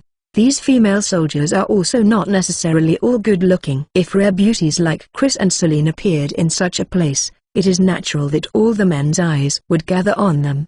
But Celine noticed that among those gazes, there is not just goodwill or desire, there is also fear. Fear of Chris. On Chris's previous visit, she had trained with and mercilessly beaten up the soldiers, displaying her overwhelming strength. Because of that memory, the soldiers here fear Chris. Celine let out a small sigh and pulled on Chris's hand, bringing her to shelter under a tree near the building. It is fortunate that Chris does not seem to care about those gazes. Just how thick is this girl's skin? Thought Celine as she asked Chris. Chris, do you enjoy studying tactics and such? Enjoy? For example, is it fun like cooking? Compared to cooking, it is not fun. Hearing Chris answer without hesitation, Celine smiled wryly. I see. Chris, there's no need for you to force yourself to join me. Even without studying this, Chris can aim to be a lot of other things, like a researcher or a scholar. There's no need for Chris to learn such violent things. Chris has other options. Options. Yes, I'll succeed, Isama, and even if I can't, I'll still be able to take care of you and Berry for life. There's no need to force yourself to do something you don't like. As Celine said that, she thought about it. Take care of them for life. That is a happy thought. This chapter is scrapped from readlightnovel.org. Celine said this because of a previous conversation with Berry. Berry had been strongly opposed to bringing Chris to the training grounds and training her as military personnel. This was the first time she directly defied Bogan's decision, and both Bogan and Celine were bewildered. They had thought that since it is evident that Chris has exceptional potential as a soldier, it would be a great loss to leave it. They had naturally assumed that she would join the army. Chris Summer would probably fight better than anyone else. She might even become a hero remembered in history. But the Chris Summer I know likes cooking and is an unexpectedly spoiled girl. So I am against this. This was Berry's answer when they asked why she was against it. Chris Summer is a very pure and innocent girl. She will become anything you ask her to. She might be able to easily accomplish anything you ask of her, but I do not want her to advance down that path. This is simply my selfish wish. Chris would surely do well even on the battlefield. If there is a need, Chris would act, and she has the strength to do so. But just because she is good at it does not mean she wishes to do it. She enjoys being patted on the head, likes cooking, and finds bliss in eating sweets. She is surprisingly spoiled and would rather sleep with someone than alone. Celine does not want to see this girl drenched in blood. That feeling grew stronger after seeing how the soldiers fear her. This might be okay for a vigilante corps, but Chris thinks it is a problem for soldiers to be this weak when they are getting paid to train to fight and kill enemies. Is that wrong? Chris had trained the soldiers after thoroughly beating them up. When Celine warned Chris that she was going too far, Chris had responded incredulously. Her perfectly logical but uncompromising argument simply caused more enmity and fear. Chris follows logic and has the strength to act upon it without compromise. But she cannot understand the feelings of those that cannot accept that logic even if they wanted to. That is why she cannot understand why she is feared. Then people start avoiding her. Celine is dissatisfied with this situation, and it is because she has spent time with Chris and grown to love her that she felt this way. Berry's concern might have been because of this part of Chris. Chris thought over Celine's words for a while before responding. It is true that Chris does not particularly like it, but Chris thinks it is still necessary to learn. Chris still has regrets too. Regrets? If Chris had done things better, Kasama would not have died. Chris said those words in her usual tone, as if it was an insignificant matter, but Celine could not meet her gaze and cast her eyes down. Did you, like your Kasama? Yes. Chris was an abandoned child and she treated Chris very well. Chris nodded as she remembered Grace.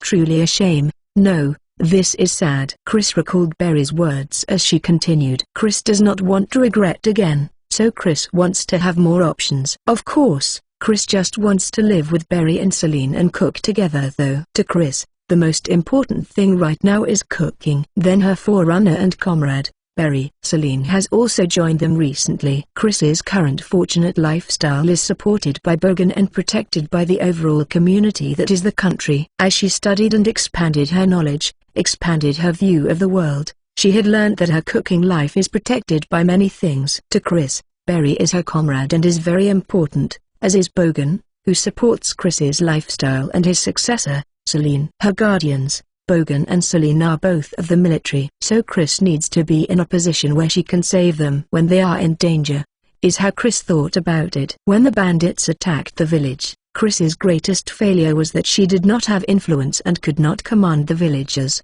If Chris had strong authority with the village guards, that problem could have been solved easily. But Chris had been lax and left it to others. As a result, the tragedy of losing both her guardians, Gorka and Grace, befell her. If nothing happens, Chris can just enjoy cooking, but if something does happen, it is a problem if she cannot do anything. That is Chris's conclusion. Thus, although she may not be very proactive about it, Chris obeys Bogan's wish for her to learn military skills and flaunted her abilities. Unlike the village, the army requires for them to have the ability to kill, so there is no need to refrain from showing it. But Chris does not realize her extreme faithfulness to rules and logic is the reason for the fear that Celine sensed. Chris will be troubled if Master or Celine dies somewhere without Chris knowing. So Chris wants to stay somewhere where Chris can protect Master and Celine. Chris. Although the Chris's feelings and the reasoning is different, Chris cherishes the people close to her. Even if it is technically not love, what she says and what others feel is all that matters. Celine interpreted it the way she wanted to and hugged Chris, whispering to her, "Then I will protect you so that you don't have to suffer." Chris feels it's more dangerous for Celine though. Celine is weak. Hey, I'm saying such embarrassing things, so please read the mood. That part of you can get really irritating. Seriously. Celine glared at Chris, blushing. When you are told such things, the normal response is to stay quiet, say yes, or say thank you. Got it? Okay, good. Celine smiled and pinched Chris's cheeks. Hofi, hair. Celine, cheeks, painful. That's it for the weird talk. Chris, can I ask for about? Okay. Celine released Chris's cheeks and took her hand. And until war broke out 2 years later, they lived happily together. Chapter 13. UEC. 13. Delivery to the battlefield. Albrun year 457.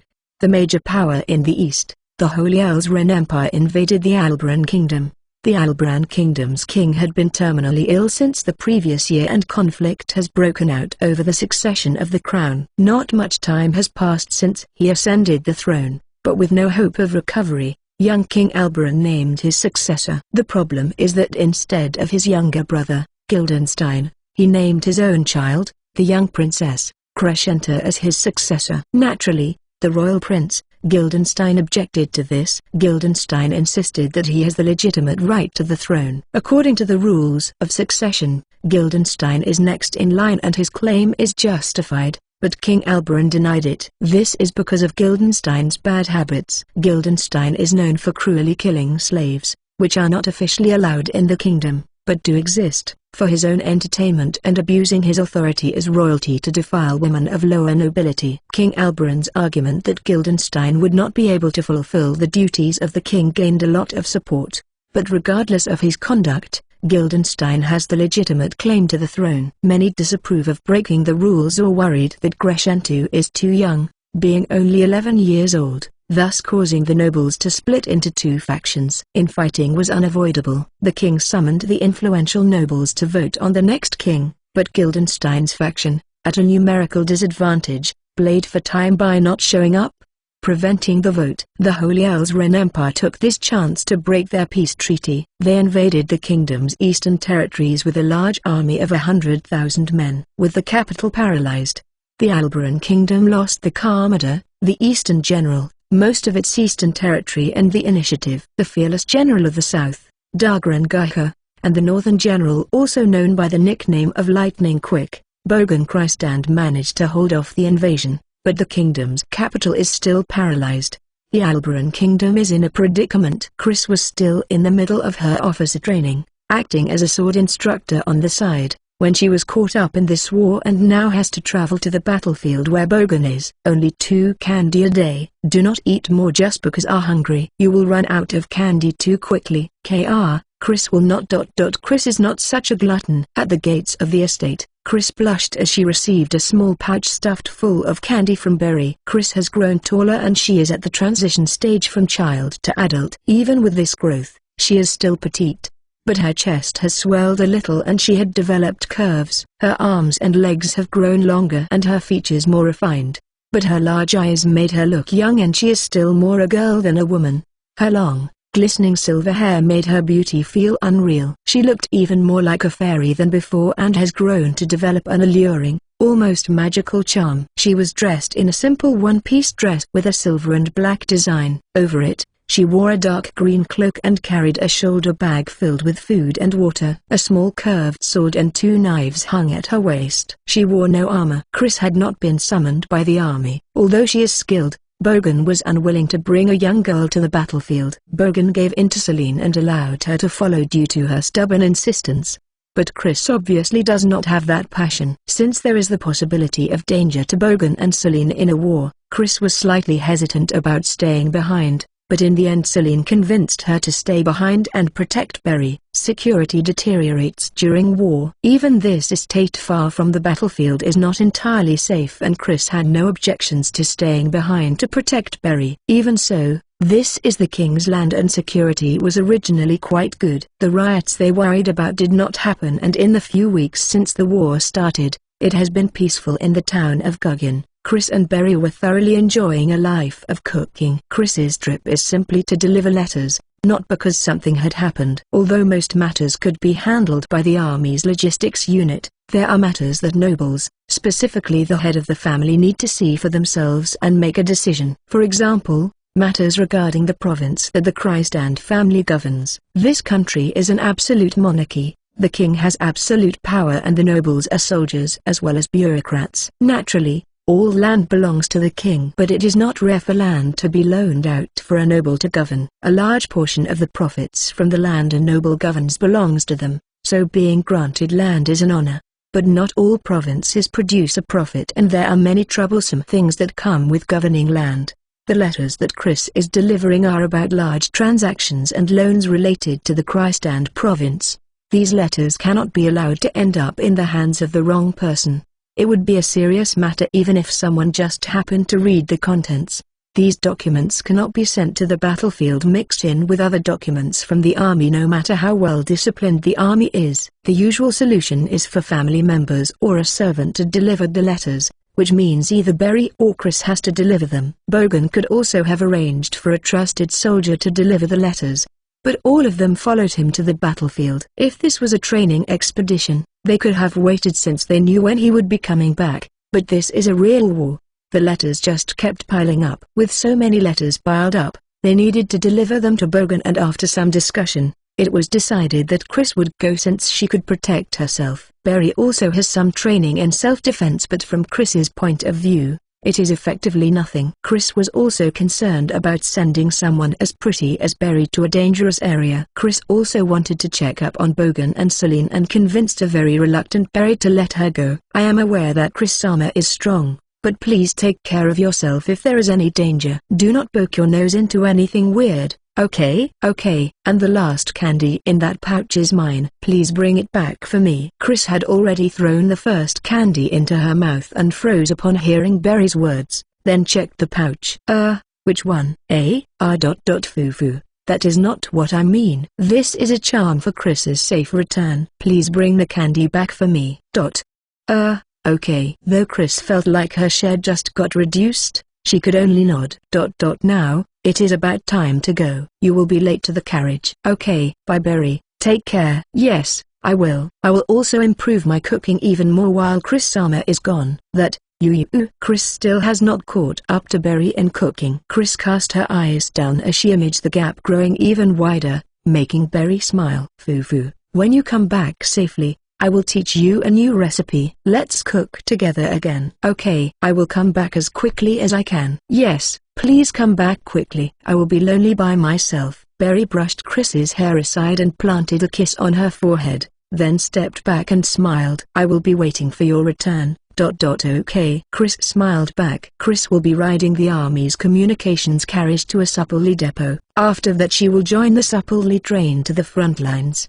The journey would take about 7 days. On the 5th day of Chris's journey from Gugin in the north of the kingdom, she arrived at the Supply depot set up at the entrance to a large forest in the northeast of the kingdom. There she joined a Supply train and set off to the front lines. Things changed when they were taking a short break on the 6th day as the sun was setting. Until the 5th day, the soldiers accompanying Chris had met her on other occasions and was aware of her personality. So when Chris laid out a blanket during breaks and sat there staring blankly at the scenery, they left her in peace. But the carriage and personnel changed on the 6th day. These soldiers have only heard of her through rumors. Although she is adopted, Chris is the general's daughter. Just like how Celine is known for her military genius, which blossomed through her rivalry with Chris, vague rumors of Chris have spread among the soldiers. This chapter is scrapped from readlightnovel.org. Bogan does not bring Chris to public events or high society because of her communication skills. So unlike Celine, who is famous as the fearless and beautiful daughter of the general, Chris is only known through quiet rumors coming from the training grounds. Most rumors about her differed from reality, such as she is like a demon with a stronger body than most men, or that she is a monster that would make the knees of veteran soldiers tremble. They were mostly rumors about Chris's extraordinary skill with the sword. These rumors alone spread further than others. There is a reason why those that experienced her skill firsthand did not talk about her cute appearance. She is a cute, dainty, feel-like girl. No one would want to talk about how they were utterly thrashed by such a girl. Instead they hid that information and described her as a ruthless and terrifying monster. Then these rumors transformed even further as they spread. So when Chris showed the lightning and falcon crest on her cloak and introduced herself as Chris Christand, they all gave her curious looks. This is why no one spoke to her until evening that day, only staring at her from a distance. Yes, I'm adopted. Chris had explained that Chris is Bogan's daughter when joining the Supply train, so why would he ask that question now? Chris cocked her head to the side, a truly adorable action with her appearance. When a soldier approached Chris where she sat under a tree, it drew the attention of all the soldiers around. The soldier wore leather body armor, gauntlets and shin guards. He carried a buckler in his left hand and a short sword around 2 feet long at his waist. The black cloth hanging under the crest of a sword pointing to the sky, the kingdom's crest, indicates that he is a corporal. Leather armor is good at absorbing blows and cannot be cut by dull swords. The leather is also hardened with wax and can cause spear tips to slip to the side. This man's armor is quite high quality, much more likely to be his personal equipment than standard issue. Captains that are in charge of more than 50 men need to procure their own equipment, but conversely those below are not allowed to change their equipment freely as it would affect coordinated action, and there is a general rule that they use standard issue equipment. But there is no problem if the equipment is similar to standard issue. So it is common for those from wealthy families to purchase their own high-quality equipment. This man might be from a relatively wealthy family. We did not expect the general's daughter to be so beautiful. All of us are delighted to be able to accompany Chris-sama. Armored soldiers. What is the best way to kill them? Chris had been absent-mindedly thinking about that as she stared at the high-quality hard leather. She cut short her examination for weak points to reply. Okay. Thank you. Chris is also grateful to be able to ride this carriage. This road is not entirely safe, but please rest assured, we will protect you with our lives. That is their job. Chris wondered why he was explaining such an obvious thing, but dismissed the question and nodded. The more pressing matter is her hunger. She had already finished her 2 daily candy, so she could only endure. People that have mana break down the food they eat and convert it to mana. Chris had been fed cookies by Berry between lunch and dinner every day and gotten used to snacking. The food she had eaten has already been converted to mana and her stomach is empty. By this time of the evening she is always starving. On a journey with limited water and chances to bathe, a body that does not excrete is an advantage, but the empty void in her stomach is hard to endure. She does not show it, but she was battling hunger as she quietly asked, "Will we be making camp soon?" "Yes, we will come to an open space soon. We will be making camp there." The supplely train consisted of a few dozen carriages. The areas where they can make camp is limited. They should have made camp before entering the forest, but as someone hitching a ride, Chris could not complain. At that moment, Chris's stomach grumbled. Chris blushed and the soldier's eyes widened. Then he smiled dryly. This is ha ha ha, so that's why you asked about making camp.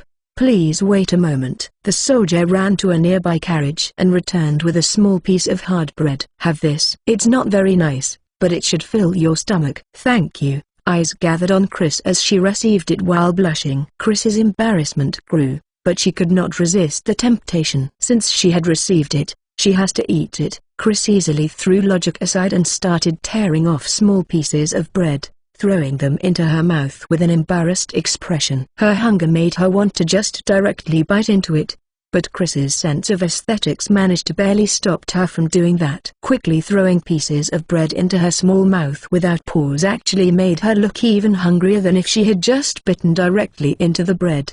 But Chris failed to realize that. "Rumors can't be trusted," thought the man as he watched the young girl. They had noticed the small curved sword that Chris carried, but they assumed it was for self-defense and nobody paid attention to it. Her beauty and charm drew more attention, leading to many looking for the opportunity to talk to her that night. This continued into the next day. She was given more soup and 2 pieces of bread not only that night, but even in the morning the next day and at noon. A while after lunch, she was also handed bread and the remains of the cold soup before she even said anything. This made Chris want to die of embarrassment, but she had already received it, so she still consumed it without complaint. It was on this day when they fussed over her, the day before their journey ends, that the incident happened in the evening. Chapter 14 UEC.14 The General's Daughter, Chris. Enemy attack, enemy attack, enemy attack at the rear. Chris was the fastest to react to that shout. The supplely train consists of several dozen carriages. Chris is in the middle and quite far from the end of the train,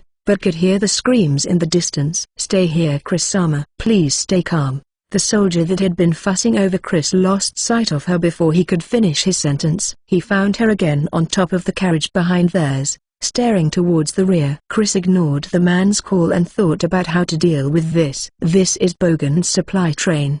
If it suffers damage, the first thing affected would be Chris's next meal. She calmly examined the carriages at the rear. They are stretched out in an extended line. It would be difficult for them to reorganize immediately. This forest is behind the front lines. This area should have been safe. That is why there is only the bare minimum number of guards. Their numbers are too few to fight back. They might not be able to hold out depending on the scale of the enemy. Chris quickly ran through the possibilities. The enemy broke through the front lines and attacked the supplely lines in a blitz attack.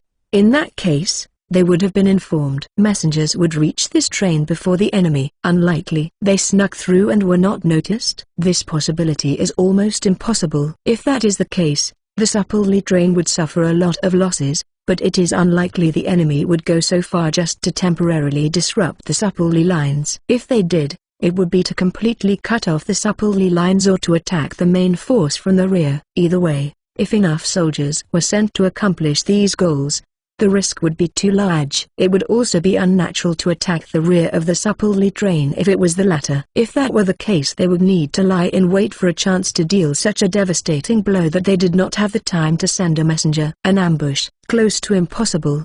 But what if their numbers were small?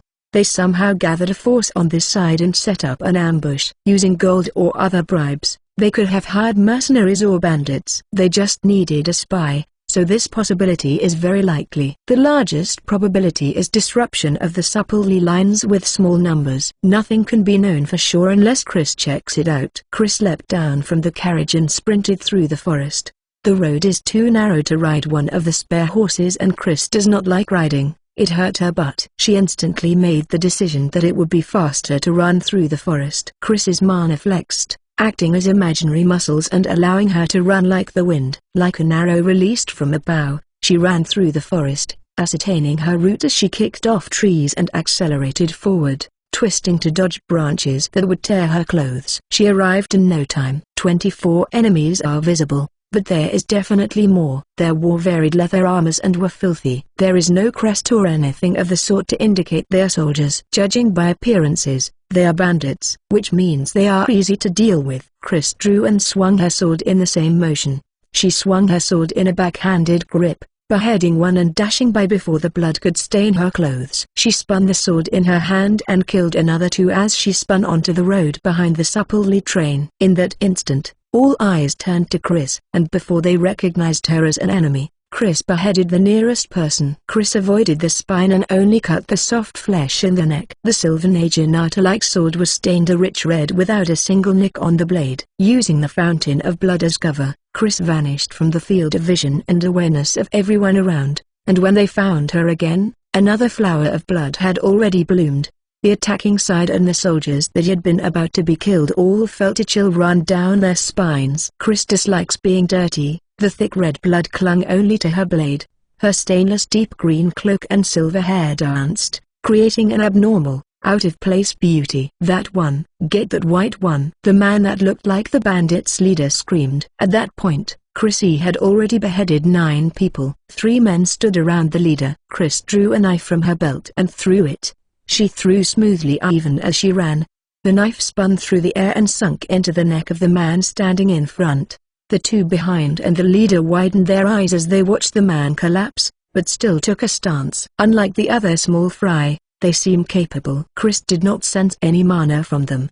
But that does not mean it is safe. Even if Chris can use mana like springs to reinforce her muscles, she does not become more durable. Even Chris would die if her neck was broken, and a small cut in the right place could be fatal. If they all threw their lives aside and grabbed for her, she would die too. Chris's only weapon is her superhuman speed and strength. So to be safe, she needs to slip through the chinks in their consciousness.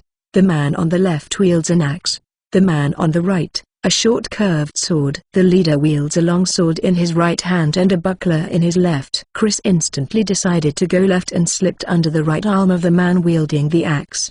The man swung the axe as predicted. Most of the bandits only wore light leather breastplates and gauntlets. Their armpits are not protected, and Chris knows that blood flows well from there. Chris casually stabbed his right armpit. She then stepped behind the man as she tore through with her sword. The leader's reaction was quick, swinging the long sword in a horizontally sweep. Chris dodged it by crouching and hacked at the back of his knee. Without a glance at the collapsing leader, she drew the other knife and threw it at the neck of the man approaching with the short curved sword, taking him down, then stepped on the back of the collapsed leader, putting her sword to his neck. Then she looked around.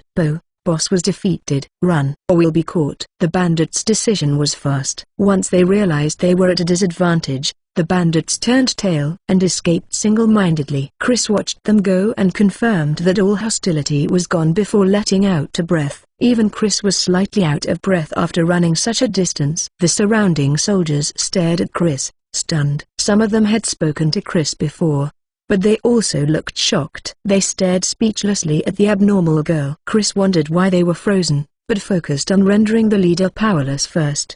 She stepped on the leader's right shoulder and grabbed his arm. She then dislocated his right shoulder, and then his left shoulder. Another tearing scream echoed through the forest, bringing the soldiers back to their senses. Chris, Sama. WH, what are you? Preparing for torture. There might be more enemies. Why would you ask that? Chris tilted her head, perplexed. Blood was everywhere. In the middle of the carnage, Chris alone was beautiful. But the action of tilting her head to the side was no longer cute, it was creepy. Chris got off the leader and held up her skirt as she squatted down in front of him. His fierce face was pale and streaked with tears as she spoke to him. It is bad to attack the army supply train. Did you know that? Well, it does not matter whether you know. According to Albaran law in this situation, you will be given the heaviest sentence, death. Chris held up a finger, as if she was explaining to a child. If you were a soldier of the enemy country, in this case the Holy Elsren Empire, you would be treated as a prisoner of war and after necessary medical treatment, be sent to the rear and detained. No violence will be used in your interrogation and your rights will be protected by the sacred convention. But her purple eyes examined the man's body. There is no crest or anything similar. You do not appear to bear any proof of identity.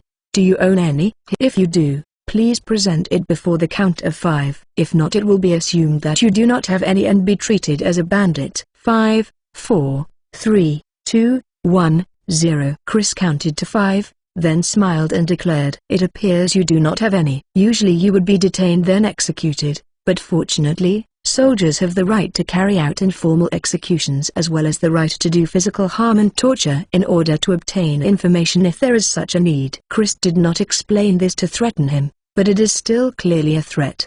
The men stiffened as Chris stepped on his thick right arm. "Chris will now conduct torture by cutting off your fingers one by one. This is a legitimate method in accordance to Albaran criminal law. Please understand." And with no hesitation, she severed his pinky. "Do you have more allies other than those that ran away just now?" Finger, my finger, my. Next was the ring finger. This chapter is scrapped from readlightnovel.org. Chris just needed to let the heavy blade drop and it easily sliced off his finger. Chris will be troubled if you do not answer Chris's questions. Chris will have to take off your shoes and cut off your toes as well at this rate. No, there are no more. I see. Chris will kill you either way, but Chris thinks it's better to die quickly rather than painfully. Please continue answering Chris's questions. His screams rang through the forest. The soldiers that had been in the heat of combat a moment before now trembled as they watched a young girl slice off a man's fingers with no qualms. No one could speak as all the fingers on the man's right hand was chopped off. Chris's actions are completely correct from a military perspective, but people that can take the initiative to torture someone is extremely rare. Even if they resented that man for killing their comrades, not a single soldier here could indifferently chop off his fingers without hesitation or emotion like she does. Nobody felt any satisfaction from watching the leader of the enemy that had killed their comrades and almost killed them, have his fingers cut off. In fact, they were overwhelmed by the situation and felt only fear and pity. That was all Chris wanted to ask. "Thank you for your cooperation," Chris said that with the look of someone that had finished her job,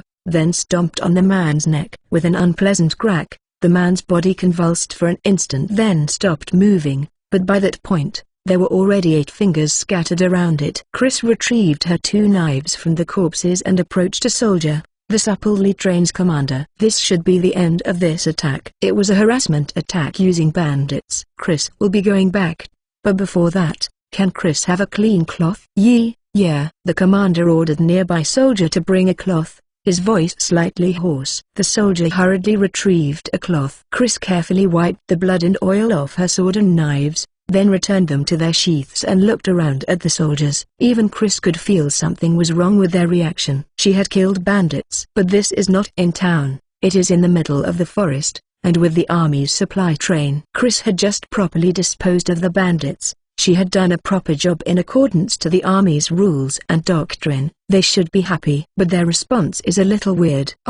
Chris clapped her hands together as she realized why. Today, Chris is not here as a soldier. She is simply the general's daughter, here to deliver letters. Simply put, she remembered that she was not on duty. She came to the conclusion that they were bewildered because she had done their jobs for them. So she smiled and said, "Please convey that information to the front and the general." Chris only came to deliver letters and is off duty, so Chris cannot meddle too much. After addressing a concern that nobody cared about, Chris trotted back the way she came. Seeing her retreating back, spotless without a drop of blood, all the soldiers felt a chill run down their spines. They took some time to reorganize the next day and it was night by the time they exited the forest and reached headquarters.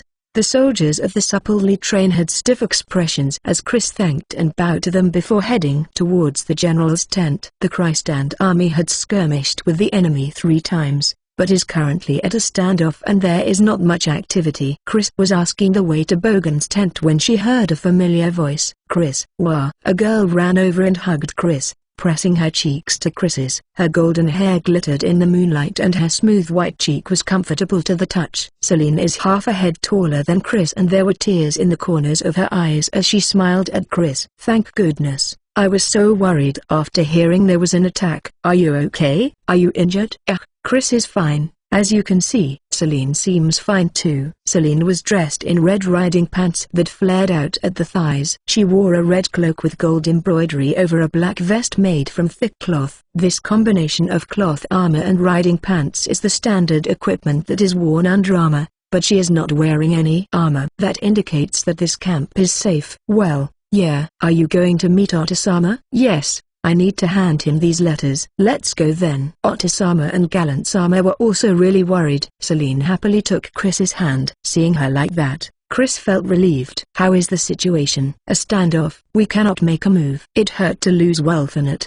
Welfinet is a fortified city positioned in the center of the kingdom's eastern territories. The town is surrounded by a tall wall and a moat filled with water from a river. It was known as an impregnable town but was taken in the enemy's blitz invasion and is now an impregnable enemy base. The kingdom's center is accessible from Welfinet. Retaking it is currently the most important objective. The Elzron army is carefully guarding their supply lines to Welfinet and has deployed 40,000 against Bogan in the north and another 40,000 against Dagran in the south. In comparison, Bogan's army numbers 20,000. Dagran's army has apparently managed to scrape together 30,000, but the difference in numbers is large, and though they could defend, they did not have enough to attack. Taking Welfinet would be time-consuming no matter how it was done. Cutting off the supply lines and isolating Welfinet is the most effective method, but that is currently impossible and they are at a standoff because of the infighting in the capital. The Central Army has not been deployed and they currently cannot go on the counter-offensive. What is the capital doing? Anyone could see that things will only get worse if we don't retake Welfinet. Elzrin is a large country, so they should have already gathered enough forces in Welfinet. We can only react to what they do. Chris could think of multiple possible actions by the enemy. This is because the enemy could choose any of them. They could maintain the current front and take over the territory. They could invade the center or the south. They would not attack the north because of the large forest, but there are plenty of other options. This is the worst. Why can we only wait for the enemy to grow? Celine is the daughter of Bogan, who is also known as Lightning Quick. Celine has been educated by him and reveres her father. That is why she is aggressive and favors such tactics. The current situation must be extremely unpleasant for her. If we do not make mistakes, we are still at an advantage. The problem is we keep making mistakes. Celine pouted as they arrived at Bogan's tent. It's Celine. I brought Chris. Come in. Celine pulled open the entrance after hearing Bogan's reply, leading Chris in by the hand. Chapter 15. Chapter 15. UEC. 15. Chris's suggestion. Bogan and Galen were inside the tent. Bogan's outfit was similar to Celine's, also without armor, but Galen was dressed in black leather armor, perhaps out of habit. Galen had returned to the army a year ago and is serving as Bogan's adjutant in this war. We were just listening to the report, Chris. Sounds like you played a big part. The commander of the supply train was also present in the tent. Bogan and Galen smiled and stood up upon seeing Chris, giving her light hugs, but the commander looked frightened for an instant when Chris entered. Chris only helped a little. Thank you for bringing Chris here, Commander. You are welcome. It is I who should thank you. He looked bewildered when Chris bowed to him.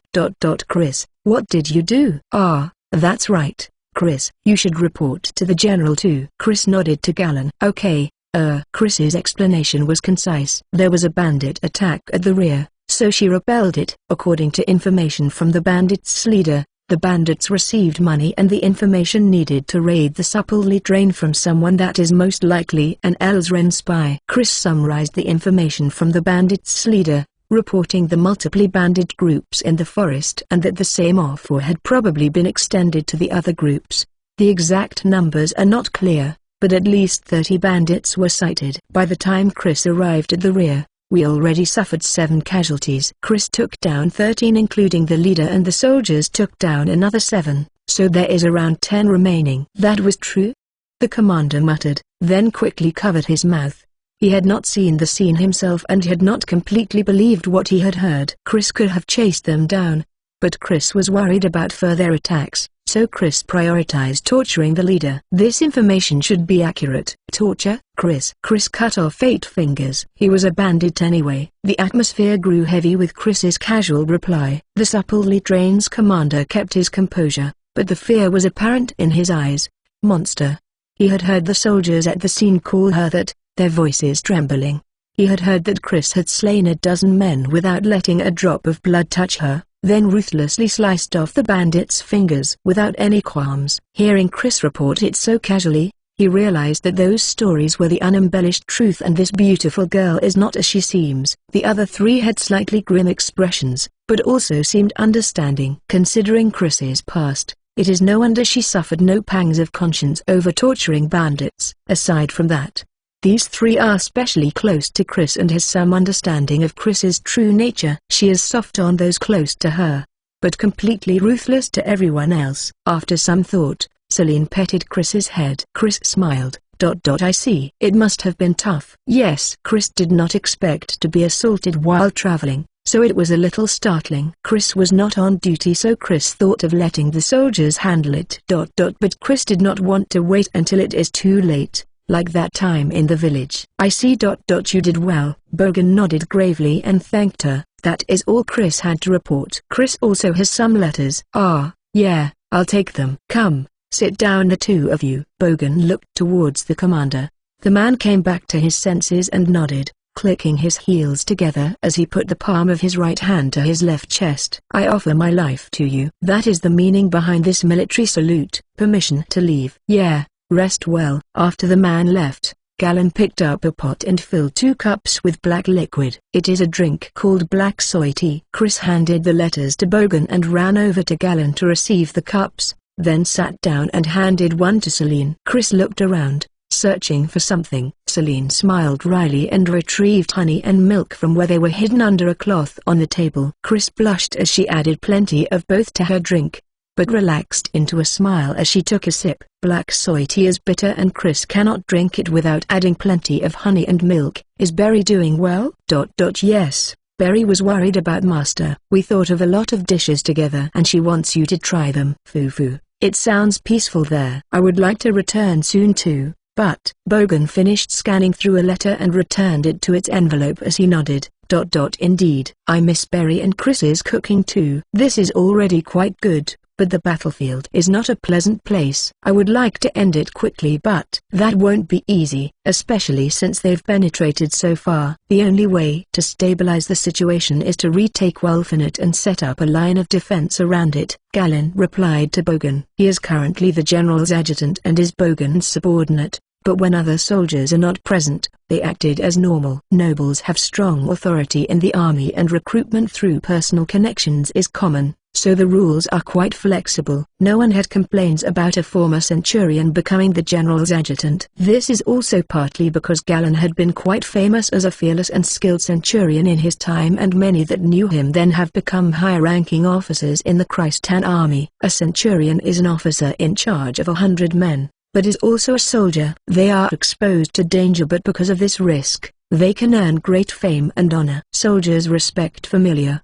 accomplished centurions more than a distant general. Galen had quickly climbed the ranks from a private to a centurion through his achievements and was a hero among the soldiers. Many had been infuriated with his treatment when Galen resigned from the army, and there were also many that rejoiced when he returned as Bogan's adjutant. There is also the fact that nobles, who have mana, tend to live beyond 100, but the lifespans of normal humans are much shorter. It helps that Galen is already old and will not be a competitor for promotions. Celine is also an adjutant, but it is quite common for the general to be succeeded by their child, and there is nothing wrong with their child serving as an adjutant to learn about the army. Since Celine is Bogan's successor, no one openly objected to her position as adjutant, and Celine's ample social skills helped her blend into the army. She became well known as the Sword Maiden for her beautiful appearance and skill with the sword. The problem is Chris. Her official position is still ambiguous. Everyone knows about her skill, but there is no clear reason for her to become an adjutant.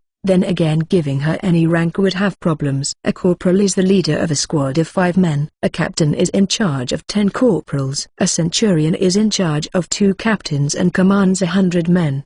These ranks are in a sense exclusively for common soldiers and have a high casualty rate. Throwing the general's daughter in here would be bad publicity. Bogan started out as a captain because he was a powerless noble, but now that he is a general, Making his daughter a captain would be problematic, and Bogan himself was not willing to send her there because of her talents. Considering her skills, she should be granted a higher rank, but a higher rank would be the battalion commander in charge of 10 centurions. Even higher would be the corps commander directly under the general, in charge of 5 battalion commanders. Alternatively, there is the supply commander in charge of the army's logistics. But all these posts are filled. The post of battalion commander is just right for Chris, but they could not create a new posting just for her, so she is currently just the general's daughter. They had come to the conclusion that it is best for her to join the strategic command that Bogan had been trying to set up, so Chris is currently going through officer training, studying tactics and strategy while only technically part of the army. This is why nobody in the army knows how to treat her. Chris also acts like a proper young lady, so the common soldiers settled on treating her as the general's daughter. This is also the reason why she was not reprimanded for acting independently. Her current position is quite convenient, allowing her to act as a soldier or the general's daughter as the need arises. Chris herself does not care about hierarchy and talks to everybody politely, so her current vague position does not particularly bother her. Chris, what do you think about the current situation? They are in a difficult and troubling position. Bogan is thankful for Chris's presence in this situation. Her way of thinking is novel and there is much to gain from it. Bogan was against dragging Celine and Chris onto the battlefield because they are still young, but at the same time he understands their usefulness. That's why he asked Chris this question and watched her with high expectations. This chapter is scrapped from readlightnovel.org. Chris thought over Bogan's question a little, staring at the map on the table. Were there other attacks on supply trains? Yeah, there has been multiple reports of such attacks. Casualties are minimal, but the soldiers are growing uneasy. Seems to be simple harassment. Yes, Chris thinks so too. They are probably aiming to make the soldiers uneasy and lower morale. For now it is probably better to increase the guards for the supply trains. We can only take countermeasures. Searching the forest would take too much effort. Chris pointed at the pieces representing the enemy. With the advantage in numbers, the enemy has a lot of options. In comparison, we do not have the numbers to attack, so we can only react. In that sense, they have the initiative. In their position, Chris would target the south first. You think so too? Why? Chris nodded and took a sip of the black soy tea, which has turned brown with the amount of milk added. With a small satisfied smile, she answered Bogan. We have the large forest to our backs, so Chris would not aim here. If we escape into the forest, it would be impossible to wipe us out, and it is impossible to monitor or blockade the entire forest. Since they cannot bottle us up, they cannot stop us from reassembling. Master set up headquarters here with that in mind, right? Yeah, that's right. Our plans are just as you said. The enemy supreme commander is able to lead 100,000 men, so he should also understand that. In that case, he would never send the main force here. He would leave 30,000 to keep us here and send 10,000 to the south. Chris moved a piece representing 10,000 to the south. This 10,000 will be used to defend the south while the army of 40,000 attacks. If the central army goes to help them, they will be flanked by the army in Wolfenet, and it would take time if the central army goes around. The terrain in the south is mainly open fields, so the enemy can advance quickly and the southern forces will be pushed back quite far. The approximate number of soldiers in Wolfenet is 20,000, right? Yeah, that's what I heard. Then it will be difficult to take Wolfenet while they attack the south. Elsren could stabilize their lines and take over the whole southeast. They could also coordinate with the Galshan Republic and take over the whole southern area in one shot. The three of them frowned as they listened to Chris. The kingdom has large, treacherous mountain ranges in the northwest and northeast. These mountains are inhabited, but they are more of tribes than a country.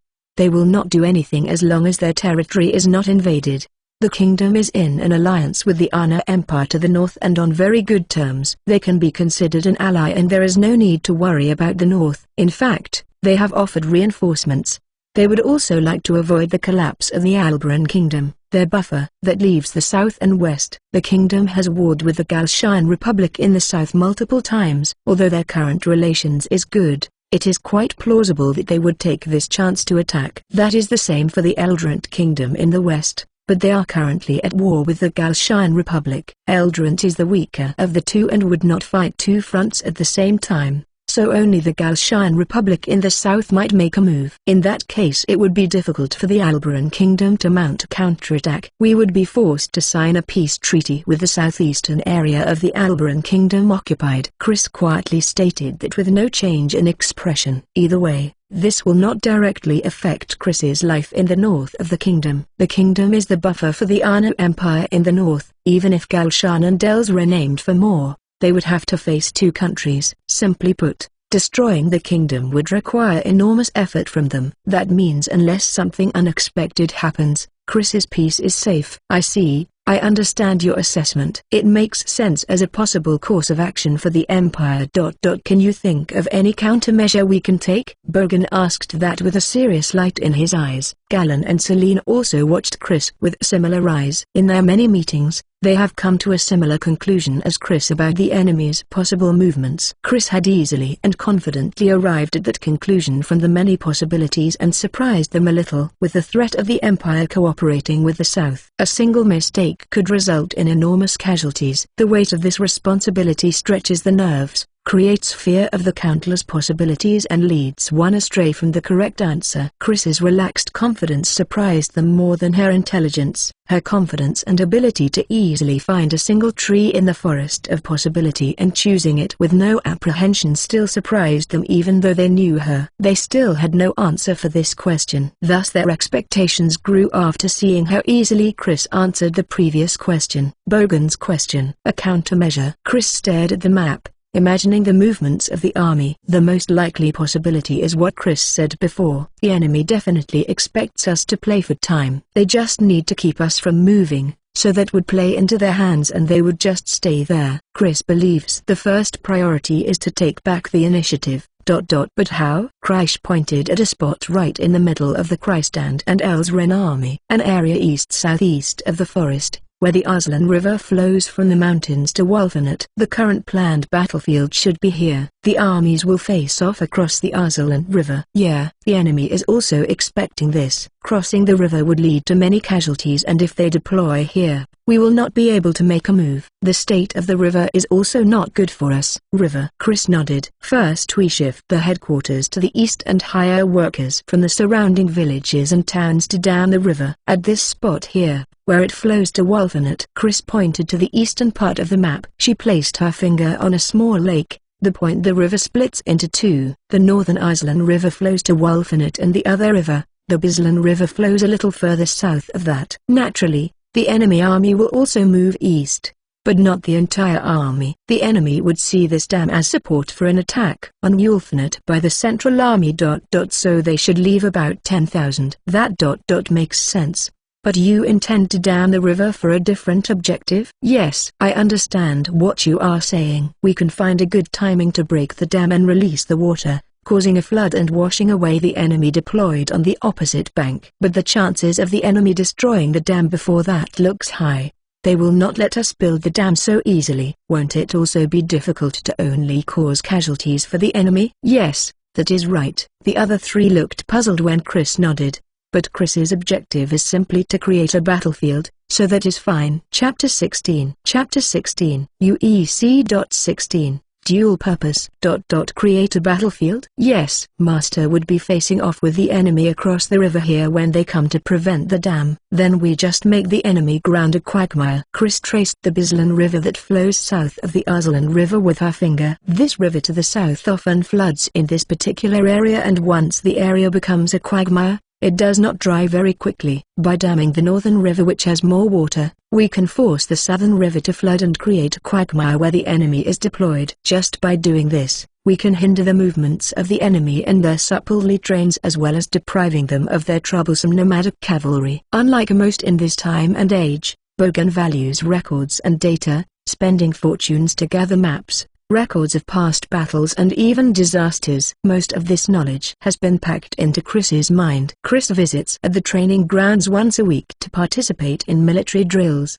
But soon nobody had anything to teach her. As a result, she usually studies in Bogan's personal library. If she remembered the contents of every single book, she would not need to go to the training grounds and can spend more time with Berry. Because of this simple desire to cook with Berry, Chris used her abnormal intelligence to memorize most of Bogan's extensive collection. I see. Interesting. Bogan's mind is not like Chris's. But because he knows he is ordinary, he never fails to prepare himself beforehand. He had quickly reviewed the documents about this area before departing and could remember the record that Chris is referring to. Magnificent, Bogan muttered to himself. Knowledge is simply knowledge. The key is how to use and apply that knowledge. Bogan has often told Celine and his subordinates to never stop learning and never to stop at just learning. Knowledge only has meaning if you have the wisdom to apply it. Chris embodies Bogan's ideal. Bogan had considered the strategic command for a long time but started establishing it because of Chris. Even if it is impossible for any one person, they can achieve strategical and tactical planning at Chris's level with multiple minds. The commanders can focus on commanding their troops and making decisions on the ground while the strategists handle the rest. With this,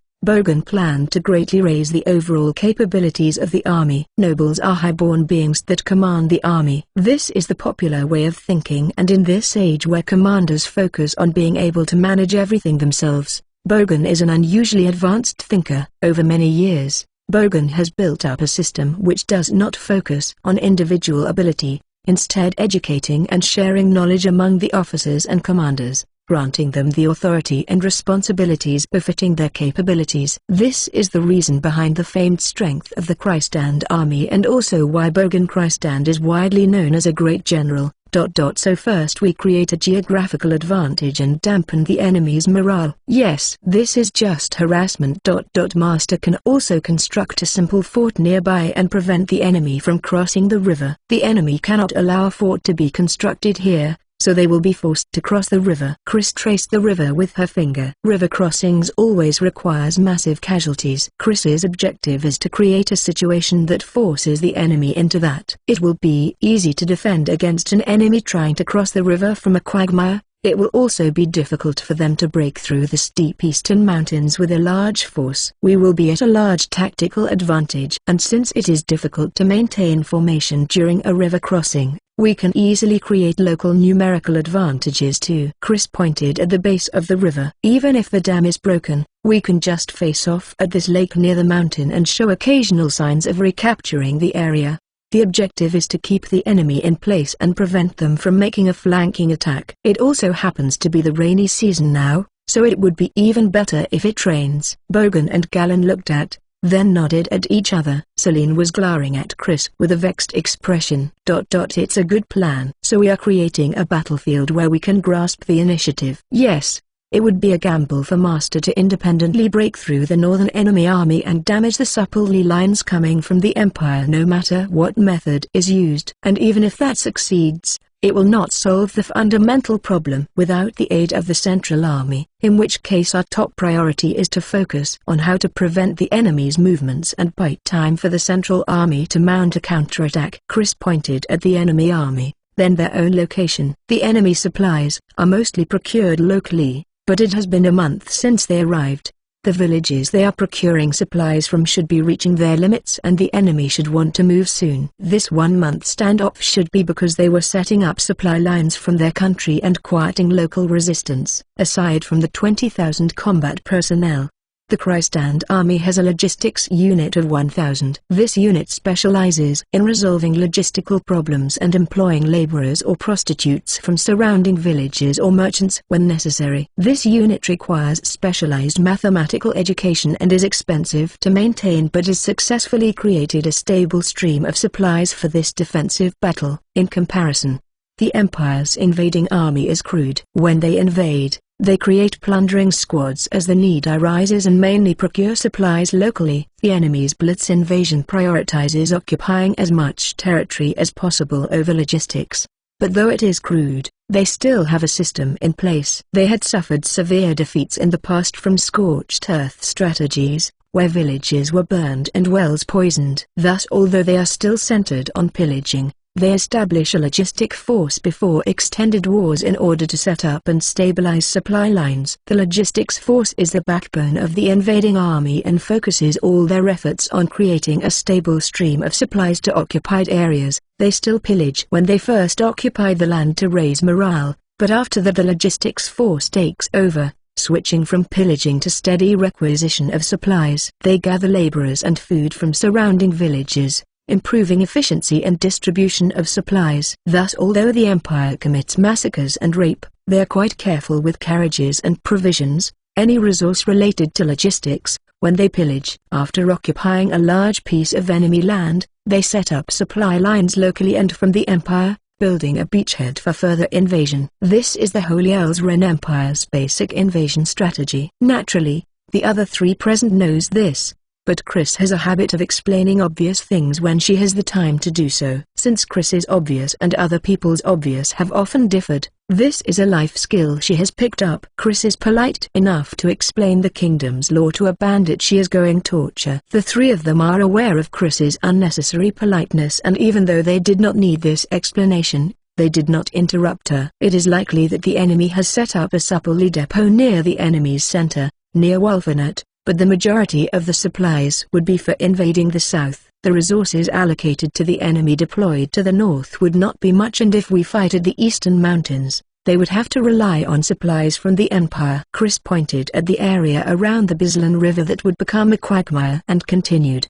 By that point, the geography around the southern river would have deteriorated substantially, so the enemy position would only grow worse with time. Well, that is the overall plan. Chris let out a breath and took a sip of her sweet black soy tea to sate her thirst. Then she continued with satisfied smile. Their invasion of the south is only possible with a stable stalemate in the north, so if Master can shave off a large part of the 40,000 deployed in the north, it is very likely to set back their strategic plans. Chris cannot tell when the Central Army will be ready to counterattack and how long General Geiger can hold out in the south, but no matter what, the enemy will be forced to respond to Master. What do you think? Chris had offered the best plan she had and considered it satisfactory, so her thoughts had already turned to her empty stomach as she asked.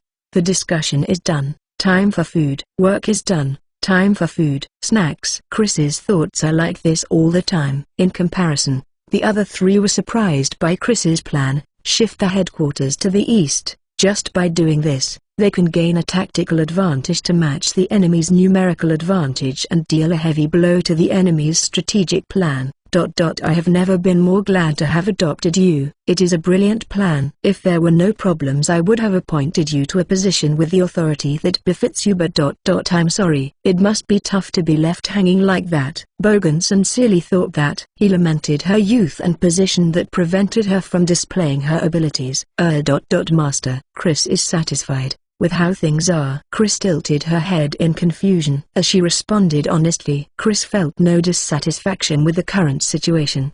It would be convenient to have authority, but it is not something she wishes for. Chris is generally serious and hardworking, but Chris only wishes to live a carefree life of chores and cooking. Since that is currently fulfilled, she has no ambitions at all. Cuckoo. Well, that's just like you.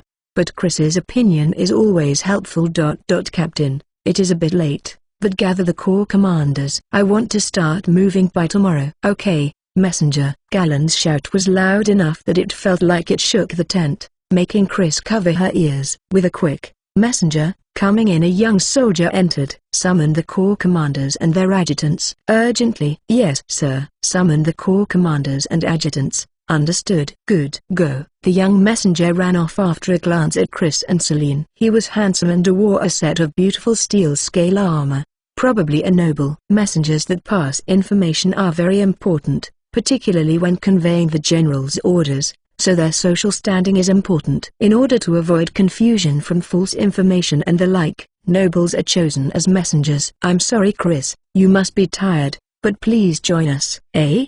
Okay. It is night. Chris still has not eaten the meal she was supposed to receive upon arriving. Chris's gaze wandered as she lightly pressed on her stomach. Celine smiled wryly and stood up, handing some bread to Chris. Seeing that, Bogan and Galen let out a sound of understanding and laughed. Chris's face turned bright red. Come on, if you're hungry just say so. Nobody said you cannot eat. You.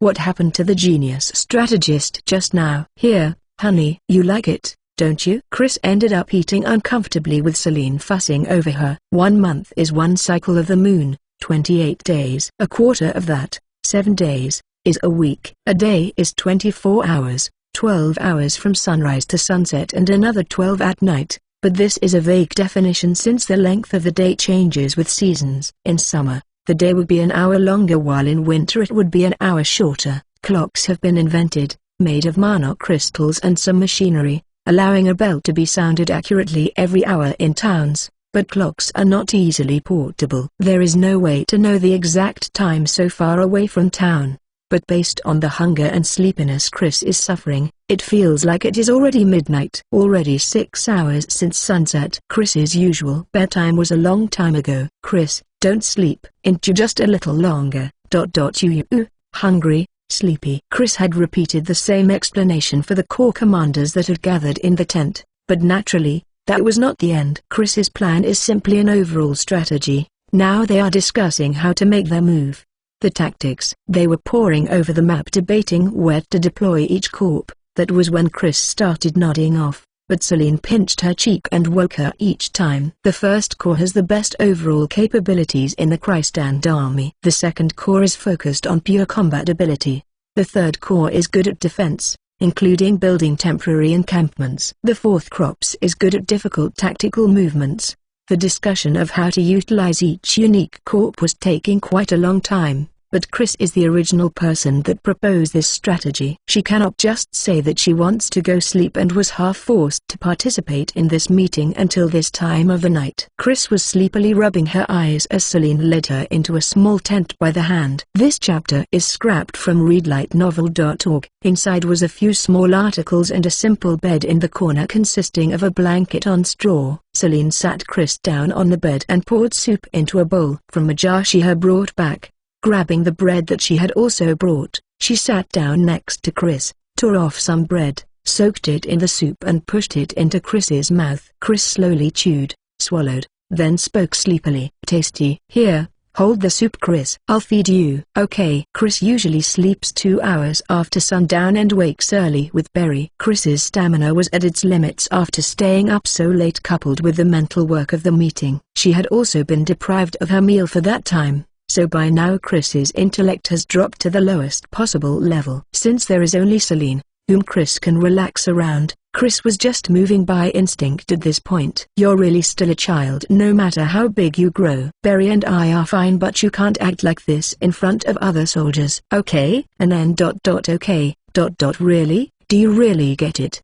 But Celine was smiling happily as she patted Chris's head, watching Chris blissfully eat the bread, like a chick being fed. Chris' eyes narrowed happily just a little. Once Celine was done feeding Chris, she removed Chris's cloak and equipment, then covered her with the blanket.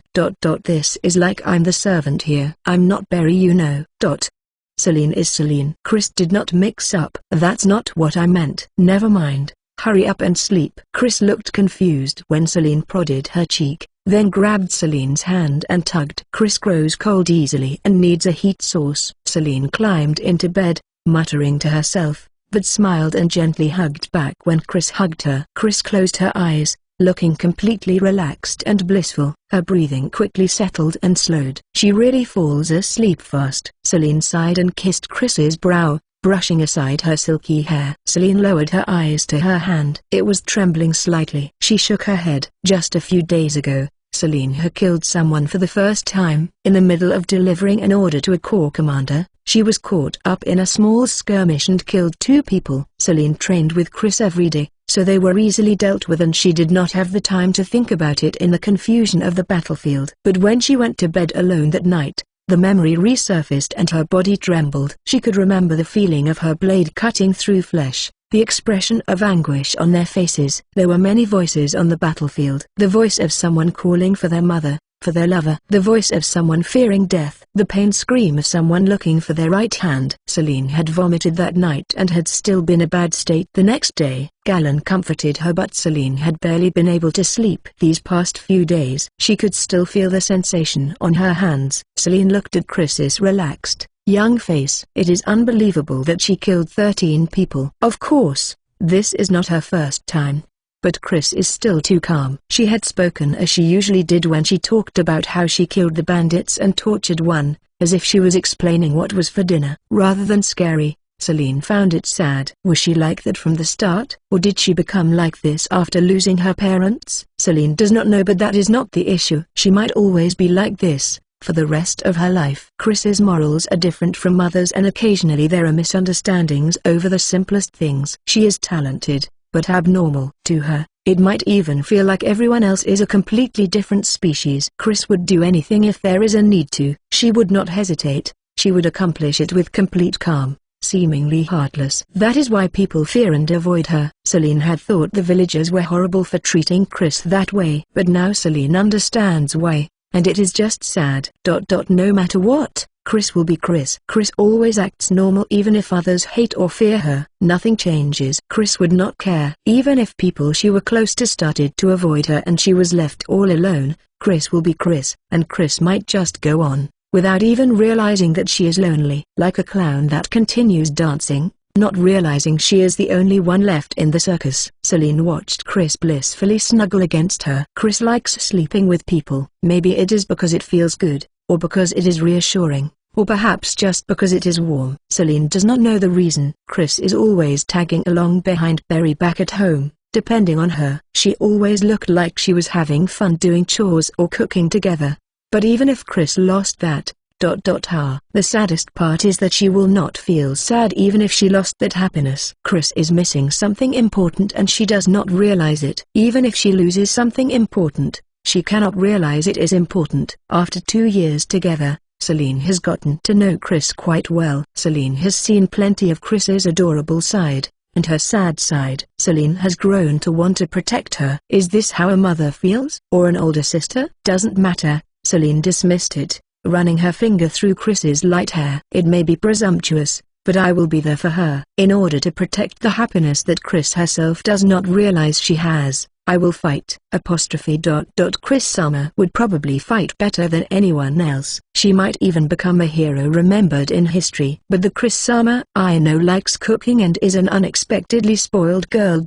So I am against this. When Chris had started visiting the training grounds, Berry had been strongly against it. At that time Celine had only thought of Chris as a slightly weird girl and brushed it off too easily. Lately, Celine has slowly grown to understand the meaning behind those words, but she only truly understood them after hearing Chris's report today. Berry must have understood Chris before any of us. She must have already been thinking the same thing as I am now. I'm still incapable, but Celine whispered to Chris, one day, I will protect you, so that you don't have to try so hard. Kissing Chris on the brow again, Celine slowly closed her eyes. Chapter 17. UEC. 17, alias Ashenka. A few days later, the Holy Elsren Empire invasion force, the Northern Army, in a certain tent. A map was spread open and about 20 men sat around it. They moved? Yes, to the east. The blond man sitting at the head of the table frowned as he listened to his subordinate's report. Alia Klausarashu Indal Sashenka, a general of the empire, one talented enough to rise to this rank at a young age without using his family's power. Alia was born as the third son of a great noble and had no chance of succeeding the family. So naturally he entered the army, and with his abilities, he made many achievements on the battlefield and received the honorable, though non-inheritable, title of Shu Indal, Paladin, directly from the Emperor. The title of Paladin is an honorary rank that is a reward for military achievements and is the greatest honor that any soldier could receive. Alia received it in his 30s and as a renowned general of the Empire, also made many contributions in this invasion. His life was smooth sailing, nothing stood in his way, but now, wrinkles creased his brow. He pondered the incomprehensible report he had just received. Why now? Alia had spearheaded the invasion of the kingdom's eastern territories and has earned enough achievements. He built the foundations for taking the impregnable fortress Welfinite by taking down the kingdom's general, Kamida. His contributions are worthy of the title of Paladin. But earning too many achievements causes jealousy. High society is a dangerous place. Alia is aware that many envy him, and monopolizing achievements would lead to more disadvantages than advantages in high society. That is why Alia left the taking of the major objective, Welfinite, to others and also avoided the southern invasion, instead volunteering for the unappealing role of locking down the enemy's forces. Of course that was not all. It was also because the enemy this time was special for him. Bogan Nargalit Vezrania Krystand, Albaran Kingdom's famous northern general, Alia had suffered many defeats at the hands of Krystand before becoming a general. Krystand's attacks are relentless. He would attack weak points, causing the formation to collapse, push through and deal critical damage in one strike. If attacked, he would absorb it, then counterattack even harder. His attacks are lightning quick and relentless. Nobody could endure it, and he has never lost a battle with equal numbers. Alia had already realized his talents when he faced Krystand and had broken through Krystand's defenses many times. But each time, the Krystand army would break through the Empire's weak points even quicker, forcing Alia to retreat despite his local victories. Everybody focuses on Krystand's relentless attacks, but his army's greatest strength is in their retreat. The parts of his army at a disadvantage would have a multi-stage retreat planned out, allowing them to weaken the enemy's momentum and bite time until a counterattack can deal a critical blow. Alia has read every record about Krystand and has studied him more than anyone. You could even say that Alia managed to come this far by studying Krystand's many tactics. Bogan Krystand,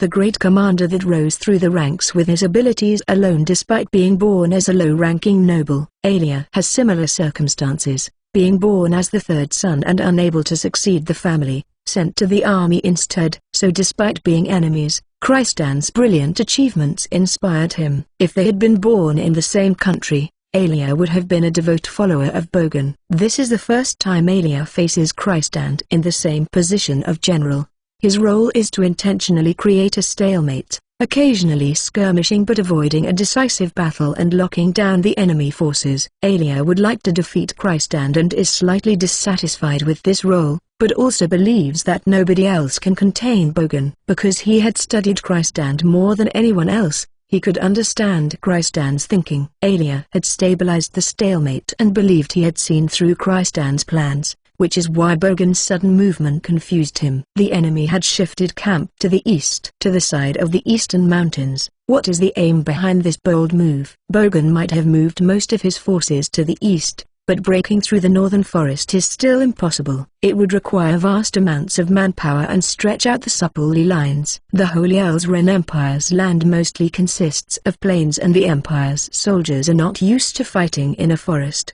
The Empire also produces many good horses and has added nomads to their forces. The strength of the Empire's army is their powerful cavalry. Losing that greatly reduces their capabilities. No matter which path they took, if they did not defeat the enemy's main force, they would be flanked and be in a predicament. That is the conclusion he arrived at after considering his own forces. Naturally, the enemy also made that bold move with this in mind. They saw through his intentions of creating a stalemate and is confident that the Empire is not aiming to break through the north. There is a certain flow in both tactics and strategy. It requires an extreme amount of effort to change this flow once it has started. The invasion force's current plan is to invade the south. It is impossible to change that by now, and Alia is forced to respond with these conditions. What is his aim? Either way, we must also move. We will move camp to the east. If left alone, Krystand's position would allow him to easily target the Empire's supply lines. No matter the reason, the enemy is a force of 20,000. They had to match the enemy's movements. So that's why. Alia smiled. He had examined the land around the pieces and quickly understood Krystand's intentions. A strange movement, a very un-Bogan-like movement. It's probably a coordinated move with the enemy's foolish central army. They're trying to dam the river. It is not Bogan's plan. Alia saw a larger overall strategy behind the Krystand army's movements. The enemy's capital is in a mess with the struggle over succession, so they had been forced to be reactive even in this predicament. There had probably been some popular opinion rushing them to take back Wolfenet, so the kingdom's central army must have made a plan for that. And Bogan has been ordered to assist by damming the river, just to dry up Wolfenet's moat. Unthinkable of that famous Krystand. Damming a river is extremely difficult. The dam itself would become a second key location after the headquarters, forcing them to split their forces. The enemy already has inferior numbers, and doing this when the Empire is free to move is reckless. I see, then. Yeah, it's time. Our goal was to create a stalemate, but if we can defeat the Krystand army, we would gain a large advantage. Even if the general is great, when the country is so incompetent, It's pitiful. Alia had been dissatisfied with creating a stalemate. His respect for Bogan had grown even as he was humiliated by Bogan in his defeats. These feelings are why Alia was delighted as he made the decision. We will deploy the army to the east. First we will break the dam and set back the enemy's plans. Our casualties will be large when crossing the river to fight, but greater honor awaits us. The Empire will no longer taste defeat at the hands of Christ. And the men smiled and clenched their fists as they listened to Alia's proclamation. They had defeated many formidable enemies under Alia's superb command. They have seen his skills in his rapid blitz invasion and occupation. His subordinates believed that Alia should have been the one in charge of invading the south, and they delighted at this opportunity. This chapter is scrapped from readlightnovel.org. The popularity, trust and faith that Alia has built up is proof of his greatness. As long as they follow him, everything will work out. His devoted followers felt no apprehension. Yes, sir. That is why nobody had any misgivings about giving up the initiative so easily, and they stepped into the battlefield they would never return from. Information is delayed. There are scouts and spies that seek out enemy information, but they are human, and even with horses, it would take time if there is distance. And when information is delayed, naturally response is also delayed. By the time the Holy Elsren Empire's army arrived, the battlefield had already become a muddy quagmire. The water that had overflowed from the southern Bizran River has soaked into the land. The soil is largely clay, causing the armored soldiers to sink down to their ankles, draining their stamina and causing discomfort. Alia could not be sure if this was a coincidence. No, deep down, he was uneasy. Maybe the enemy had lured them here. But either way, they needed to prevent the enemy's dam, and in order to do that, they had to come here. Because Alia saw this as an assist to an attack on Welfanet, Alia had to make this decision. Exactly because Alia knew Bogan Christan better than anyone else, he interpreted this sudden weird movement as an order by the kingdom's capital. The Empire has the advantage in numbers. The Empire ate up a large chunk of territory in their blitz invasion, and the disordered kingdom is in a predicament. If Christan were to lose an engagement in this situation, the kingdom would not just be in a predicament, it would definitely collapse. Any sane general would be painfully aware of this heavy responsibility. It is unthinkable that someone in that position would choose this place as a battlefield just to take back the initiative to deal a painful blow. And most of all, Alia knows that Bogan Christan is more cautious than any other man. Alia is not a foolish general.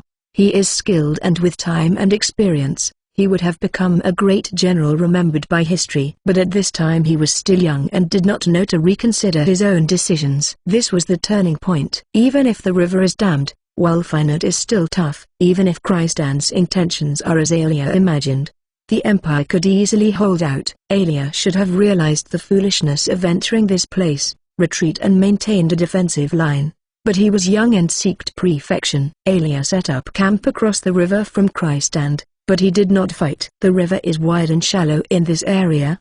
The riverbed mostly gravel. Even with water, it is possible to break through. But if Alia sent in his forces in this situation, there is the possibility of the enemy breaking the dam and suffering large losses in the resulting flood. A careless attack is dangerous. The soldiers are also tired because of the muddy ground. There are many cases of carriages getting stuck, and he had to mobilize the cavalry to help them. His forces are split and he cannot attack immediately. What is that? But at this point, something new rushed Alia. By the river, on the west side, where the enemy's right wing is, a crude fortress is being constructed. It is so crude that it is more scaffolding than a fort. But its existence is still a threat. How did they get the resources for that in this short amount of time? Then he looked at the river. I see. Alia glared at the fortress. They had probably thrown logs that they had cut in the mountains into the river before damming it, allowing the logs to flow down here. They had probably focused on building it quickly. The roof is just a layer of branches. The barricade is full of gaps. Simply logs hammered into the ground at regular intervals and connected with rope. But the branches are enough to stop arrows, and the barricade would slow a charge and stop horses. If it is completed, it will be an even larger threat. It is built on the area most suitable for a river crossing. Any further west, the river grows narrower and deeper. The flow also becomes visibly faster, which means the left side of the battlefield is blocked off. Going around it would be difficult. Seeing the enemy's unexpectedly thought-out preparations, Alia's uneasiness grew.